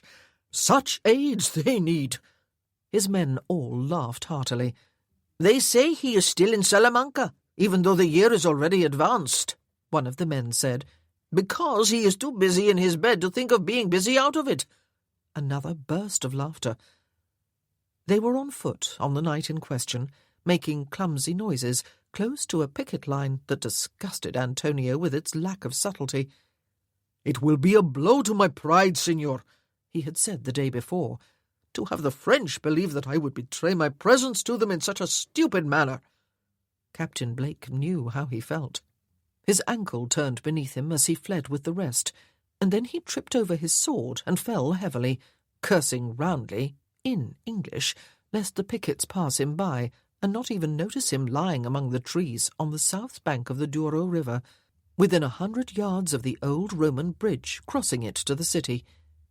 And so he had to stagger to his feet, hands held high above his head, while a frightened French boy held a bayonet to his chest, and another relieved him of his rifle, bumping him roughly and painfully against the side of the head with it, and kicking him hard on the shin of his injured leg. "He is a soldier," the boy said, his eyes widening as someone else came running with a lantern. "British, an officer." The soldier who had done the bumping and kicking became considerably more respectful.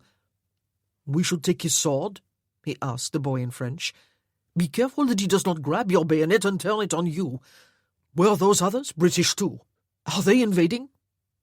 If he had just said, "Boo," Captain Blake thought, the boy would have turned and run. "I will surrender my sword to an officer of your army," he said haughtily, "not to a private soldier. Take me to one." But the commotion of the pursuit of the fleeing Spaniards and of his capture had drawn an officer, a fellow captain, out of the darkness. He directed the lantern-holder to shine its light more fully onto their captive. "Captain," he said. His eyes strayed up and down the uniform. "A rifleman, always our greatest enemies and our primary targets in battle. I will accept your sword, sir, and escort you across the bridge. It will be an honor to have a rifleman as our prisoner." Captain Blake held the French officer's eyes as he unbuckled his sword belt, lifted the heavy sword and scabbard from his side, and held them out. He half expected that the man would direct one of the gawking private soldiers to take it, but he accepted it himself. "Thank you, monsieur," he said. "Captain Antoine Dupuy at your service. And whom do I have the honor of escorting?" He indicated the bridge with one outstretched hand, and Captain Blake moved toward it. "Captain Robert Blake of the 95th Rifles," he said. He did not believe there could be a feeling of greater humiliation. He had felt, removing his sword, as if he was stripping himself to the view of the French soldiers. He felt naked now, without the weight of his sword at his side. Chapter 11. Joanna made her usual stop at the convent of Busaco, high in the hills west of Mortagoa. She and Matilda were always welcome to spend a night there. Indeed, the nuns kept a small trunk of hers, so that her change of person could be made with the minimum fuss. And so the Marchesa das Minas arrived with some pomp from Viseu early one evening, smiling graciously at her coachman as she was handed from the white and gold carriage, and more dazzlingly at the Mother Superior, who greeted her inside the door. She ate a quiet supper with the nuns and joined them for evening prayer, retiring late to the small, bare room she shared with her companion. The following morning, a morose Matilda sat down to breakfast without the Marchesa, and retired to the small room afterward to put away the white clothes with care and to prepare others of more gorgeous hue. The Marchesa herself was nowhere in sight, but the small trunk was empty, and one of the footmen who had accompanied the carriage was missing. Far along the stony track to Mortagoa, the footman trudged behind a young peasant girl dressed in a faded blue cotton dress, sandals on her feet, dark hair hanging in a wavy cloud about her face and down over her shoulders. Her only ornaments appeared to be a wicked-looking knife thrust into her belt and an old musket slung over her shoulder. It was only José's silent presence behind her that prevented Matilda and Duarte from declaring open war on her, Joanna thought, as she strode along, so exhilarated by the sense of freedom the morning had brought that she had to exercise the utmost self-control not to jump for joy and shout out her greetings to the hills. José would think she had taken leave of her senses if she did either of those things. She did not really need José. She had her musket, though muskets were notoriously poor at hitting any definite target. She thought enviously of Captain Blake's rifle, and she had her knife to defend herself against anyone who got past the musket. Anyone who got past both would doubtless get past José too. But then men, and many women too, had a tiresome tendency to believe that a woman was perfectly safe, provided she had some male hovering over her. And José was a large enough male almost to satisfy Matilda and Duarte. "We are there," she said, turning to her silent servant as they approached Mortagoa. "You may go visit your friends, José." She approached her brother's house with quickened footsteps. She had not yet seen the baby. The last time she had been in the hills, Carlotta had been huge with child, and fretting over the fact that Duarte had laid down the law and forbidden her to go out any more with the other members of the band. She was not his wife, Carlotta had argued. He could not give her orders. She would go if she pleased. She would die if she had to stay at home with the women and children. But he could give her orders, Duarte had said, looking very handsome and very formidable, standing feet apart, glowering down at his pregnant woman. He was the leader of the band of which she was a member, and if he said she was to stay, then stay she would, or face disciplinary measures from the whole band. Besides, he had added, his voice and expression softening, and Joanna had felt an unexpected and unaccustomed flash of envy for the other woman. She was to be the mother of his child, and she would do whatever he bade her to do for her own and their child's safety. Joanna knocked lightly on the open door of her brother's house and peered inside, wondering if Duarte had won that particular war, or if Carlotta had proved too much for him. And she wondered if Duarte was back from the border yet. The thought made her stomach lurch uncomfortably. She had tried very hard not to think of Robert since he had left Visieux, or at least to think of him only in a purely impersonal way, as part of the job they were to accomplish jointly. She tried hard to think of him as Captain Blake, not as Robert. She tried hard to forget that she had wanted him to make love to her at the Visieux ball, and had felt flat with disappointment all night long after he had left because he had shown more restraint, or less desire, than she. She tried hard to quell the unwilling pictures of matters gone wrong, of his bloody and mangled remains lying somewhere outside Salamanca. "Carlotta," she said, seeing movement at the other side of the room, onto which the door opened, even though the sunlight outside had momentarily blinded her. "Carlotta? And the baby! Oh, he is gorgeous! All that black hair, just like Duarte," she laughed. "And you, of course." Perhaps it was as well that Duarte did not return from his journey to the border until 2 hours later. Much time had to be given to laughing and hugging and admiring the baby, who slept the whole time as he was passed from one woman to the other. "And you two will be marrying?" Joanna asked. Carlotta pulled a face. "Oh, that man," she said. "Now that my body has performed like a woman's and produced a child, I am to be treated like a woman. Nothing but a home and children and safety and boredom, Joanna. If I could go back to last summer, I would do things a little differently, perhaps. Deny him a few times, leave him panting a few times. But there," she laughed, "I would have had to deny myself too, and done some of my own panting, and I would be without Miguel. I cannot imagine life without Miguel. Yes, Duarte is talking about priests and weddings and baptisms and all that. A typical man." When her brother did arrive home, Joanna discovered that for the first few minutes she might as well have been invisible. Carlotta rushed into his arms, and he hugged her wordlessly, while she showered him with questions and scoldings and news of the baby. "And Joanna is here, she said. Another woman for you to bully. There were no French soldiers near the border. Joanna, he said, finally releasing Carlotta to cross the room. He bent to kiss her cheek and smooth a hand over the hair of the baby as he lay asleep in her lap. You are making friends with Miguel. Ah, it is good to be home again. You should be in Viseu or Lisbon. It is not safe to be here now. The summer campaign is about to begin. Is he safe? She asked quickly. He came to no harm. She bit her lip. Where had those words come from? She had not planned them at all. Captain Blake, she said. We are working together. At least he does not know it, but we are. He sat down at the table slowly and looked steadily at her.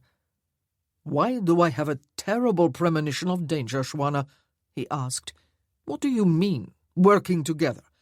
You are going to Salamanca, I suppose. Is that where he is going? Are you planning to do more there than try to spot a face that has eluded you for 3 years, in addition to soaking up whatever small pieces of information come your way? Is it an active job this time? Yes, she said, her voice somewhat breathless. I cannot give you details, Duarte. I am under orders from the Viscount Wellington, as is Captain Blake, but— Under orders? Duarte's eyebrows drew together, and he banged the table with one fist, so that the baby jumped and opened his eyes to frown up at Joanna. Is the man using innocent women now to do his work? Is that how the English do things, Joanna? We are half English, she reminded him, and you must know that Arthur is as unwilling as you for me to involve myself in this war. But when he knew that I would go anyway, that I am not easily manipulated by men, then he consented to make use of my talents.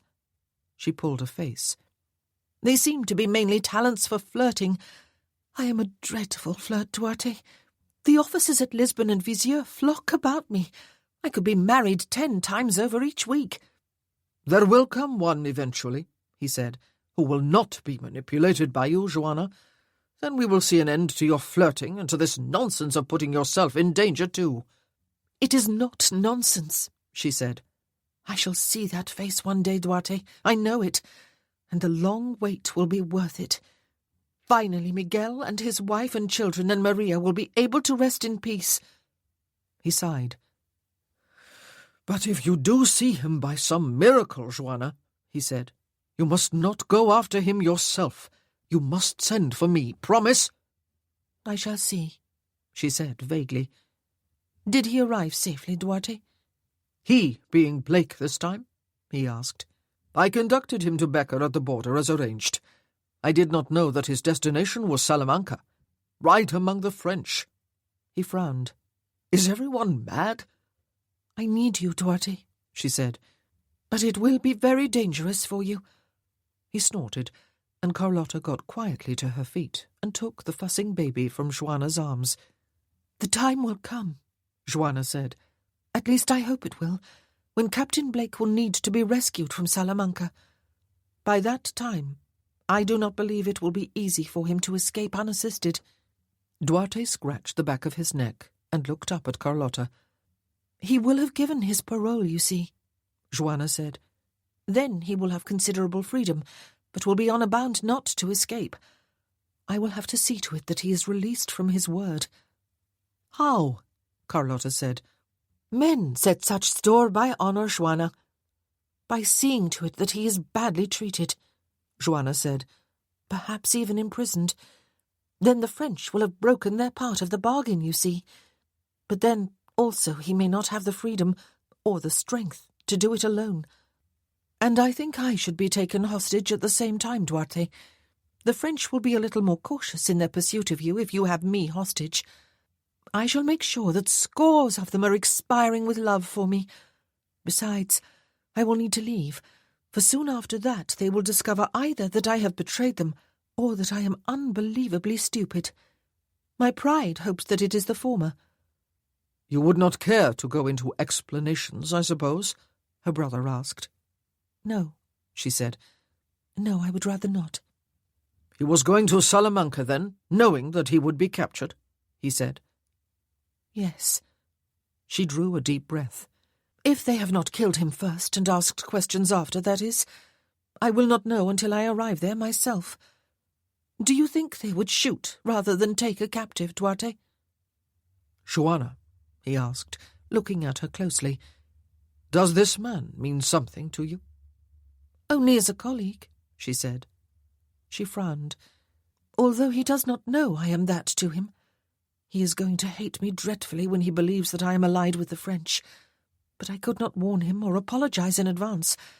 It is all part of Arthur's plan, you see." "He is a very handsome man," Carlotta said. "That blonde hair and those blue eyes, and the broad shoulders." Hey, Duarte said. Carlotta threw him a saucy look. "Of course," she said, "war has spoiled what must at one time have been a lovely face, and has made of it a wonderfully attractive one instead," Joanna said absently, gnawing on the side of one finger. Duarte and Carlotta exchanged a look over her head. "Will you do it?" Joanna asked, her eyes focusing again and her head coming up. "If I send Matilda home, I think a sister of hers will have to die suddenly or something like that. Will you come? I cannot predict exactly when it will be, so we cannot plan on a definite date. But I will send Matilda. Will you do it?" "To Salamanca, and actually into Salamanca?" he said. "It sounds like suicide to me, Joanna. All so marvellously challenging. I shall have to seek out Becker again. He would probably like it less than the French if I encroached on his territory without leave." "But you will do it?" she asked. "He will do it," Carlotta said angrily. "And I will be left at home to sweep the floors and play with the baby, like the good wife he wants to make me into. He will do it, Joanna. Oh, what I would not give for the chance to come too. Thank you." Joanna breathed a sigh of relief. "I have to leave tomorrow, early. It was hardly worth changing persons and walking out here, was it? But how could I resist even one day of glorious freedom? I am beginning almost to hate the Marchesa das Minas." "So am I," her brother said fervently. "She gives me too many sleepless nights. But then Juana Ribeiro gives me plenty too." "This will probably be the end of the Marchesa," she said. "She will soon lose her usefulness. I shall have to find someone else to be for the rest of my life." She sighed. "But I so want to see that face first." "Be careful," her brother said with a frown. "This sounds too dangerous, Joanna. I suppose I cannot persuade you to change your mind." She smiled at him. "I did not think so," he said. "Be careful."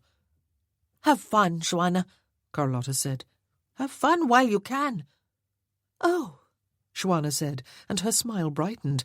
"I intend to. Yes, I do intend to."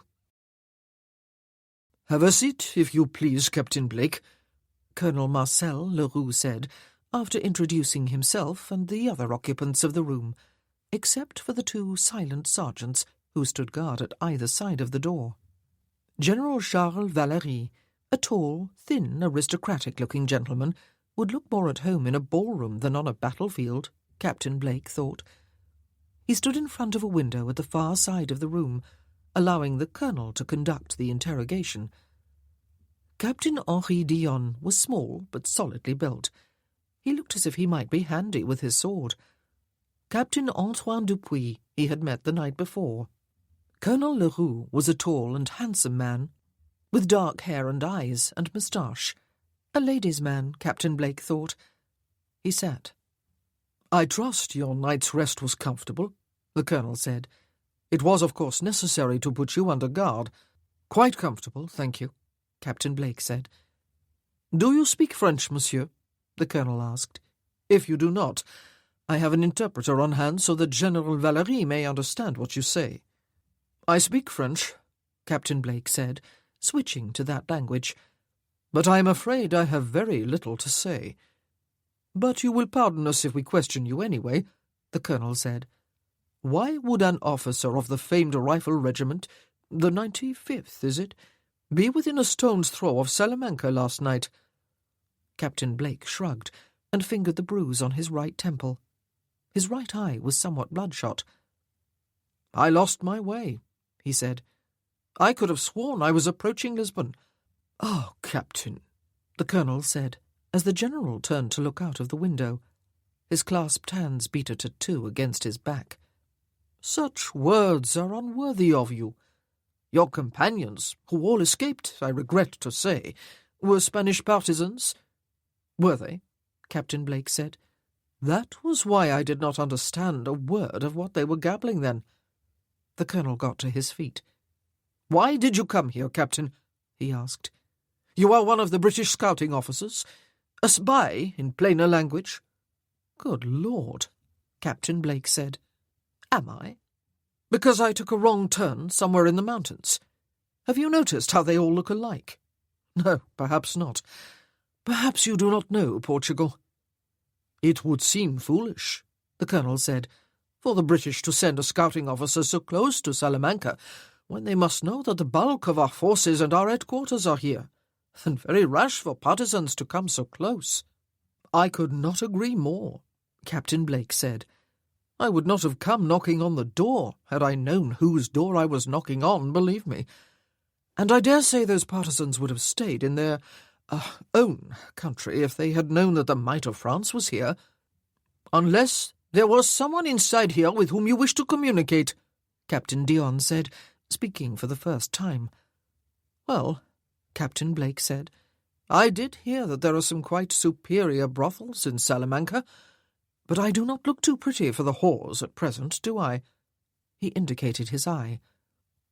"We are wasting our time, Colonel," the General said, without turning away from the window. "You have not been in the peninsula since the arrival of the British soldiers. They are not as easily cowed as some of our European neighbours. It is a pity he came in uniform.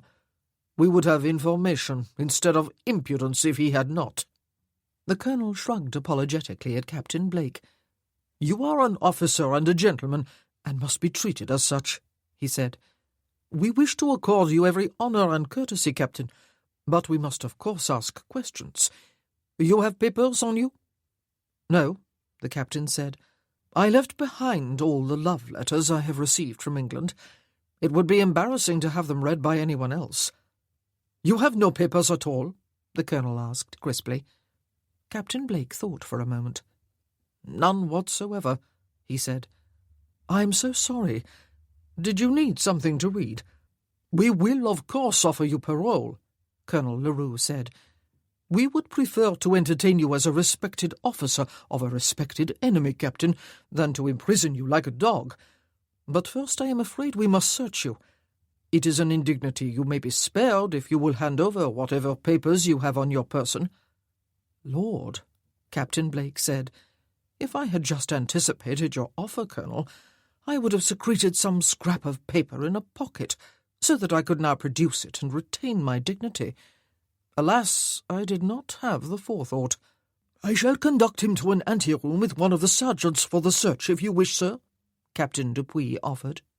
"Here," the General said, still without turning from the window. "You will be searched here, and now." "Ah, regrettably, monsieur," the Colonel said, "I must have you searched. Will you cooperate and remove articles of your clothing one at a time, if you please? Or shall I give the task to one of the sergeants?" Captain Blake turned and looked at the silent figures flanking the doorway. "One of them is not the clumsy soldier who hit me in the eye with my own rifle last night, is he?" he asked. "That was a trifle painful, as I suppose it was meant to be. No, don't trouble yourself, Colonel. I have been out of a nurse's care for a number of years, and know well how to remove my clothes. Getting them back on again, of course, is a little more tricky, but since there are no ladies present, I am not shy." He stood up, removed his coat, and handed it to a sergeant, who stepped forward at a nod from the Colonel. He was very much afraid, half an hour later, as he stood naked in the middle of the room, wrapping about his waist a towel that Captain Dion had thoughtfully provided, that Wellington's staff officers at Vizieux had been just too clever for their own good. "Nothing," the Colonel said. "He had time to get rid of them," the General said. "Have the area where he was found searched?" "Oh, one of the partisans took them, sir," Captain Dion suggested. "Or there never were any," the colonel said. "All is committed to his memory in all probability, and we do not even know if he came to bring information or to gather it. Perhaps there is nothing yet in his memory." "Captain Blake." The general turned away from the window, finally, and his pale grey eyes raked over his adversary from naked shoulders to bare feet. "You may be thankful this day that you are a British soldier in uniform, and not a Spanish partisan. We know how to get information from our friends the Spaniards. I can almost feel my fingernails and toenails being torn out," Captain Blake said. "It is, I believe, a little painful," the general said. "Information comes long before all 20 are lost." "His boots are very new in comparison to the rest of his uniform," one of the sergeants, the one Captain Blake would have labelled as the less intelligent, muttered to his companion.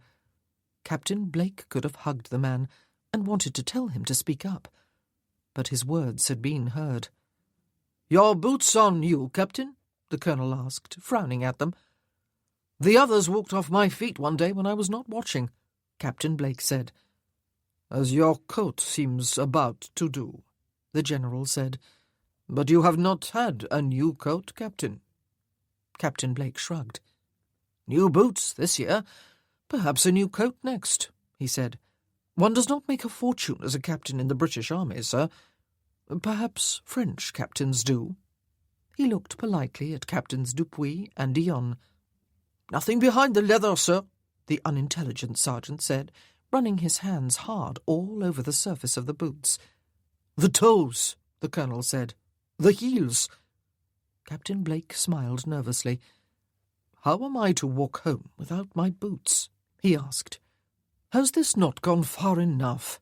Must you make yourselves look quite ridiculous?"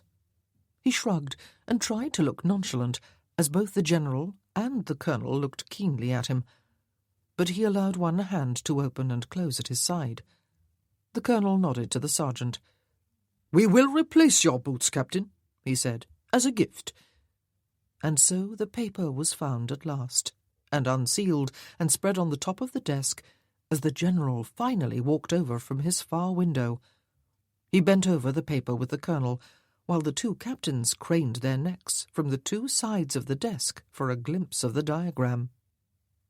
"Ah, Captain," the colonel said, looking up after a silent minute. "You may dress yourself and take a seat again. Your boots, I am afraid, are ruined, but I do not believe the floor is too cold, is it?" "Damn your eyes," Captain Blake said from between his teeth. The colonel shrugged. "Pardon, Captain," he said, "but we have a job to do, just as you do." Captain Blake was in the process of unwrapping the towel from his waist when the general finally spoke. "So that other paper was correct, though much vaguer than this," he said.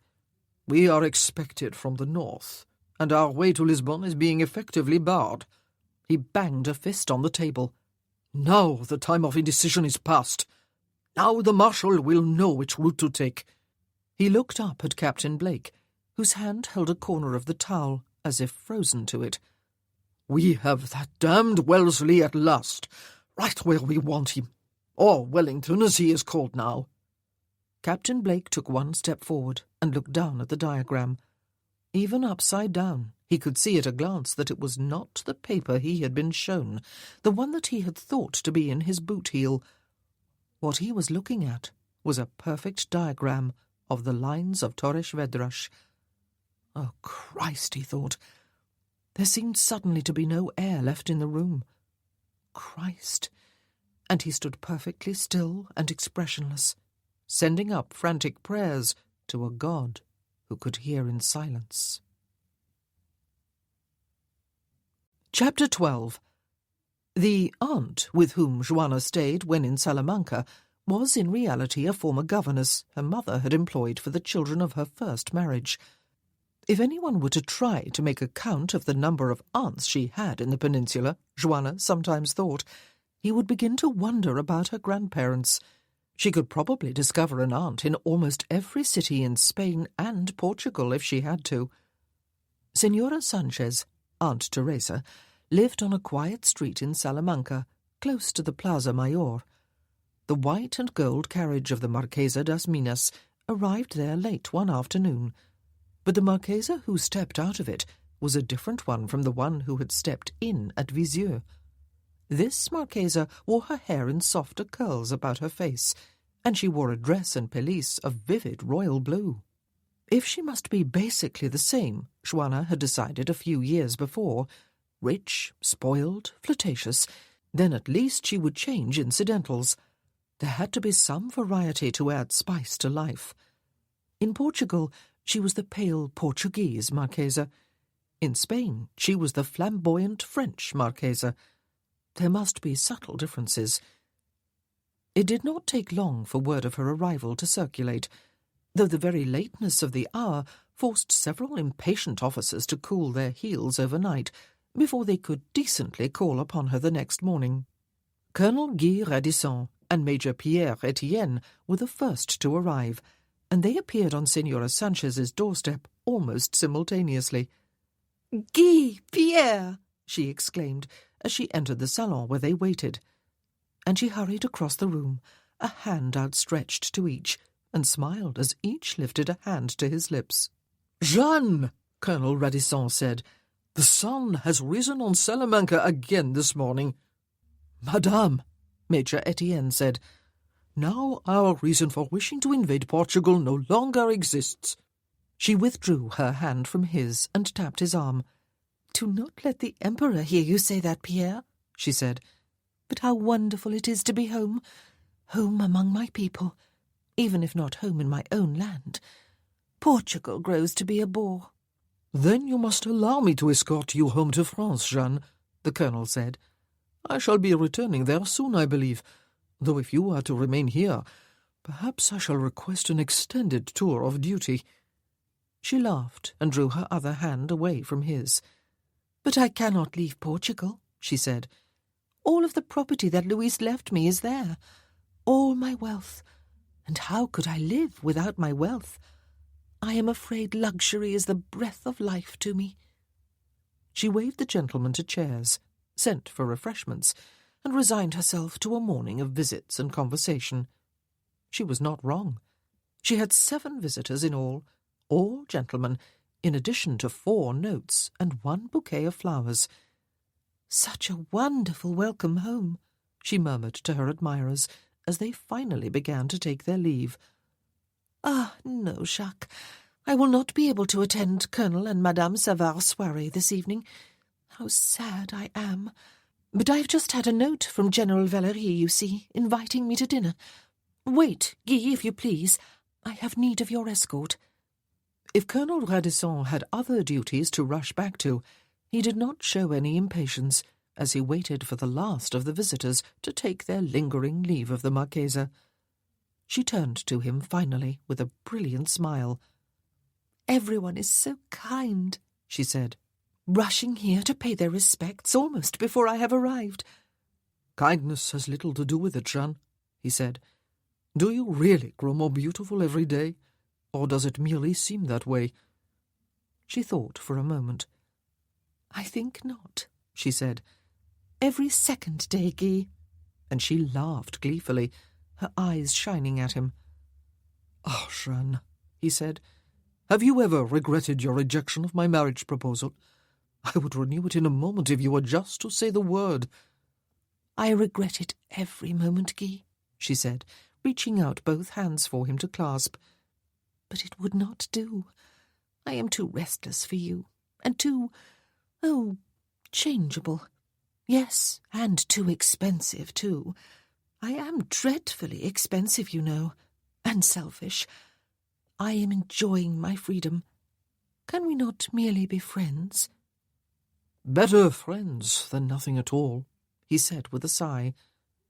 "How may I be of service to you?" "Take me to General Valery," she said. "He wishes to see me before tonight." "Ah, I have a general for a rival, then?" he asked. She pulled her hands from his and clucked her tongue. "He is old enough to be my father," she said. "In fact, he is a friend of my father's. We have business to discuss." "Is it as I have suspected, then?" he asked.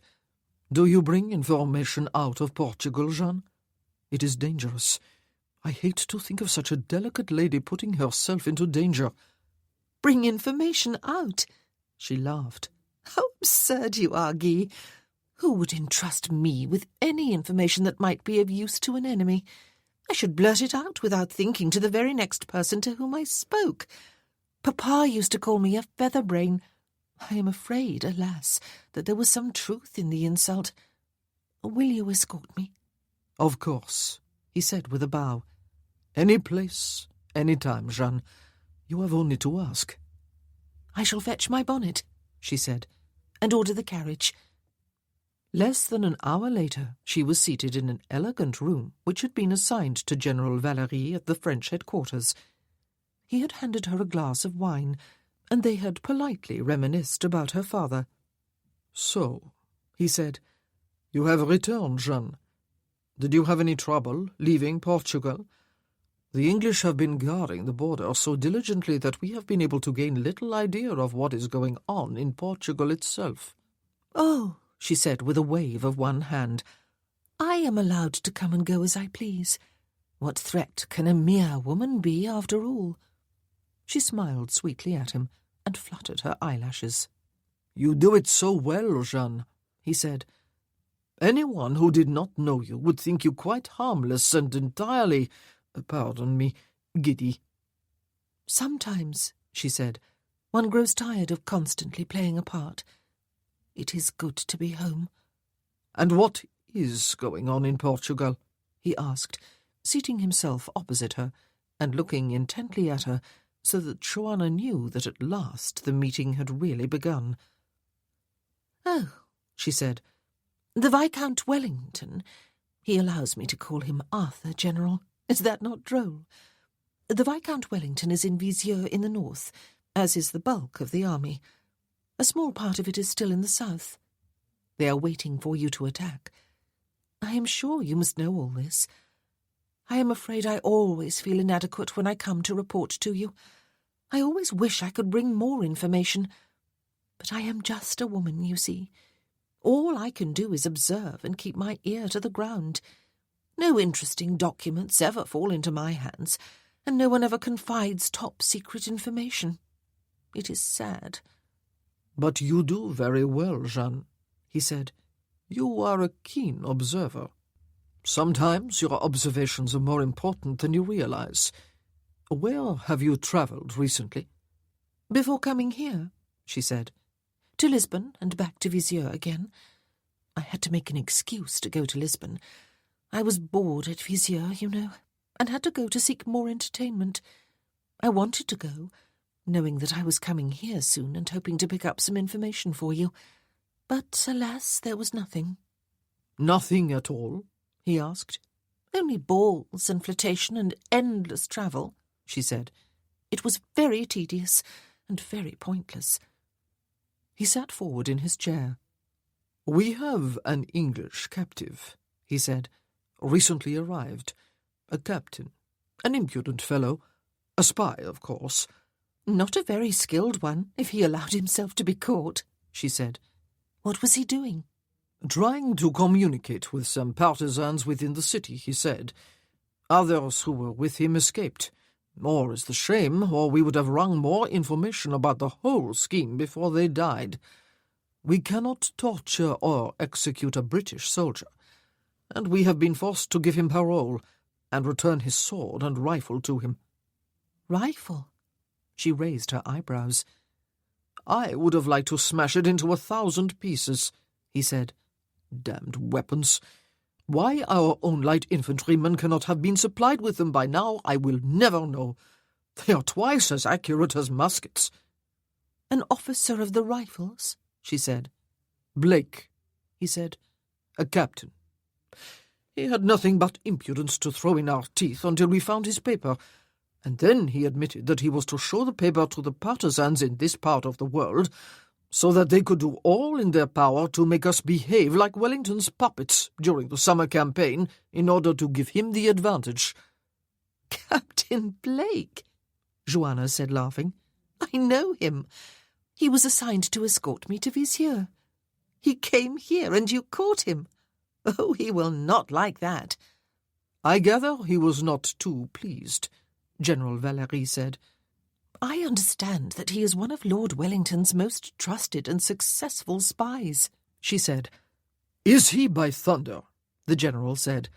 "Now there you are of value, you see, Jeanne, without even realizing the fact. The man was bumbling, aghast, stuttering and stammering when we saw his paper. At one moment telling us that it was a bluff and laughing at us for thinking Wellington would send an accurate diagram of his defences right into enemy territory, and the next moment clamping his lips shut and turning as white as chalk and refusing to say another word, except the occasional string of unrepeatable insults." "Oh, yes," she said. "Doubtless he is a good actor. He would have to have won such a reputation, would he not?" "There is the problem, though, Jeanne," he said. "What are we to believe? The diagram shows formidable and quite impregnable defences about Lisbon that would make it madness for us to begin the assault on the northern fortresses that are ready to be begun any day now. And the diagram confirms what we had earlier reasons to believe might be the case. And yet there is the puzzling problem of why the English would allow this diagram to come so close to our hands, and right into them, as it turns out. If the partisans were to be alerted, would it not have made more sense to have Captain Blake merely tell them from memory? We have learned everything and nothing from the capture of this spy." "Where are these formidable defences supposed to be?" she asked. "North of Lisbon," he said. 3 separate lines stretching from the sea to the river. We could take Portugal, Jeanne. The Marshal and I are both convinced of that. But what would be the point, if we cannot take Lisbon, and drive the English out of Europe once and for all? It seems that we must go south, after all, and tackle the fortress of Badajoz. But it is getting late in the year to be taking that slower route. The siege may last for months, and perhaps it is all unnecessary if that dratted diagram is a hoax." Joanna was laughing. "North of Lisbon," she said. 3 lines of formidable and impregnable defences. Absurd, General. Absolutely absurd. I travelled through that area just 2 weeks ago with Captain Blake. Oh, I would just like to see his face if he were to see me here. Would his acting skills hold up, I wonder?" She laughed again and drew a lace handkerchief from her reticule in order to dab at her eyes. The General looked at her fixedly. "It might work, too, by thunder," he said. "Would you be willing, Jeanne?" Her laughter stopped as she looked across at him again. "To confront Captain Blake," she said. She smiled slowly. "Why not? Oh, I think it would be a great pleasure, General. Yes, indeed it would. Oh, let us do it." Her eyes sparkled with mischief. "It might mean that you will never be able to return to Portugal," he said quietly. She sobered again. "Ah, but before the summer is out, Portugal will be a part of the Empire, as it was always intended to be, will it not?" she said. "I will return, General." She smiled slowly. "I shall enter Lisbon on your arm. I shall give a ball in your honour, and in the honour of Marshal Massena. Oh, it will be wonderful to be in Portugal and home all at the same time." "May I send for him now?" he asked. "Time is of the essence, Jeanne. We must know the truth." "Oh, by all means," she said. "This I can scarcely wait for." "It may take a little while," he said. "I do not know just where he is at the moment, the necessity of keeping him under close confinement having passed. And I would wish Captains Dupuy and Dion to be present, as they were at his interrogation 2 days ago, and Colonel Leroux, whom I put in charge of it. I find talking with captives tiresome and a little demeaning." "Colonel Leroux?" Joanna said. "Do I know him?" "He has just returned from Paris," he said. "You will like him, Jeanne. A handsome fellow." "Ah," she said, smiling. "Then you are sure to be right. I always like handsome men." "I shall have refreshments sent to you while you wait," the General said, getting to his feet. I shall have everyone here as quickly as possible." "There is no need to hurry," she said, laughing. "The pleasure of this confrontation is to be anticipated and savoured, General." Her smile held until he had left the room, and then she found that her hands were shaking in her lap, and her legs were shaking against the chair on which she sat, and her breath came in uneven gasps. He was safe, then. Oh, God, he was safe. She had scarcely dared hope that he was still alive. The whole scheme had seemed madder as she had drawn closer to Salamanca, and even now it seemed insane. But at least he was safe thus far, as was she. She dreaded meeting his eyes. That was going to be the worst part. Once their eyes had met for the first time, and he knew, or thought he knew, then it would be easier. But there had to be that first meeting of their eyes, and she dreaded it more than she had dreaded anything else in her life. Captain Blake buckled up his sword belt slowly, glanced at his rifle, which was propped carefully in one corner of the comfortable room he had been allotted, unguarded, in the confiscated manner where several French officers had their billets, and decided to leave it where it was. They wanted to talk to him again. He had had a nightmare of a couple of days and nights, though he had had invitations galore, and was being treated far more like an honoured guest than like a captive. In all the tortured hours, he had not been able to fathom how it had happened. How had the papers come to be switched? Carelessness on someone's part? A quite incredible and criminal carelessness? Or had someone done it deliberately? Did the Commander-in-Chief have a traitor on his staff? Incredibly, he had quite deliberately put himself and his paper into French hands, only to find that he had put there the destruction of the British and Portuguese armies and the whole of the European cause. If the British were expelled from Portugal, then the whole of Europe would be under Napoleon Bonaparte's control again, and he had unwittingly made that possible almost single-handedly. He fussed over straightening his uniform, though all the fussing in the world could not make it look anything better than shabby, and even though a French lieutenant waited politely outside his open door to conduct him to General Valerie's rooms. After 2 days in which to think, Captain Blake still did not know quite how to handle the situation. If he tried to persuade them that the plans were fake, that the French were meant to be misled by them, then they would realize that he lied. If they were fake, then it would be in his own interests to pretend that they were real. And yet, if he kept his mouth shut and let them draw their own conclusions, then surely they would conclude that the plans were authentic. With no time to prepare himself 2 days before, he had done both. Scoffed at their belief at first, until he realized how his scorn would be interpreted, and then closed his mouth and opened it only to utter various obscenities when they pressed questions on him. He had even thought at one point, in some horror, that he was going to faint. "Damn Wellington," he thought, as he strode to the door and nodded curtly to the lieutenant. And damn this spying business. And damn him for ever letting it be known that he had a gift for learning languages quickly. He longed to be with his riflemen again, taking charge of his company, which was what he was trained to do and had some skill at doing. An actor he was not, and even an experienced actor might balk at having to walk on stage without having learned his lines, and with no script from which to learn them, and his director a few 100 miles away. Well, he was about to step on stage again. "Do you know Captain Dupuy and Captain Dion, Jeanne?" General Valerie asked, returning to the room with those 2 officers 15 minutes after leaving it. "Jeanne d'Afonte, Marquise das Minas, gentlemen.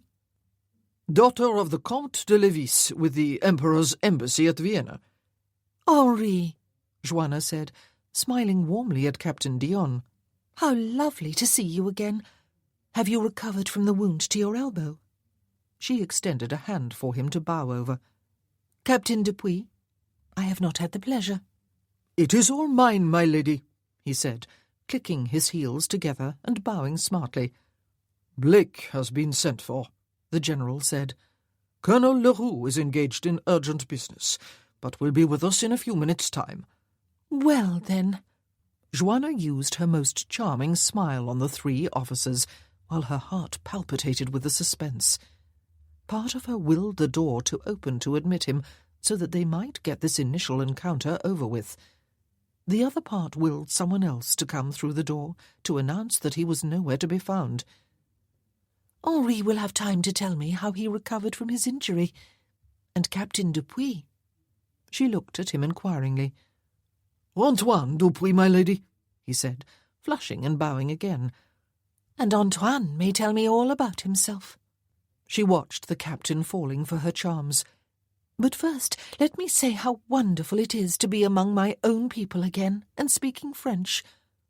The door opened again, and Joanna, who had chosen to stand and position herself close to a window opposite the door, looked fixedly at the general, her smile held firmly in place, afraid to turn her head. Oh, God! The moment had come, and why she should so wish to avoid it she did not know. She was, after all, merely doing a job, as was he. It did not matter what he thought of her, provided the job was done successfully. But it did matter. For some reason that she was afraid to fathom, it did matter. She turned her head to look with cool amusement at the man who had entered the room and stopped inside the door, and forgot Captain Robert Blake, and forgot General Valery and the other French officers, forgot where she was and why she was there, forgot everything, except one afternoon 3 years before, when she had hidden in an attic, more terrified than anyone ever deserved to be in this life, watching a French officer wrestle her struggling half-sister to the floor and rape her, making animal noises of appreciation as he did so, while 3 other soldiers stood and watched and awaited their turn, cheering and laughing and making bawdy comments, and then the same French officer, impatient, the sport over, jerking a thumb at one of the soldiers, who raised his bayonet. "But my important business would have waited if you had but told me what beauty waited in your room, General," the man who had entered said, smiling. "You said only that there was a lady here who might help throw light on our dilemma." A tall and handsome man, with dark hair and moustache, and experienced charm. A man who was used to getting what he wanted, especially the women he wanted. A man who expected women to fall in love with him, and was not often disappointed. A man who raped for sport, and ordered the execution of innocence with a jerk of the thumb.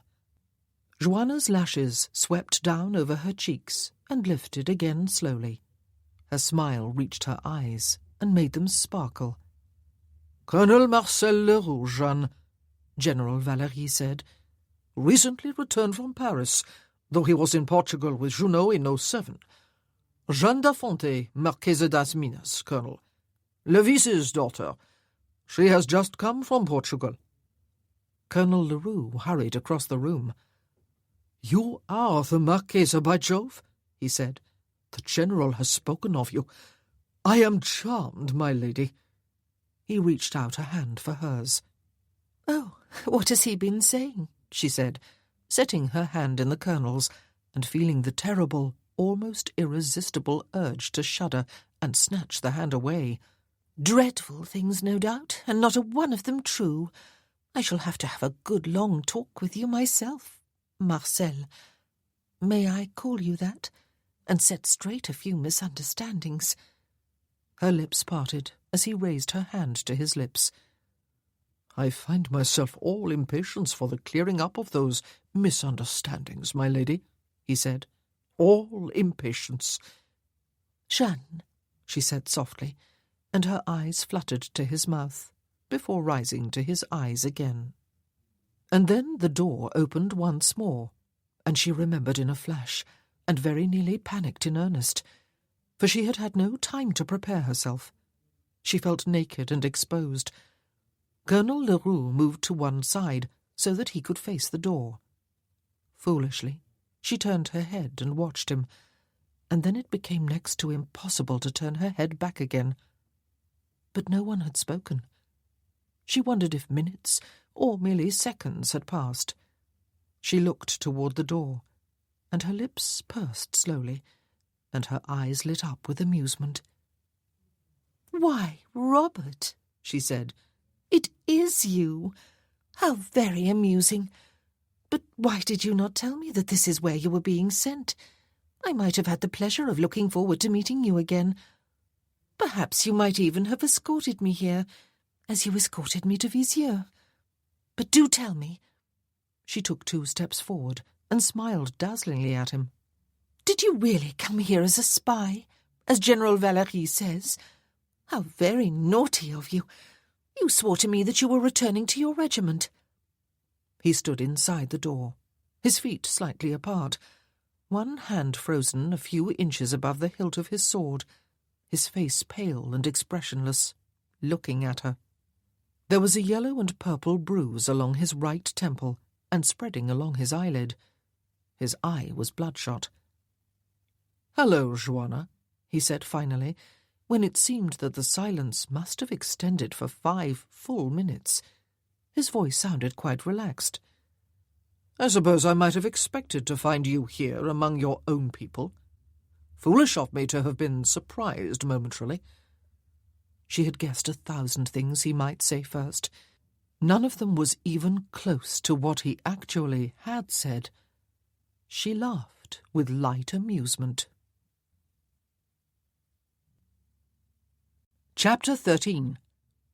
He had never seen her dressed in anything but white. Now she was wearing a dress of vivid emerald green, and looking more beautiful than any woman had a right to look. Her hair was curled about her face, so that her eyes looked shadowed and even more alluring than usual. Those were the first foolish thoughts that rushed into his mind as he stepped into General Valery's room and saw her standing at a window directly in his line of vision. The next thought, which came almost simultaneously, was that she was a prisoner too, that they were going to use her to get the truth out of him, threatened to harm her if he did not speak. His hand moved without conscious volition to his sword. The third thought stilled his hand. She was French. Of course. She was French.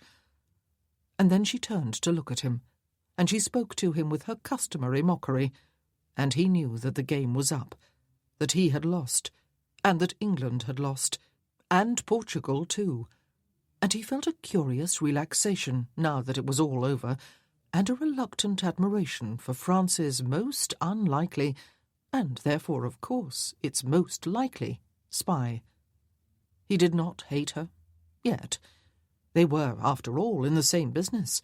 They just happened to be on opposite sides. "Hello, Joanna," he said. "I suppose I might have expected to find you here among your own people. Foolish of me to have been surprised momentarily." She laughed. "My own people," she said.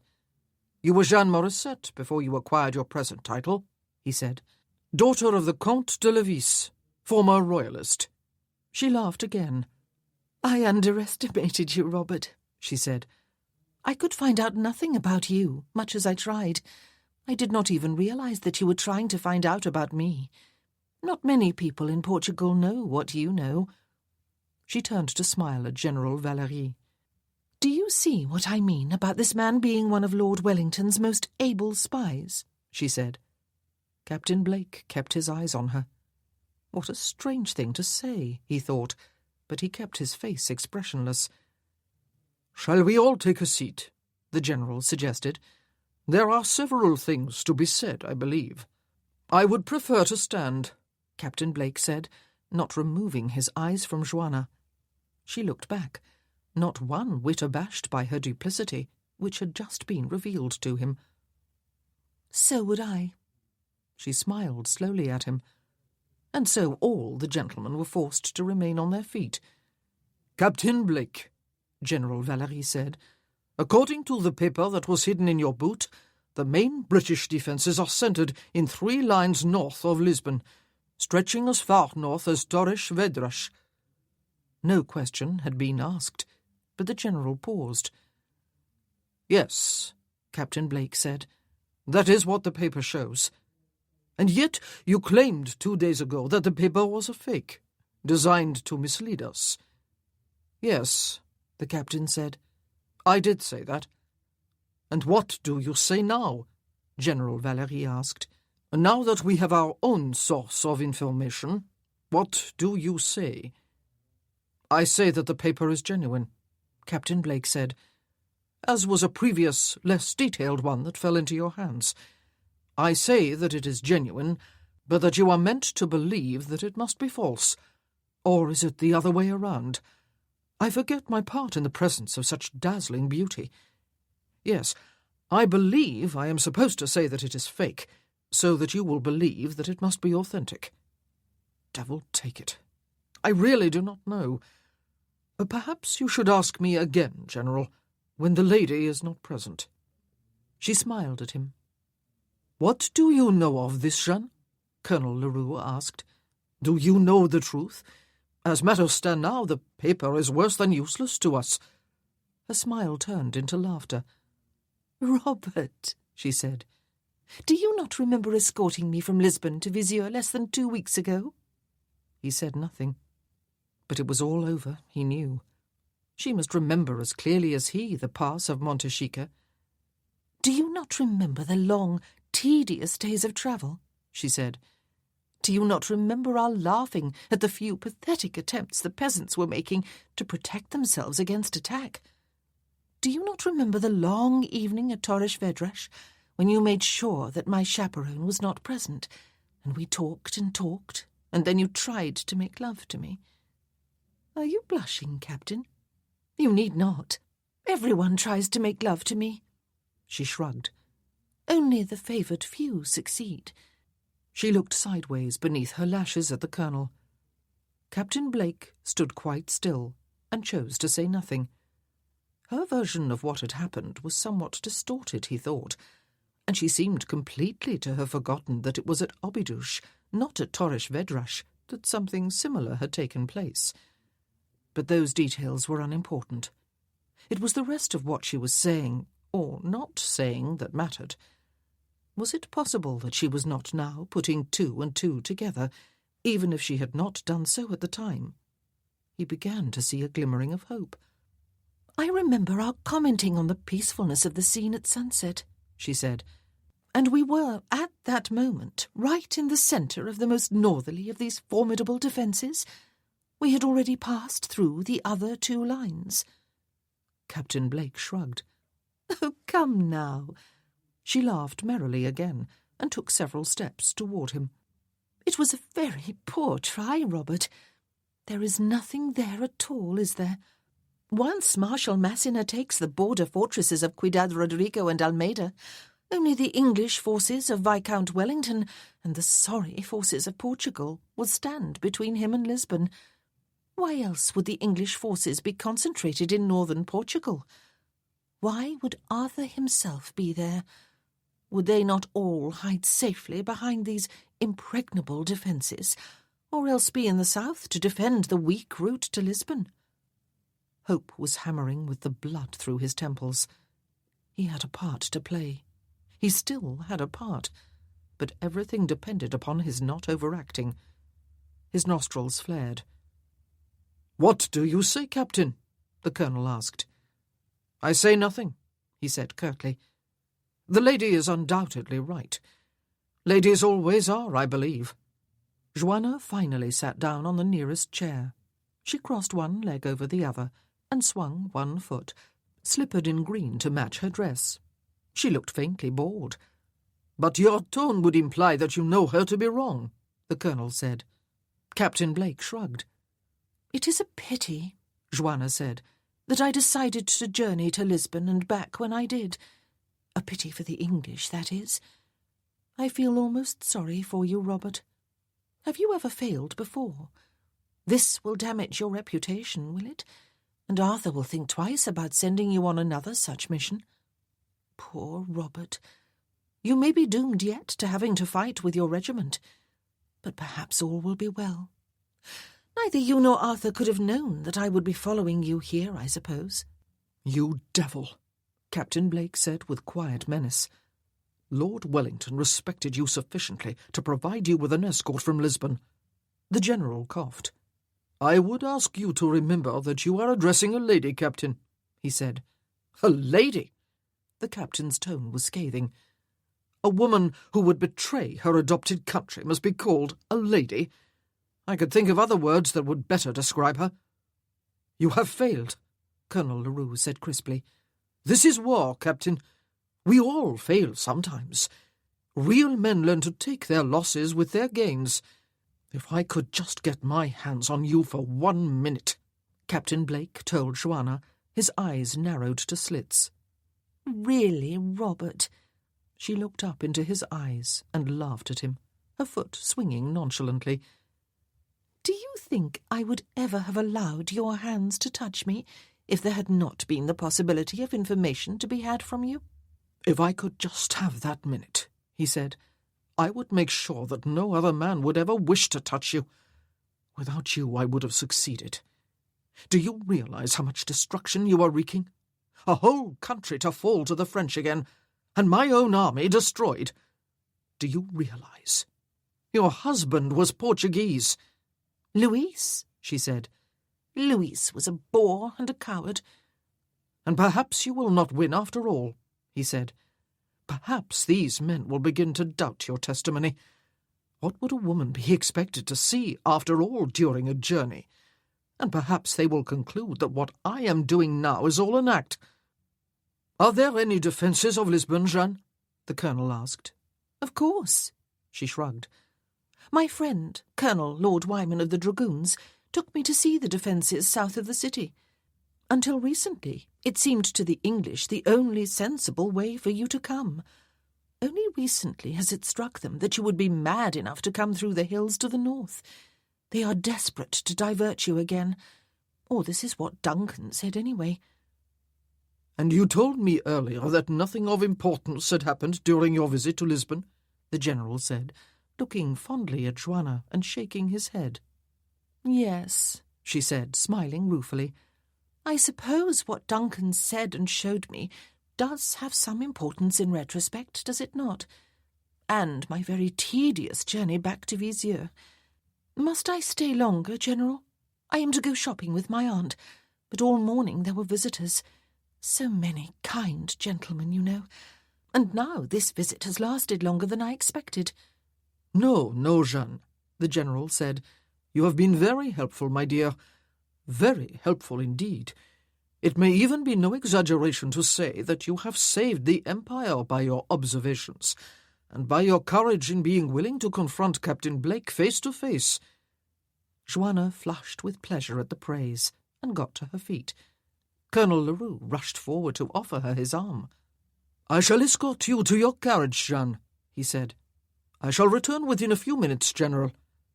General Valery inclined his head. Captain Blake had to move, finally, so that Joanna could pass him to reach the door. He stepped to one side, his eyes narrowed on her. I am so sorry, Robert, she said, pausing for a moment as she passed. But war is war, and I have an emperor to serve in any way I can. He said nothing, but he felt a violent dislike for her, for a woman without a conscience, for one who could flirt with all and sundry merely to serve her own ends, and he disliked her for the fool she had made of him. She had always mocked him. He had known it, and yet he had allowed an unwilling attraction for her to grow into almost an obsession. He had allowed himself to touch her, to be aroused by her. He had even allowed himself to believe, on that last night in Vizieux, that perhaps she felt some affection for him. And all the time her sole purpose had been to try to worm information, any useful information, out of him. He hated her. Even though it seemed that unwittingly she had helped his cause that morning, he hated her. In fact, she could hardly have done better if she were his accomplice. He felt that his interrogators would now believe, beyond a reasonable doubt, that the lines of Torres Vedras were imaginary, that in reality there were no defences between Almeida and Lisbon, except the armies of Lord Wellington. She had helped him. She had unwittingly done what he had hoped to do himself, but had not known how to accomplish. How chagrined she would be when she discovered the truth eventually, and how popular she would be with the French. But she did not yet know she had helped him. She had wanted to betray both her adopted country of Portugal and her mother's country, and intentions were more important than actual performance. He hated her. She left the room on the arm of the colonel, and he was dismissed immediately afterward. "I shall summon you again if you can be of further help to us, Captain," General Valery said. "In the meantime, I trust that your quarters are comfortable and that your needs are being adequately attended to." Captain Blake inclined his head curtly. "And I trust that you will still be my guest this evening," the General asked. "You must allow me to show you hospitality. Such scenes as this are merely the distasteful but necessary business of war, Captain." "I shall be there, sir," Captain Blake said, before turning on his heel and leaving the room, not sure of his elation over the apparent success of his mission, despite the switching of the papers, and the unexpected appearance of the Marchesa was quite sufficient to outweigh his depression over an indefinite captivity, and over the discovery he had just made about Joanna. The Marchesa das Minas, Jeanne Morissette. He did not want to think of her as Joanna. Joanna was an occasional spy for the French. She did not believe she was considered of particular importance by them, and did not expect to be taken into anyone's confidence in a major way. But Colonel Leroux, clearly pleased by what had happened in General Valery's room, did confide one thing. "You were magnificent, Jeanne," he said to her as he escorted her out to her waiting carriage. "You utterly confounded him. He will try to confuse us again. He will try to discredit what you have told us. But the truth came out when he lost his temper with you. There is a saying that there is no wrath worse than that of a woman scorned. I believe it applies equally to men. I suppose he was in love with you." She shrugged. "Men are always being foolish and claiming to be in love with me," she said. "I take no notice." "I could have slapped a glove in his face more than once," he said. "But he is to be considered our guest, you see, now that he has given us his parole. He is not to be mistreated. However—" He laid one hand on top of hers and smoothed his fingers over hers.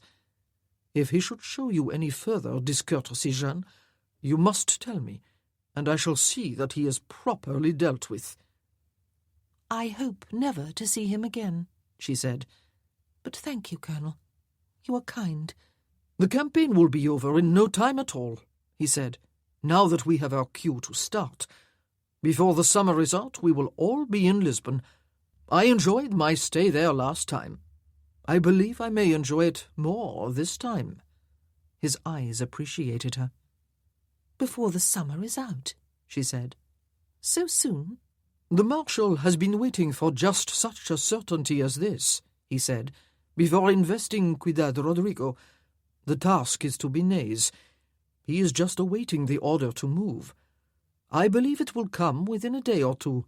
Once Ciudad has fallen, Almeida will not hold out long. And if Wellington brings his forces to the defence of either fort, then we will crush him.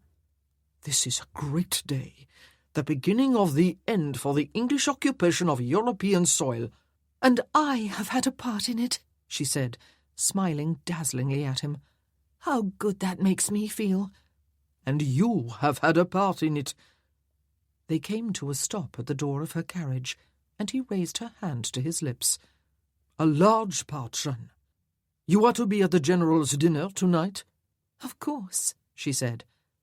"Then suddenly it becomes an occasion to be anticipated with great pleasure," he said, holding her hand close to his lips and looking down at her with smouldering eyes. "Until later, Jeanne." "You are to be there too, Marcel?" Her smile brightened. "I am so glad." He smiled at her, revealing even, white teeth. It was the sort of smile that was guaranteed to turn feminine knees weak. "Yes," she said breathlessly. "Until later." She sat back against the cushions of her carriage, and did not look out of the window again, though she knew that he stood there until the carriage moved away. It was a primary rule of flirtation, she had learned years before, to allow the gentleman to be just a little more smitten than she. She closed her eyes, and was thankful that the journey home was not a long one. She rather suspected that her stomach would have rebelled at any great distance. He had touched her, and kissed her hand. She had felt his moustache as well as his lips against her flesh, and his breath had been warm. She shuddered, deeply revolted. She was going to kill him. She had always planned that. She was not going to enlist Duarte's help, though he would be disappointed not to do it himself. She was going to do it. She was going to kill him. But it was not a simple thing to accomplish. It would have to be planned.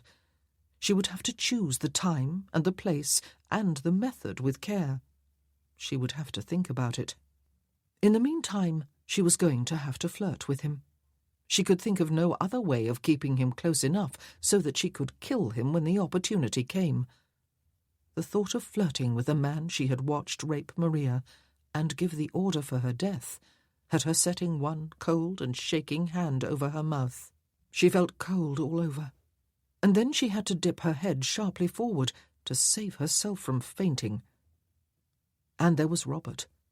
He must hate her now in all earnest. Even though she had helped his cause, supposedly without realizing it, he must still hate her. And it was all so pointless, she thought. It seemed that Captain Robert Blake was, after all, a fine enough actor to have accomplished the mission without her help. He had certainly taken full advantage of her apparent misunderstanding of the situation. She wondered who had punched him in the face and bruised his eye. He must hate her. And if she was going to have him set free in time to take part in the summer's campaign, she was going to have to make him hate her a great deal more. But she would explain all to him later, she thought. Perhaps it would make a difference. Perhaps it would. And she was suddenly and unwillingly reminded of the other Robert, her Robert, and how she had made him hate her too, though from an entirely different motive, and how she had never had a chance to explain to him. But she could not dwell on thoughts of Robert at the moment. There was a dinner to attend that evening, and some kind of a relationship to set up with Colonel Marcel Leroux. She must concentrate her mind and her energies on that. She was wearing a gown of shimmering gold, chosen to give herself courage. Finding the courage to face a room full of people, many of them strangers, was not usually a problem for Joanna. But then it was no ordinary task she had set herself. She had had her maid style her hair in a high top-knot, with cascades of ringlets trailing down the back of her head and along her neck. And yet the first person she saw when she entered the General's drawing-room prior to dinner was not Colonel Leroux, but someone she was equally reluctant to meet again, and someone who looked just as shabby and just as awkwardly out of place, and just as altogether more attractive than any other man present as he had been in that ballroom in Lisbon. She had not thought of his being present. He could not be avoided. He was standing just inside the drawing-room doors. A French officer and his wife were just turning away from him. "Ah, Robert," she said, stepping up to him before he saw her, scorning even to try avoiding him. "You are here, are you? French uniforms glitter quite as brightly as English ones, do they not?" "I dare say you do not see much difference," he said, "or in the men inside them. I do." "Ah," she said, smiling at him. "That was a set-down, was it not? Are you very angry with me?" "More with myself," he said, "for having known your secret, and for having thought that perhaps it was of no significance. It does not matter to you that your mother was English." "You know that too," she said, laughing. "Why did you find out so much, Robert? Was it that you wished to know with whom you were in love?" "You would like to believe that, would you not?" he said.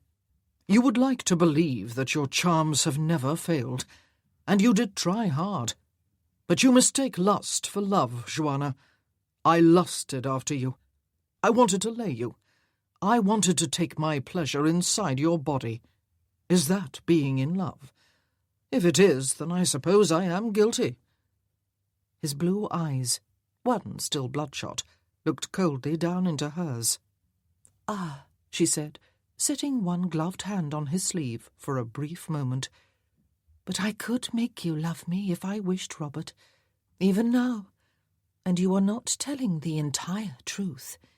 If you had wished merely to lay me, as you so vulgarly put it, then you would not have pulled back from that embrace at my aunt's ball in Vizier. It was you, you know. I would not have pulled back, at least not quite so soon. So I do not believe you. But then, spies never tell the truth, do they?" "You should know," he said. "Touché." She smiled at him, and remembered that she must flirt with him too. Him and Colonel Leroux both. If her plan for effecting his release was to work, she must flirt with him and force a response from him too. He did not look tonight as if he would ever respond to her again. But she smiled for the first time that evening with something like real pleasure. There was a challenge in making Robert fall in love with her. Flirtation was almost never a challenge, but this time it was. Perhaps, for once, she would enjoy her work. "I am going to do it," she said. "I am going to make you fall in love with me. It should not be difficult. I believe you are already more than halfway there." "Joanna," he said, his voice and his eyes perfectly serious, "I suppose the fact that you are half French saves you from the stigma of being called a traitor. But I see you as such nevertheless. We are on different sides of the fence. We are enemies, and as far as I am concerned, bitter enemies. You betrayed both me and my country, your mother's country, earlier today. You would be well advised not to waste your time trying the impossible. Flirt with the French officers. There are doubtless a few thousand of them who would be only too willing to fall under your spell." "Ah," she said, "but it is you I want under my spell, Robert." "Because I am the only man who has ever resisted it?" he asked. She smiled. "Perhaps," she said. "You are, you know, but not for long." She wondered why she was giving herself such a challenge and breaking her own rule, the one she had practiced just that day. She was showing him that she was far more smitten than he was. She had told him quite openly that she was going to pursue him, instead of letting him believe, as all men she had known had believed, that he was the pursuer. It was a formidable challenge, one that it seemed she could not win, but there was excitement in it, and somehow, despite everything, despite the dangers and challenges she had already faced, and those still to come, she needed this particular type of excitement. "I believe, Joanna," he said, "that you are about to have a far more glittering beau than I, and you would do well to stay away from me while we are both here in Salamanca. I might do you harm, you know, and your loyalty might be brought into question if you are seen to hang around me." She smiled at him, but a hand at the small of her back caused her to turn her head. She smiled up at Colonel Leroux. "Marcel," she said. "I hope Colonel Blake is acting the gentleman this evening, and not renewing any of the threats he made earlier," he said, taking her hand and bowing over it. "Oh," she said, laughing. "Robert's temper has cooled, and he was being quite civil. But he is not a gentleman, Marcel. He would be far more suited to the French army than the English. He has risen through the ranks and become a commissioned officer entirely through his own merits. Captain Blake is what is known as a hero, you see, but he is not a gentleman. He will not tell me what he was. It is most annoying. Was he a tradesman's son, or a runaway apprentice, or a convict?" She laughed again, though she could see Robert's jaw tighten, and when she glanced at Colonel Leroux, it was to see disdain on his face. Oh, yes, she thought suddenly. Of course. That was the way it must be. That was the way she must plan it. Yes, Robert and the Colonel must hate each other. She must pit them against each other. Excitement and a sense of glorious danger built in her, and she smiled dazzlingly at both men. "He is not going to answer, you see," she said to the Colonel. "He never does. And that leads me to expect that my last guess is the closest to the truth." She linked her arm through the Colonel's. "Shall we walk about, Marcel? You may introduce me to the people I do not know. There are a few. It is quite a while since I was here last." She threw one final smile over her shoulder at Robert, who was about to be taken under the wing of 2 officers she saw. He looked back at her with cold, steady eyes. Chapter 14. There was so much freedom, so much damned freedom. He could come and go as he pleased in Salamanca, and could have had as active a social life there as he could have had in Lisbon during the winter and spring. He was treated with respect and courtesy, and even liking, by many of the French officers he met. Sometimes he felt as if it would be better, more real, if he were caged up in a prison cell. Sometimes he regretted giving his parole. At least, if he had not, if he were in a cell, he could dream of escape, plan for it, attempt it. At least there would be some challenge to make life worth living. As it was, late spring passed into the sweltering heat of summer, and the summer's campaign began in earnest. He had the satisfaction, at least he had that, of seeing the French almost immediately respond to the lie of which he had somehow managed to convince them. Marshal Ney, who had been investing Ciudad Rodrigo with its Spanish force led by Governor Erasti since May in a half-hearted way, now attacked in earnest, and the fort surrendered on July the 10th after the walls had been breached. The French officers with whom Captain Blake consorted liked to tell him of such things, and to tease him good-naturedly about his attempts to deflect the attack southward and away from the easy route to Lisbon, and they liked to scorn Wellington and the English forces in his hearing for not coming to the defence of the fort. The news about Ciudad Rodrigo he could accept quite cheerfully, since he knew that Lord Wellington was acting wisely and well, and since no British forces had been involved in the engagement. The news that followed it, as the French advanced against the Portuguese fort of Almeida, was less easy to take. The Light Division, under General Crawford, was harassing the French advance, the skirmishers worrying Marshal Ney and his soldiers by popping up always where they were least expected. And among the skirmishers were the Rifles, the men of the 95th, his men. And then, toward the end of July, the fighting grew fierce, as the Light Division became trapped on the Spanish side of the River Coa, with only one bridge at their backs, and the Rifles were again the heroes, along with the light infantrymen of the 43rd and the 52nd. They held back the massive forces of the French, while the guns and the cavalry retreated over the bridge and took up a position of strength beyond it. "You are fortunate," one French lieutenant told Captain Blake with a laugh. "Many of your men were killed in the action, monsieur. Perhaps you would have been too if you had been there. Instead, you are here living a life of ease." Yes, a life of ease. The captain's right hand opened and closed in his lap. He had been in captivity for a month, and it seemed more like a year. 10 years. The French would attack Almeida, and probably subdue it within a few weeks. It was doubtful that Wellington would advance to its defence. And then they would advance into Portugal, west to Coimbra, south to Lisbon.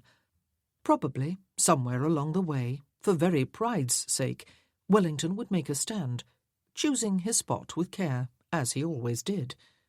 And if that did not hold them, there would be the retreat behind the lines of Torres Vedras, and the hope that the French army would stand and be caught and decimated by the winter and by hunger, while the British passed a winter of relative comfort and prayed for reinforcements from a stingy British government, and with them the hope of waging a more aggressive war the following year.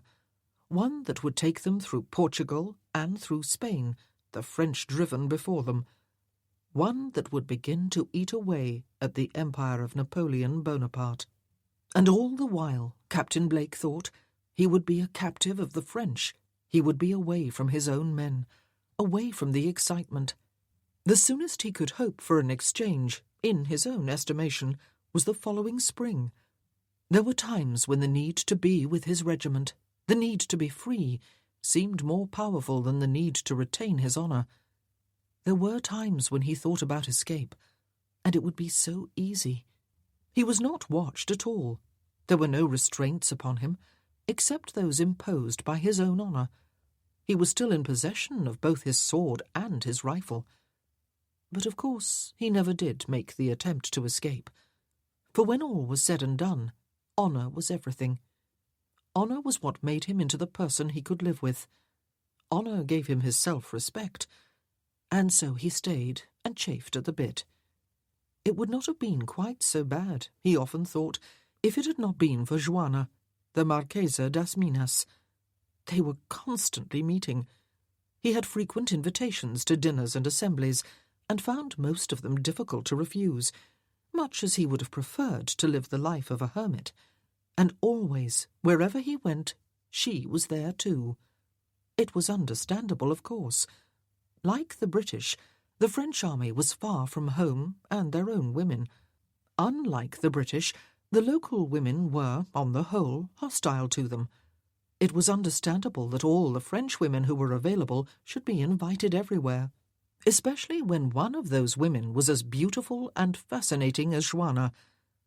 Captain Blake watched dozens of her countrymen fall under her spell and follow her about with as much abject devotion as had her courts in Lisbon and Viseur, and sometimes his jaw clamped into a hard line as he realized how easy it would be to follow suit. Even though he knew her now to be his enemy, his country's enemy, and his personal enemy, he found that his eyes followed her about a room and roamed over her slender but shapely figure, and revelled in the rich colours she chose to wear in Salamanca. And sometimes he caught himself hating Colonel Marcel Leroux and wanting to tear the man limb from limb, not so much because he had been the head of the interrogation against himself, as because Joanna openly favoured him above all her other suitors, and it was easy to see why. The colonel was a handsome devil, and a charming one as well. And yet she flirted with him too, Captain Blake found.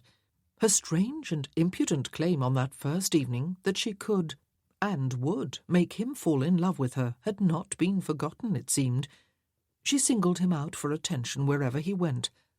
"Jeanne," Colonel Guy Radisson said during one assembly, when everyone but her appeared to be wilting from the heat of the indoors.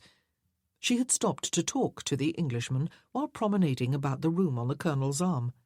His tone was good-natured. "If you persist in showing such marks of friendship for Captain Blake, there are going to be rumours that you have a divided loyalty." She laughed gaily. "Oh, but I feel so sorry for him, Guy," she said. "He is a soldier, you see, as well as a spy, and he longs to be with his own regiment now that the fighting is beginning. Do you not, Robert?" "How could I wish to be anywhere but where I am at this precise moment?" he said, in tones so courtly that only she would know how false they were. She laughed again. "And he so wishes that our army was advancing along a different route, Guy," she said. "And it is all my fault that they are not. I feel guilty. I feel the need to prove to Captain Blake every time I see him that I am no monster." "Monster?" the colonel said fondly. "No one could look at you and seriously think that, Jeanne." She looked up at him with large, smiling eyes. "Is it hot in here?" she asked. "Or is it my imagination? Be an angel, Guy, do, and fetch me a drink. Something long and cool." Colonel Radisson clicked his heels and was off into the crowd without further ado. It was the way she had of getting him alone. She did it frequently. "On second thoughts," she said, "there would be instant coolness if we stepped outside, would there not? Take me there, Robert." She never asked for favours. She always demanded them. She slipped her white-gloved hand through his arm. Her gown was of a deep wine colour.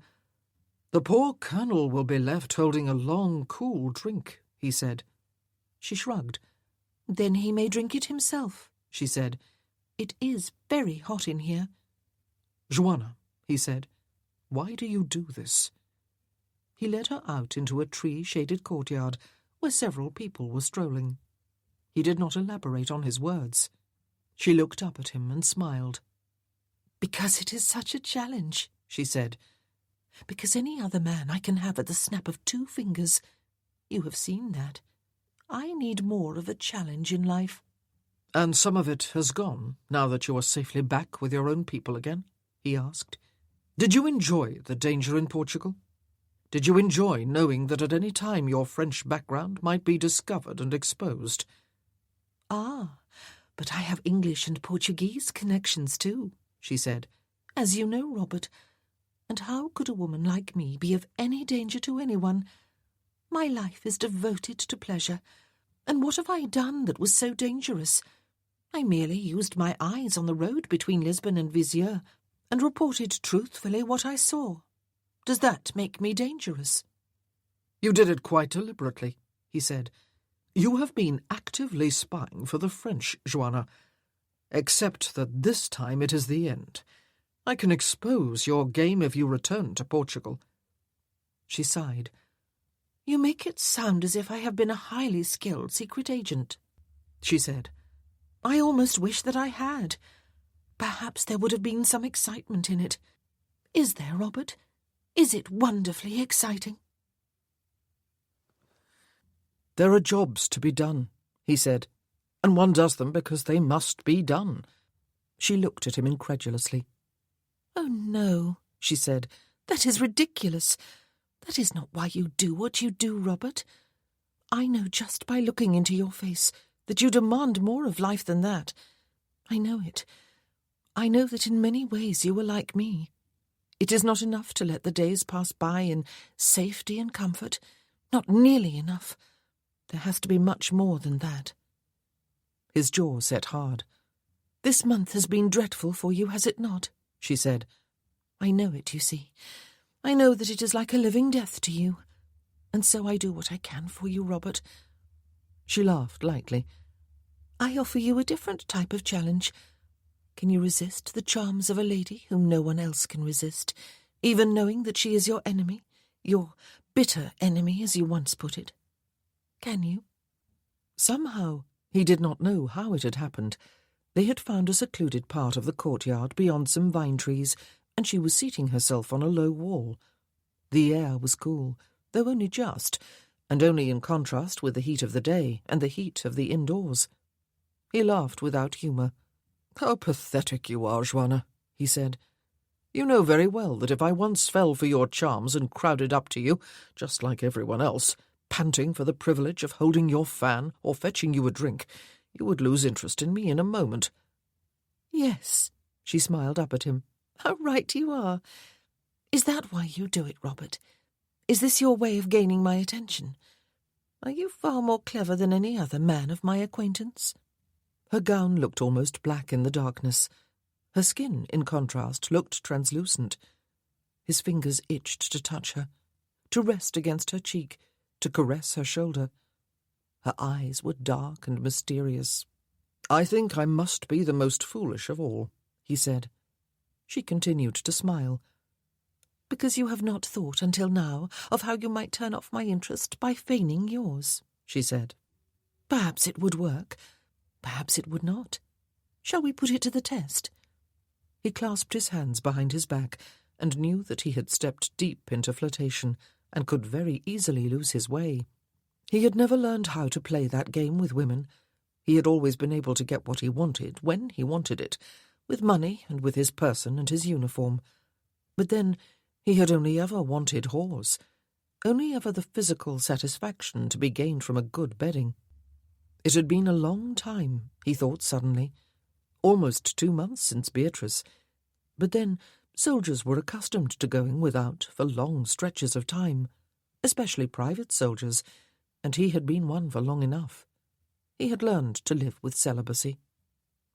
Are you afraid? She asked him, almost in a whisper. He kept his hands behind his back. Only uninterested, Joanna, he said. Oh, no.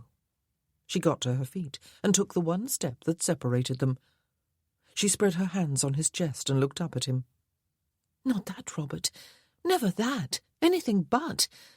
Perhaps you hate me or despise me. Perhaps you desire me. But you are not indifferent to me. Do you think I do not know enough about men to know that? You are not uninterested. Her perfume teased his nostrils, and her hands, resting lightly against his coat, burned through to his chest. Something snapped in him.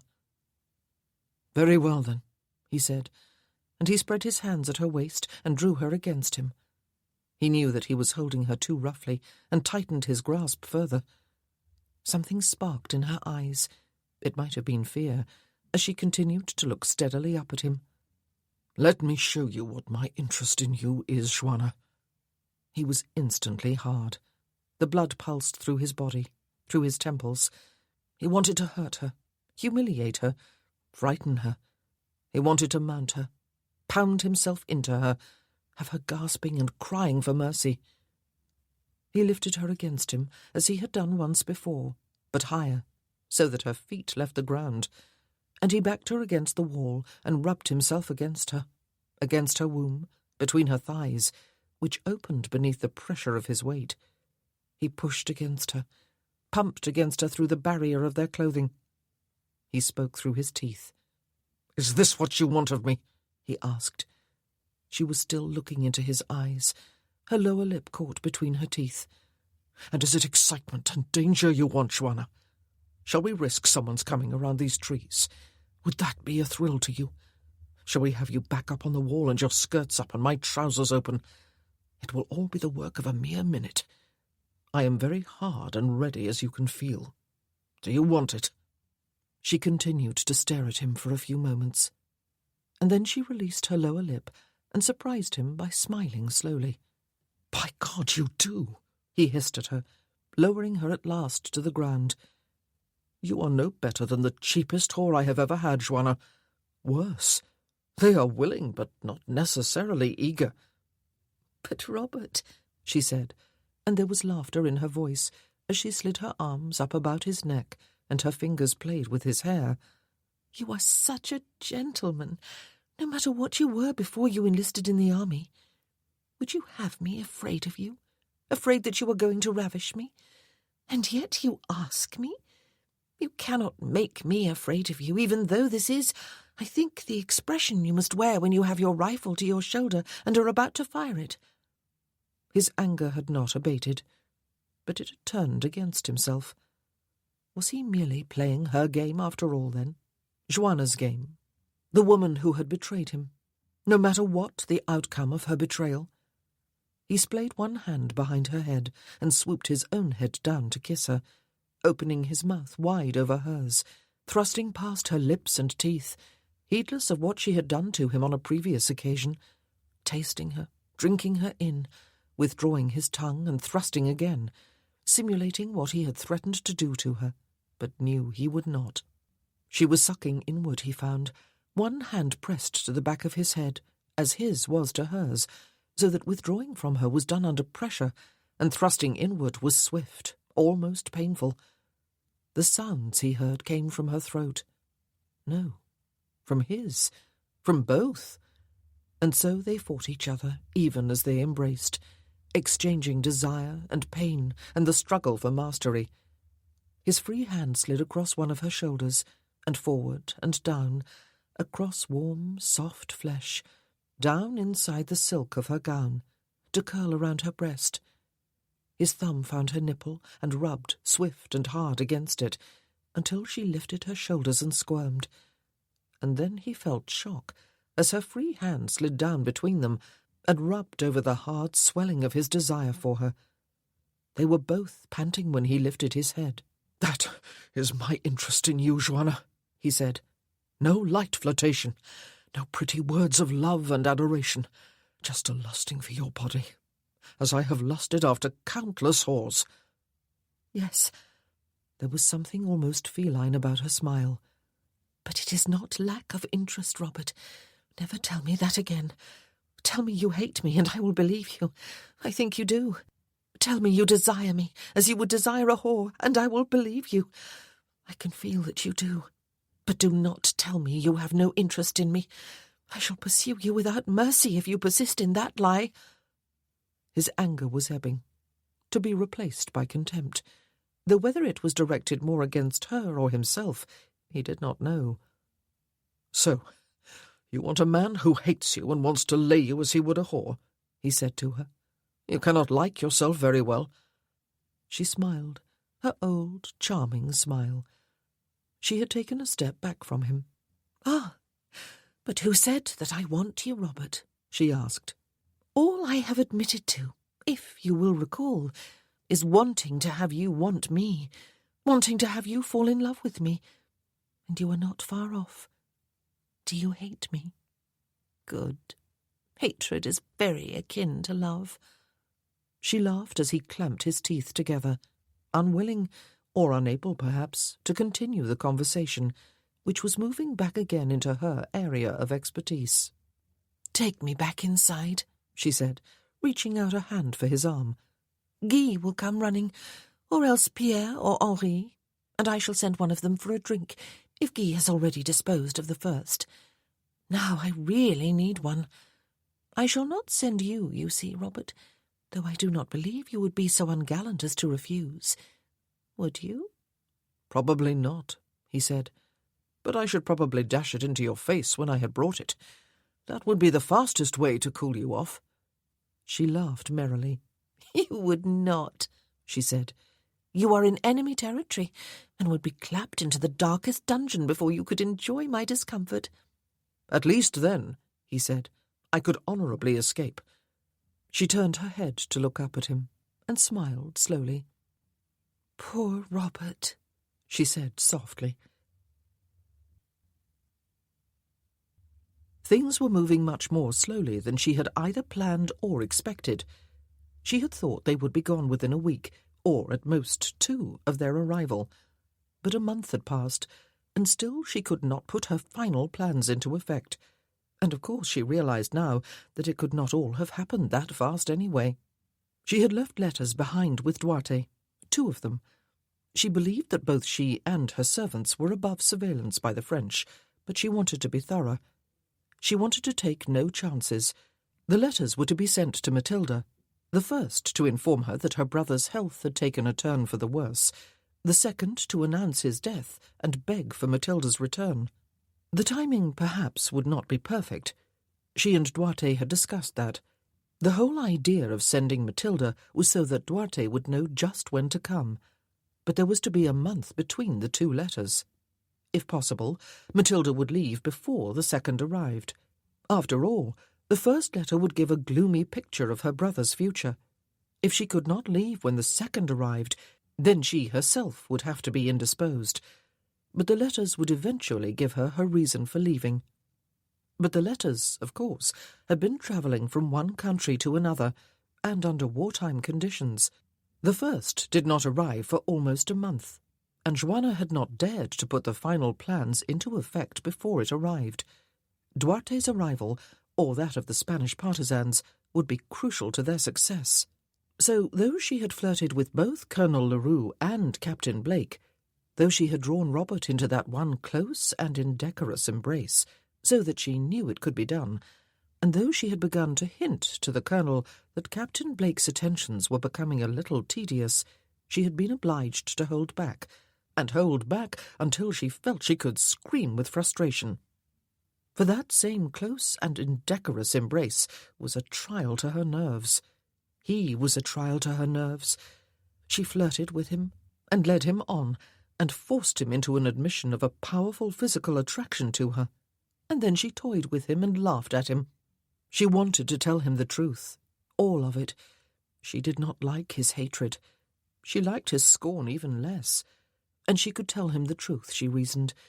Now that the French had been misled, and now that the chain of events that Lord Wellington had hoped for had been set in motion, there was no need of secrecy any longer.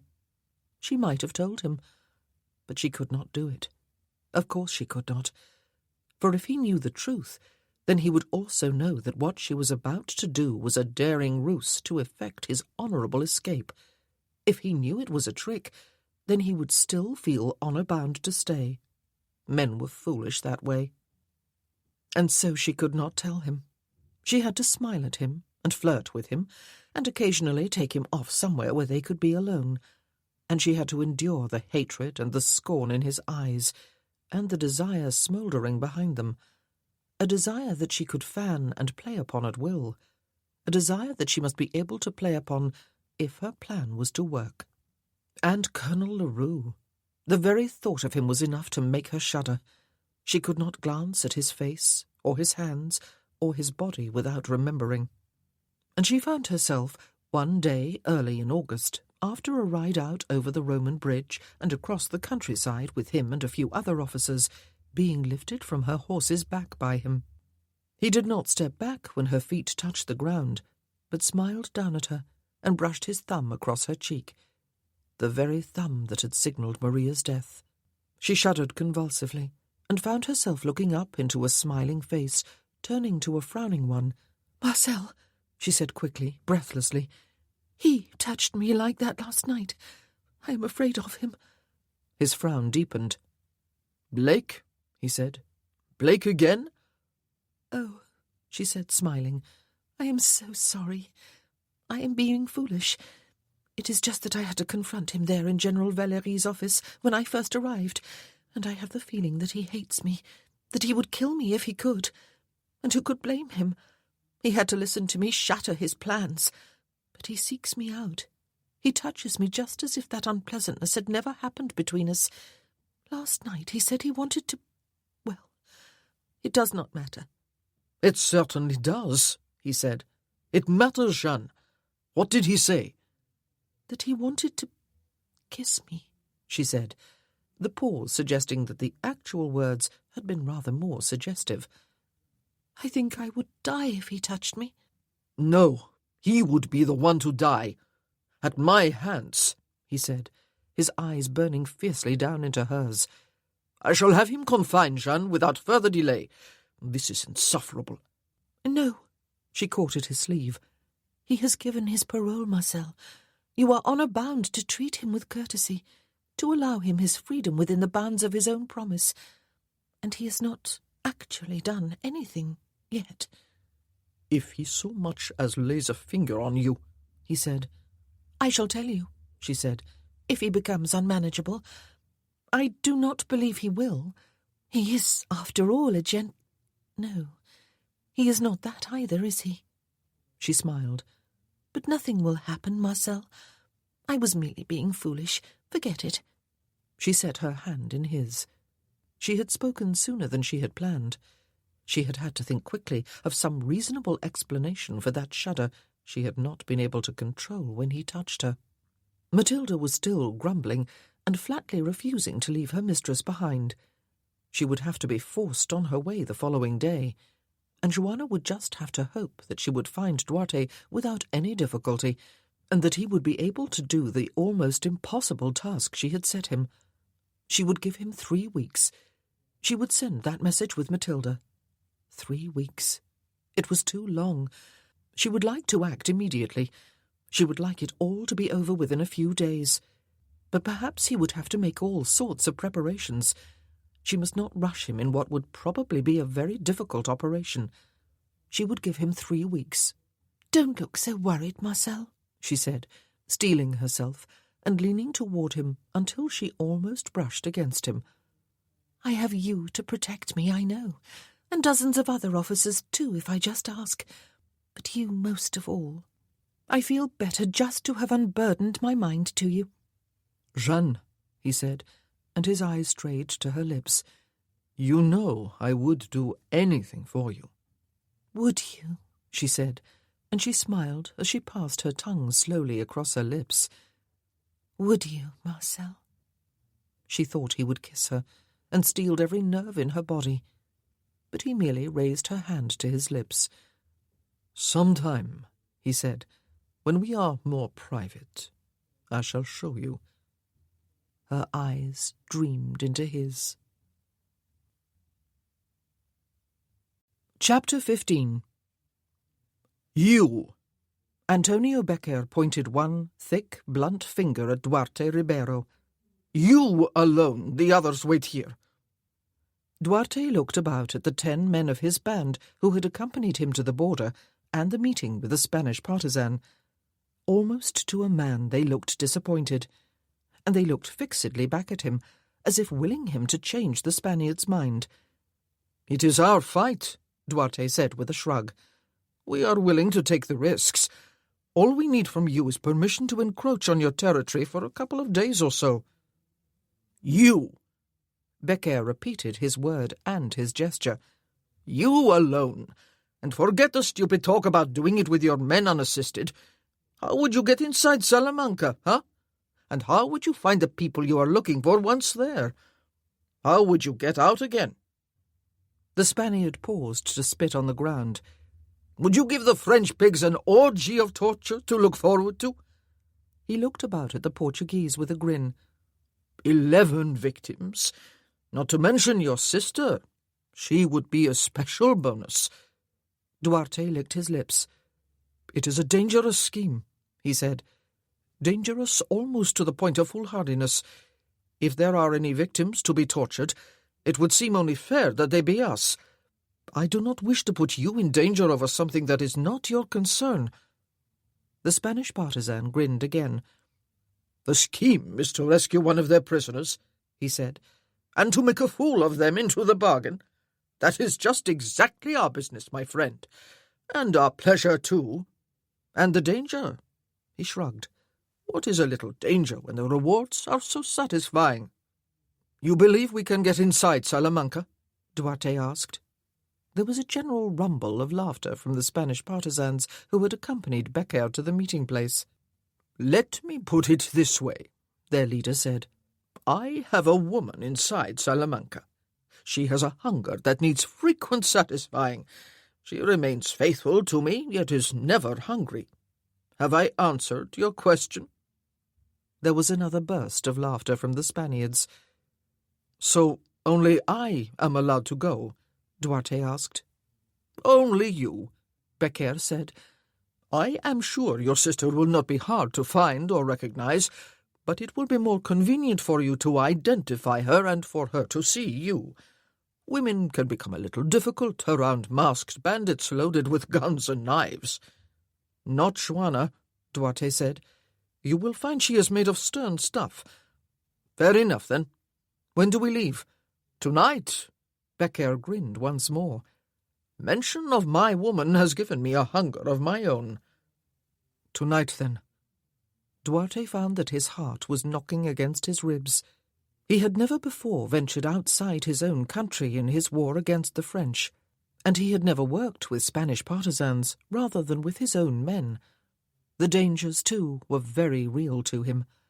It was something he had agreed to do for Juana, and something he would try to do, but he was not confident of success. All he hoped was that if he failed, Juana herself would not be implicated, and selfishly he hoped that if he failed, he would be killed instantly and not taken prisoner. The very thought could cause him to break into a cold sweat. He thought of Carlota and Miguel, whom he had left behind in Mortagoa. At least they would be safe.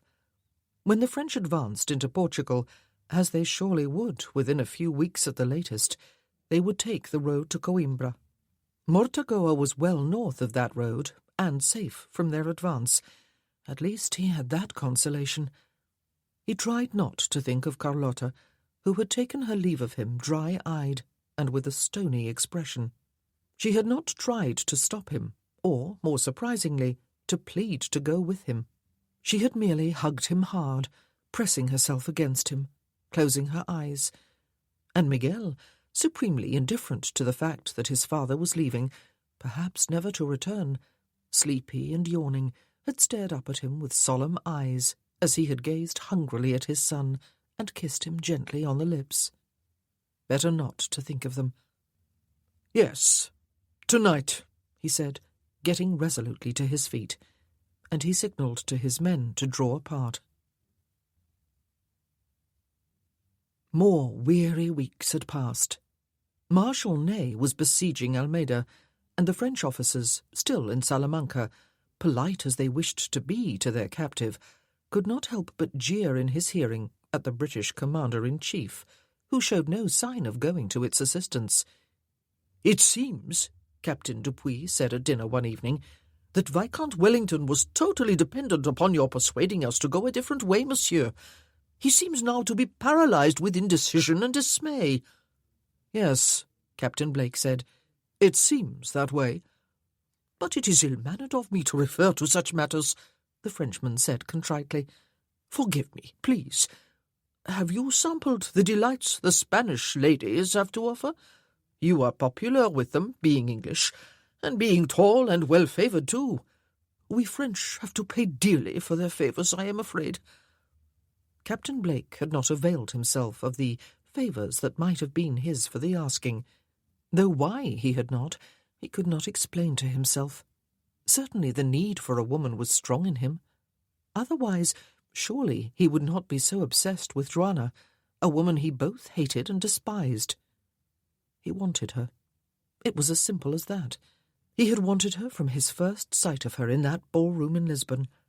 He could remember his feelings on that occasion, his dislike of her even before he had met her, even before he had realized that she was the Jeanne Morissette of painful memory.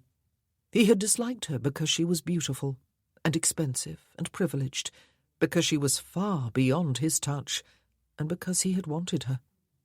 He still wanted her, though his dislike of her was 10 times intensified. But then so was his desire. Having experienced the power of her charms directed fully at him, having touched her, and enjoyed more than one indecorous embrace with her, he wanted her with a raw passion that he feared no other woman could quell.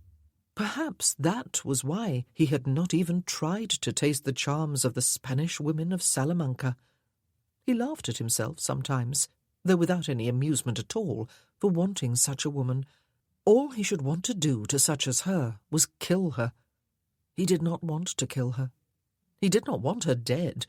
He wanted her, well, he wanted her. That one embrace behind the vine trees seemed to have satisfied her for the time, or frightened her, though he did not really believe that. He was beginning to believe that the Marquesa das Minas was not easily frightened. Or perhaps it had sickened her. Perhaps she wanted no repetition. Though, remembering her fierce participation in the embrace, and her panting that had matched his own afterward, he doubted that too. When it came to sexuality, there was nothing of the demure lady about Joanna de Fonte. Whatever the reason, she had not pursued him as actively since. She never ignored him. Whenever she saw him, she smiled at him, or lifted her eyebrows to him, or merely looked and inclined her head. Occasionally she approached, always on the arm of some French officer, to exchange a few words with him. She never tried to get him alone. Of course, he did not see as much of her as he had done during that first month. He had started to refuse a large number of his invitations. He had always hated grand social occasions anyway, but had felt obliged, for very courtesy's sake, to accept his invitations for a while. Now he followed inclination, and accepted only those that came from people who had been particularly kind to him. Time was beginning to hang heavily and more heavily on his hands. He would have refused his invitation to Colonel Marcel Leroux's dinner and reception. Of course he would. He could not stand the man. He supposed that under any circumstances he would dislike the man who had led the interrogation against him, and had forced him to stand up and remove all his clothing, an article at a time, while 2 sergeants had searched at a snail's pace. It was hard to retain one's dignity, and even one's sense of identity, he had found, when standing naked to the gaze of several enemy officers in full uniform. But it was not just that. The colonel had only been doing his job after all. There was also the fact that wherever he saw Joanna these days, Colonel Leroux was not far away. More often than not, she was leaning on his arm and sparkling up at him, as if the whole of the universe must rest in his eyes. It was not just flirtation, he sensed. There was something more serious than that. He could not quite put his finger on what it was, but it seemed reasonable to suppose that it must be love. She must be falling in love with the man. And Captain Blake found himself wanting to commit murder, and despising himself for feeling that way, and hating the Colonel for exposing his feelings so badly to his own view. And there had been that one occasion when he and the Colonel had come face to face at someone's reception, both with a glass in hand, and had exchanged polite nods. But the Colonel had decided to speak. "I trust that all is to your liking in Salamanca, Captain?" he had asked. "Thank you," Captain Blake had said. "I have been made perfectly comfortable." "Yes," the Colonel had smiled arctically. "We treat our prisoners with respect, as you do yours. We expect our prisoners to return the compliment, of course, and to extend that courtesy to our ladies." Captain Blake had raised his eyebrows. "I should hate there to be any unpleasantness, because you had forgotten to observe that rule," Colonel Leroux had said. "I believe I do not need to say any more, Captain." Captain Blake had pursed his lips. "Oh, absolutely not," he had said. "I see that you fear competition, Colonel. Please feel free to relax and lose your fear." Colonel Leroux had inclined his head to him and moved on. A small point, a minor incident. But the warning had been given, and they had given each other notice, without one word of incivility, that they hated each other with a passion. Yes, certainly he would have refused the invitation, and yet on the very same day it came, there came also a perfumed letter addressed in an elegant female hand, a letter from Joanna, urging him to attend. "I need to speak with you," she had written, "and you have been avoiding me, you naughty man. I do believe you are afraid of me. Are you, Robert? But I do need to speak with you.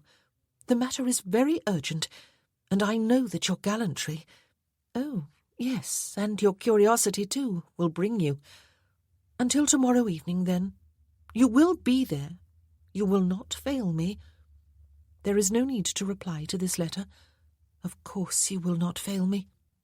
For several minutes he tapped the letter against his palm, trying to find the will and the courage to do what he knew he should do.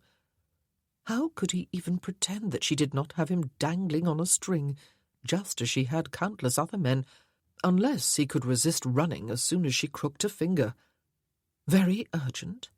She needed more kisses, did she?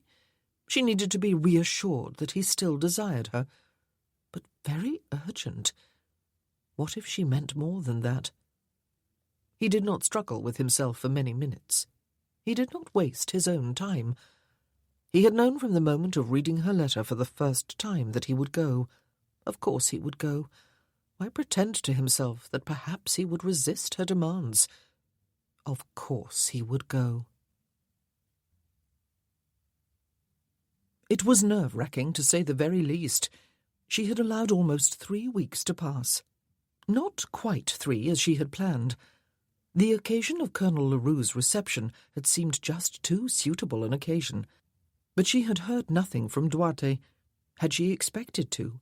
There was no knowing if he was close, or even if he was on his way.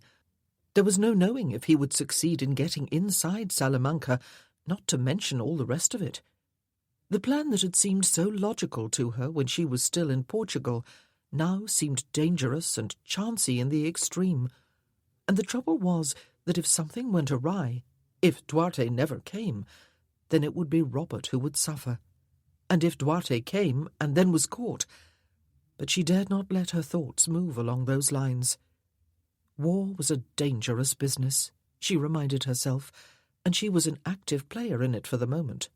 She could only move ahead now and hope that all would work out as she had planned it. And so she sent her letter off to Robert, guessing that he would be on the Colonel's guest list. There was a great dearth of British prisoners in Salamanca. Everyone, it seemed, vied with everyone else to show him the most courtesy. He was invited everywhere, though she had noticed that he had not accepted even half his invitations during the past few weeks, ever since she had drawn him into kissing her that way. hence the letter. She could not take the chance that he would not go, and yet she was in agonies of doubt and anxiety all during the day of the reception, even though she had pondered long over her letter in order to phrase it in the way most designed to make his coming inevitable. She knew he would come. She knew him so well, just as if she were privy to his thoughts.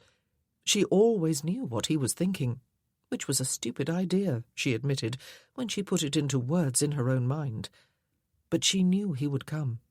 And yet there was that niggling doubt. What if he did not? What if, on this occasion above all others, he did not come? Well, then, she told herself, she would have to organize something for the next day, or the next. She had told Duarte 3 weeks, and it was not quite 3 weeks yet. She had never been one to be ruled by anxieties. She would not give in to them now. And so it was a relaxed and smiling and vivid Marchesa, dressed in a gown of startling pink, who arrived at the house where the Colonel was lodged, and allowed him to take both her hands in his and raise them one at a time to his lips. It was possible to endure such contact, she had found, if she imagined his face dead, as it would be when she was finished with him. "Jeanne," he murmured, "more beautiful than ever. Do I say that every time I see you?" She looked upward, thinking. "Yes," she said, smiling.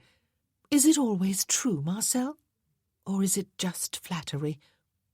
"How can you ask?" he said, and his eyes assumed that intense look that had been warning her for a few weeks past that the crisis was coming, that soon flirtation would no longer hold him at arm's length. Perhaps that was why she had waited just a little less than 3 weeks. "If you will just permit it, Jeanne, I will show you just how little my words are flattery." He squeezed her hands tightly. She laughed lightly and withdrew her hands from his. "Marcel," she said archly, "you have guests to entertain." And she looked casually about, smiling at male faces turned her way, and locating Captain Blake where she had fully expected to see him, in the most shadowed corner of the room. She made no sign, but turned her eyes away from him. She sat beside the Colonel at dinner, and ate her way through the meal, each mouthful apparently of the taste and consistency of cardboard, and chattered gaily to the Colonel on one side and General Forget on the other, and to the gentleman and one lady across the table from her. After dinner, she allowed herself to be escorted to the reception rooms and spent a whole hour there, at first with the Colonel and then without him, circulating among the guests, who were predominantly, as always, officers of the French army. She talked and laughed and flirted, and stayed away from Captain Blake, who made no move to approach her himself. And then she drew a few steadying breaths, her smile firmly in place, and crossed the room to lay a hand on Colonel Leroux's sleeve. "Jeanne," he turned to her with a smile. "I thought I had been abandoned in favour of my myriad rivals." "Marcel," she said, glancing at his companions, "a word with you, please." He excused himself and moved off a short distance with her. "Is something wrong?" he asked her. "No." She smiled tremulously. "I do not think so. Just foolishness. I seem to have misplaced a ring, though I am sure it is quite safe. It is just that I cannot stop thinking about it. It was a betrothal ring given me by Louise. It is very valuable."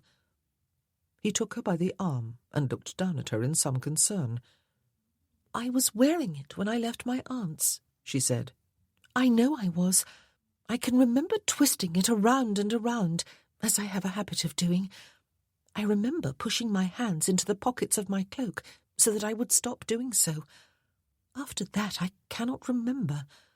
I am sure the ring must be in my cloak pocket." "I shall send a servant upstairs without delay," he said. "I would feel so foolish if anyone else knew I had done anything so careless," she said. "It is priceless, Marcel. Would it be too much trouble to you?" "To look myself?" he asked. "Of course not, Jeanne. You know I would do anything to ensure your peace of mind. The cloak is pink to match your gown. Why do you not come with me?" But she drew back. "It would be noticed," she said, "our leaving together, and perhaps being away for some time. And perhaps the ring is not in my cloak pocket. Perhaps it fell off in the carriage." "I shall look there too," he said, squeezing her hand. "You stay here, Jeanne, and enjoy yourself. I shall find it, never fear. I shall be back before you know it." But not too soon, she hoped, as he hurried from the room. He would find the ring between two cushions in the carriage, but the carriage door was locked. He would have to find her coachman. As soon as he was out of sight, she hurried to the door, where there were 2 sergeants on duty, 1 on each side. She spoke to the larger of the 2. "When Colonel Leroux returns," she said, "you will tell him, if you please, to find me immediately. It is most important that he do so." "Yes, ma'am." The sergeant stood to attention. "And you were to come with him," she said. "And your companion, both of you. Do you understand?" "Yes, ma'am," both men said, and their eyes met over her head. "The soldier on duty at the main door," she said, glancing quickly across the hallway. "He is to accompany you. I will have need of all 3 of you." She swept back into the reception room without waiting for a reply and looked about her. Her heart felt as if it had leapt into her throat and was beating there at double time. She smiled vaguely at a major with large moustaches who was making his way toward her, and hurried across the room until she reached the corner. Robert was talking with a fellow captain. She smiled sweetly. "Robert," she said, touching his arm, "I need to speak with you.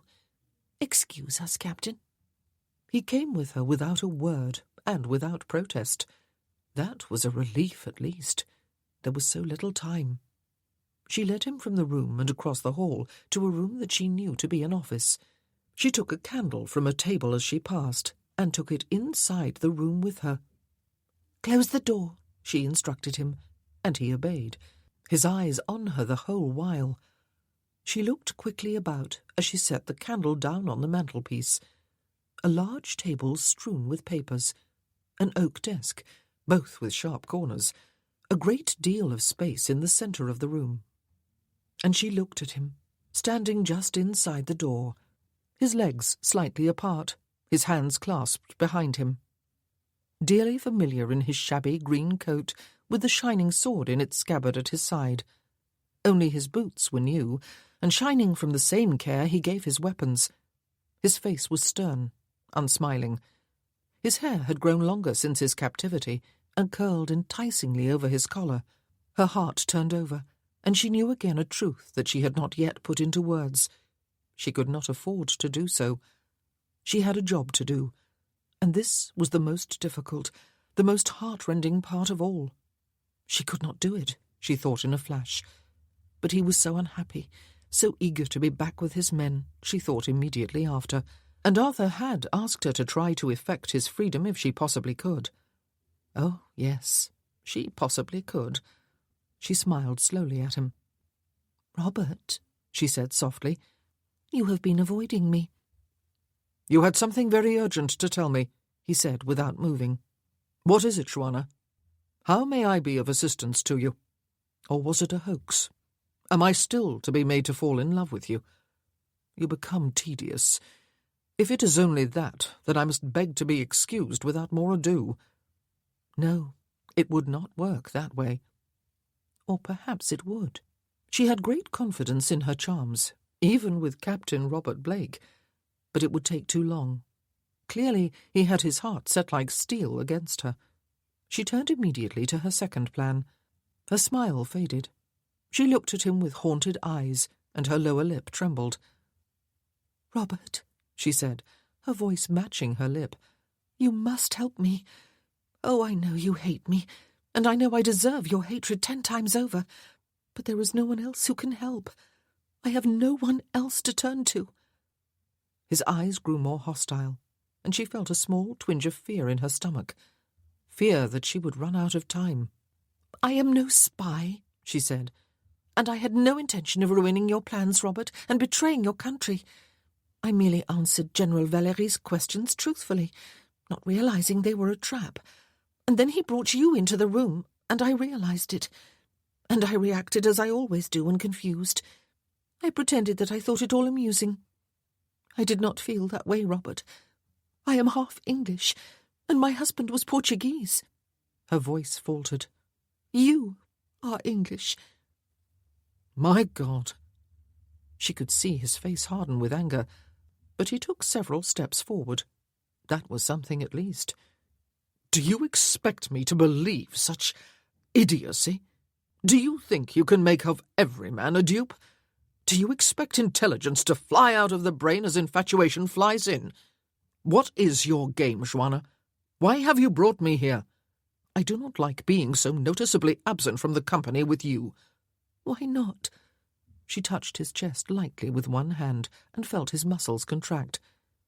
Don't you care for me at all, Robert? Not even one little bit. You know what interest I have in you, he said. All my other feelings are scorn, Joanna, and dislike, and I will not allow my body to rule my head, merely because you are a beautiful woman, and have the gift of enticing men more than any other woman I have known. There are many other women whom I can lust after, and from whom I can get more satisfaction. There was no urgent matter, then? She swallowed and looked into his eyes with all her soul, a real soul, with no mask whatsoever. She was that desperate. I love you, she whispered to him, and the tears formed in her eyes. I know you will not believe me. I know I am merely opening myself to further scorn, but it is true. I love you. He looked at her with an incredulity that wounded cruelly, since there was no mask for it to bounce off. Christ, he said, they used to burn people like you know. Witches, she-devils. She set her forehead against his chest and breathed in the warmth and the smell of him, and she raised her head and looked up at him with her unmasked eyes. Joanna! He gripped her arms in a grasp that was immediately painful. Stop this immediately! God, woman, stop it! She took one half-step forward, so that she touched him from knees to shoulders. She spread both hands on his chest. Take me away from here, she pleaded. When you go, let me come too. I don't want to live here without you. The door was opening behind his back. Robert, she whispered. God, he said, and she could see that he was so furiously angry that he had not even heard the opening of the door. You are like a fever in my blood, Joanna. Let me go, she said, her voice trembling again. You tricked me into coming here, did you not? There is no sick lady here. Do you mean to ravish me? I shall scream, and then there will be dreadful scandal. Let me go, Robert. And she began to struggle wildly against the iron bands of his hands, noting at the same time the blank look of surprise and incomprehension in his eyes. But neither the blankness nor the incomprehension lasted long, and she had been quite right to have estimated that it would need 4 men, she thought, as she stood quietly beside the desk, dying a little with each blow. He easily fought off both Colonel Leroux and the larger of the sergeants, and very possibly would have come out on top of a fight against 3 of them.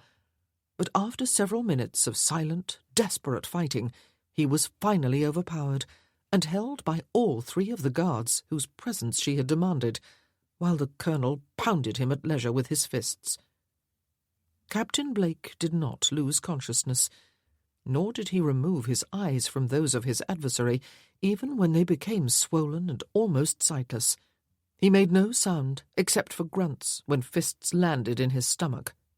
Joanna felt as if every blow had landed on her. They would kill him. They would not be content until they had killed him. "Marcel," she said, "enough, please." Colonel Leroux stopped immediately and turned toward her. "Jeanne, my apologies," he said. "You should have left the room. This is no sight for a lady." She was being regarded steadily from 2 bloodshot eyes that were hardly even visible between the swollen folds of flesh about them. She forced herself to look back briefly. The 3 soldiers still held him fast. "I believed him," she said. He said there was a lady in here fainting and that I should come. I was so very foolish." The colonel nodded at one of the sergeants, who was unbuckling the captain's sword belt. "He will not bother you again, Jeanne," Colonel Leroux said. "I have a special dungeon in mind for our comrade here, one that I normally reserve for our friends the Spaniards.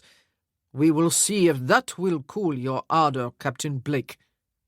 He said nothing, but only continued to look at Joanna.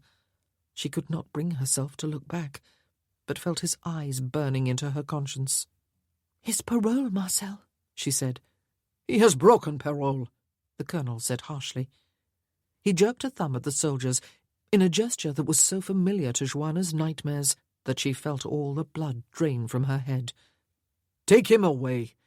Try to avoid upsetting my guests with the sight of him. I shall be with you in a few minutes." "Oh, dear," Joanna said, her hand reaching for the edge of the desk.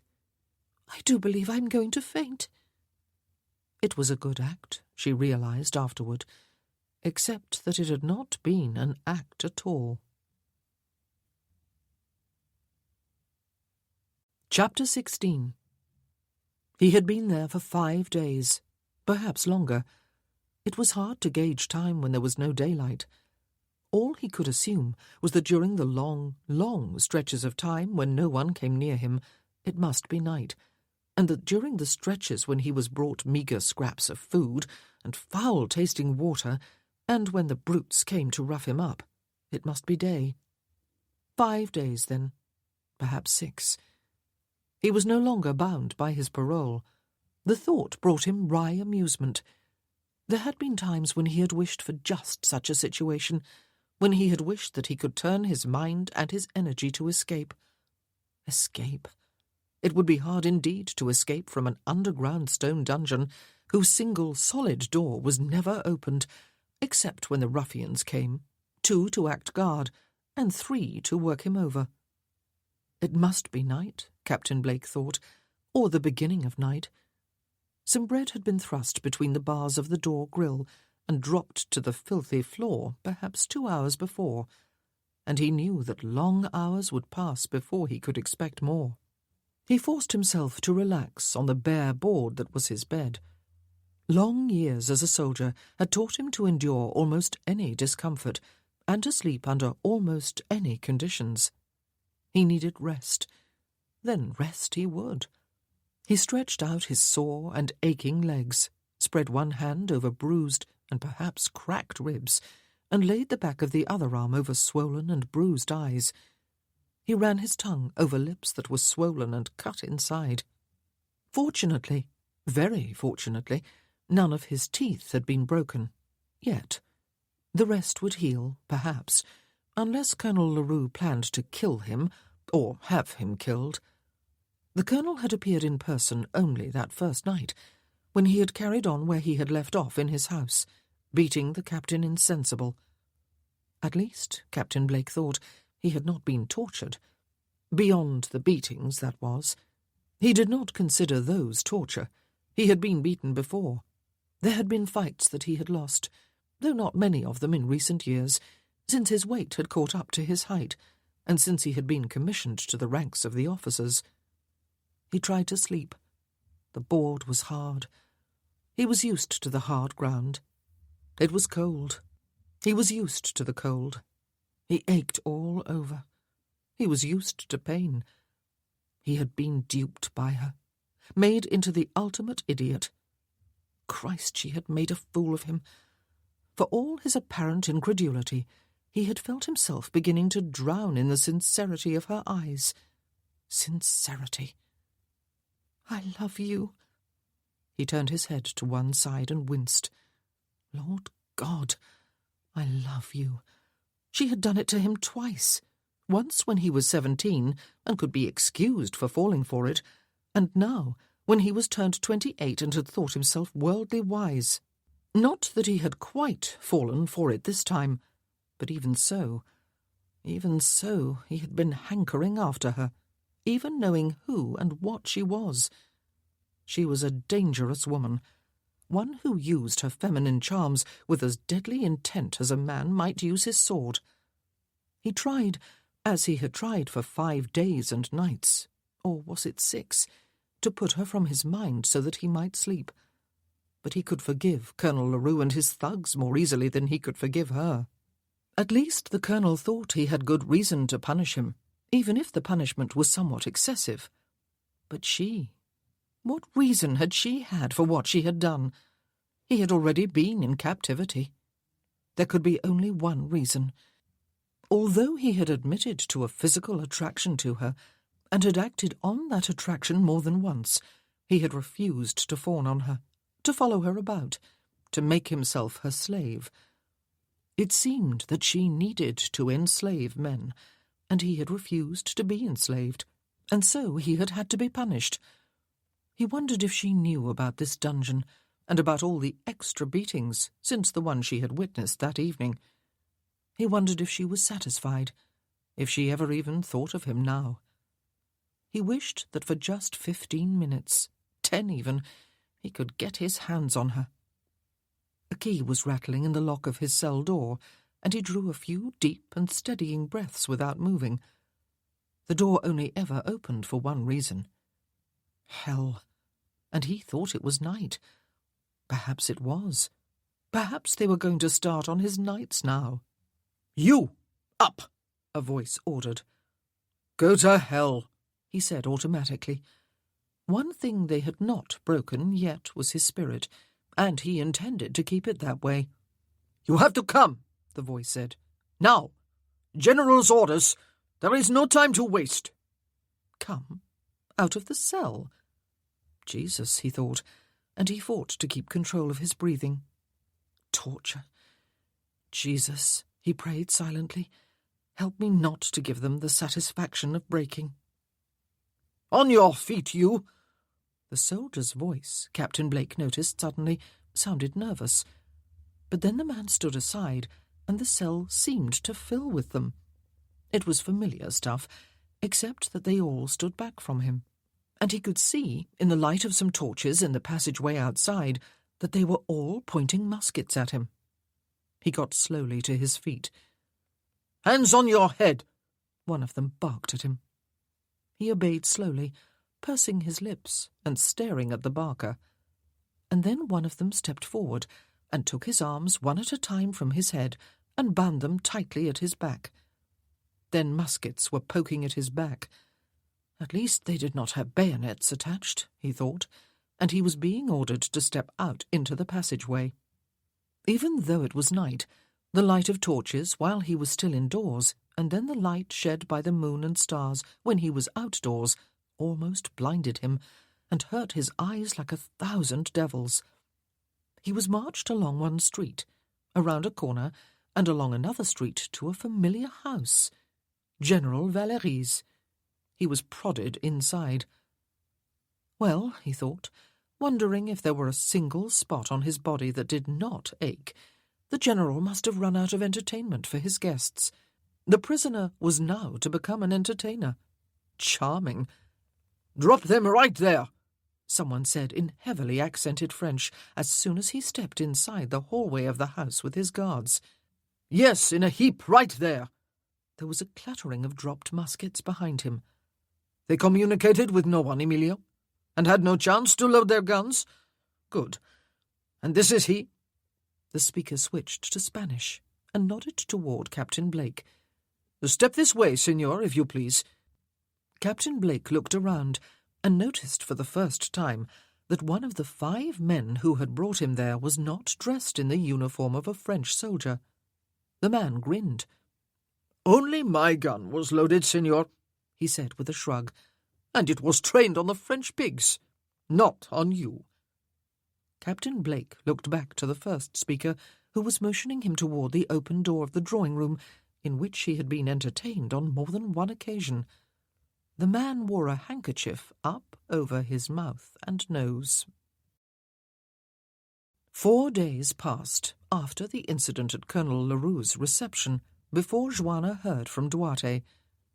She was almost at the point of panic, but she spent her days as before, strolling in the splendid Plaza Mayor, surrounded by her court of admirers, riding out over the Roman bridge with them, attending evening entertainments, and always smiling and gay and flirting.